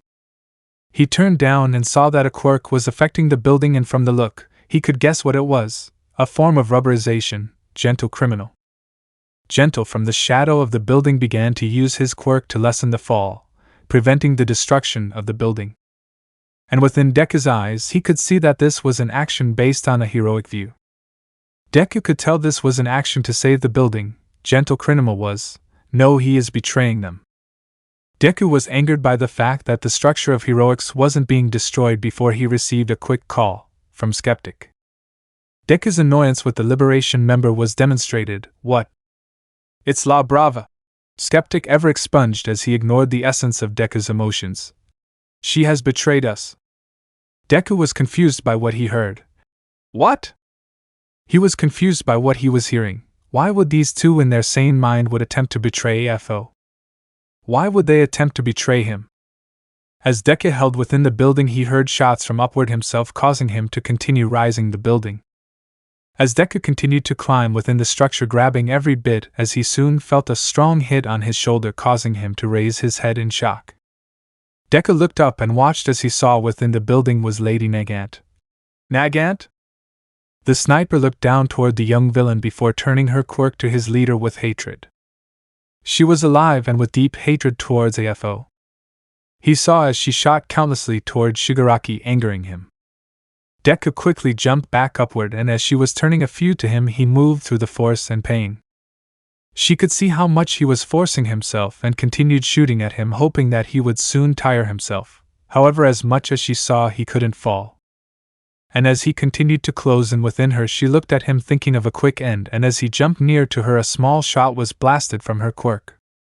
She hoped that she wouldn't have to do this, but with no choice aimed the shot, moving it quickly, and thus as he grabbed her by the neck and jumped, dragging her body across the concrete of the structure. He continued dragging her, squeezing his hand around her neck harder. You should have run when you could. As she was continuously dragged, he continued her focus, as soon she could feel the spray of blood in his eyes of shock. Deku then looked down at her, noticing blood which is in hers, as he found difficulty in his breathing. Quickly releasing her, he placed his palm around his neck, feeling as the warm liquid continued gushing across his fingers, leading him to realize what she had done. Bakugo remained on the floor as he regained consciousness from the attack given to him by Shigaraki.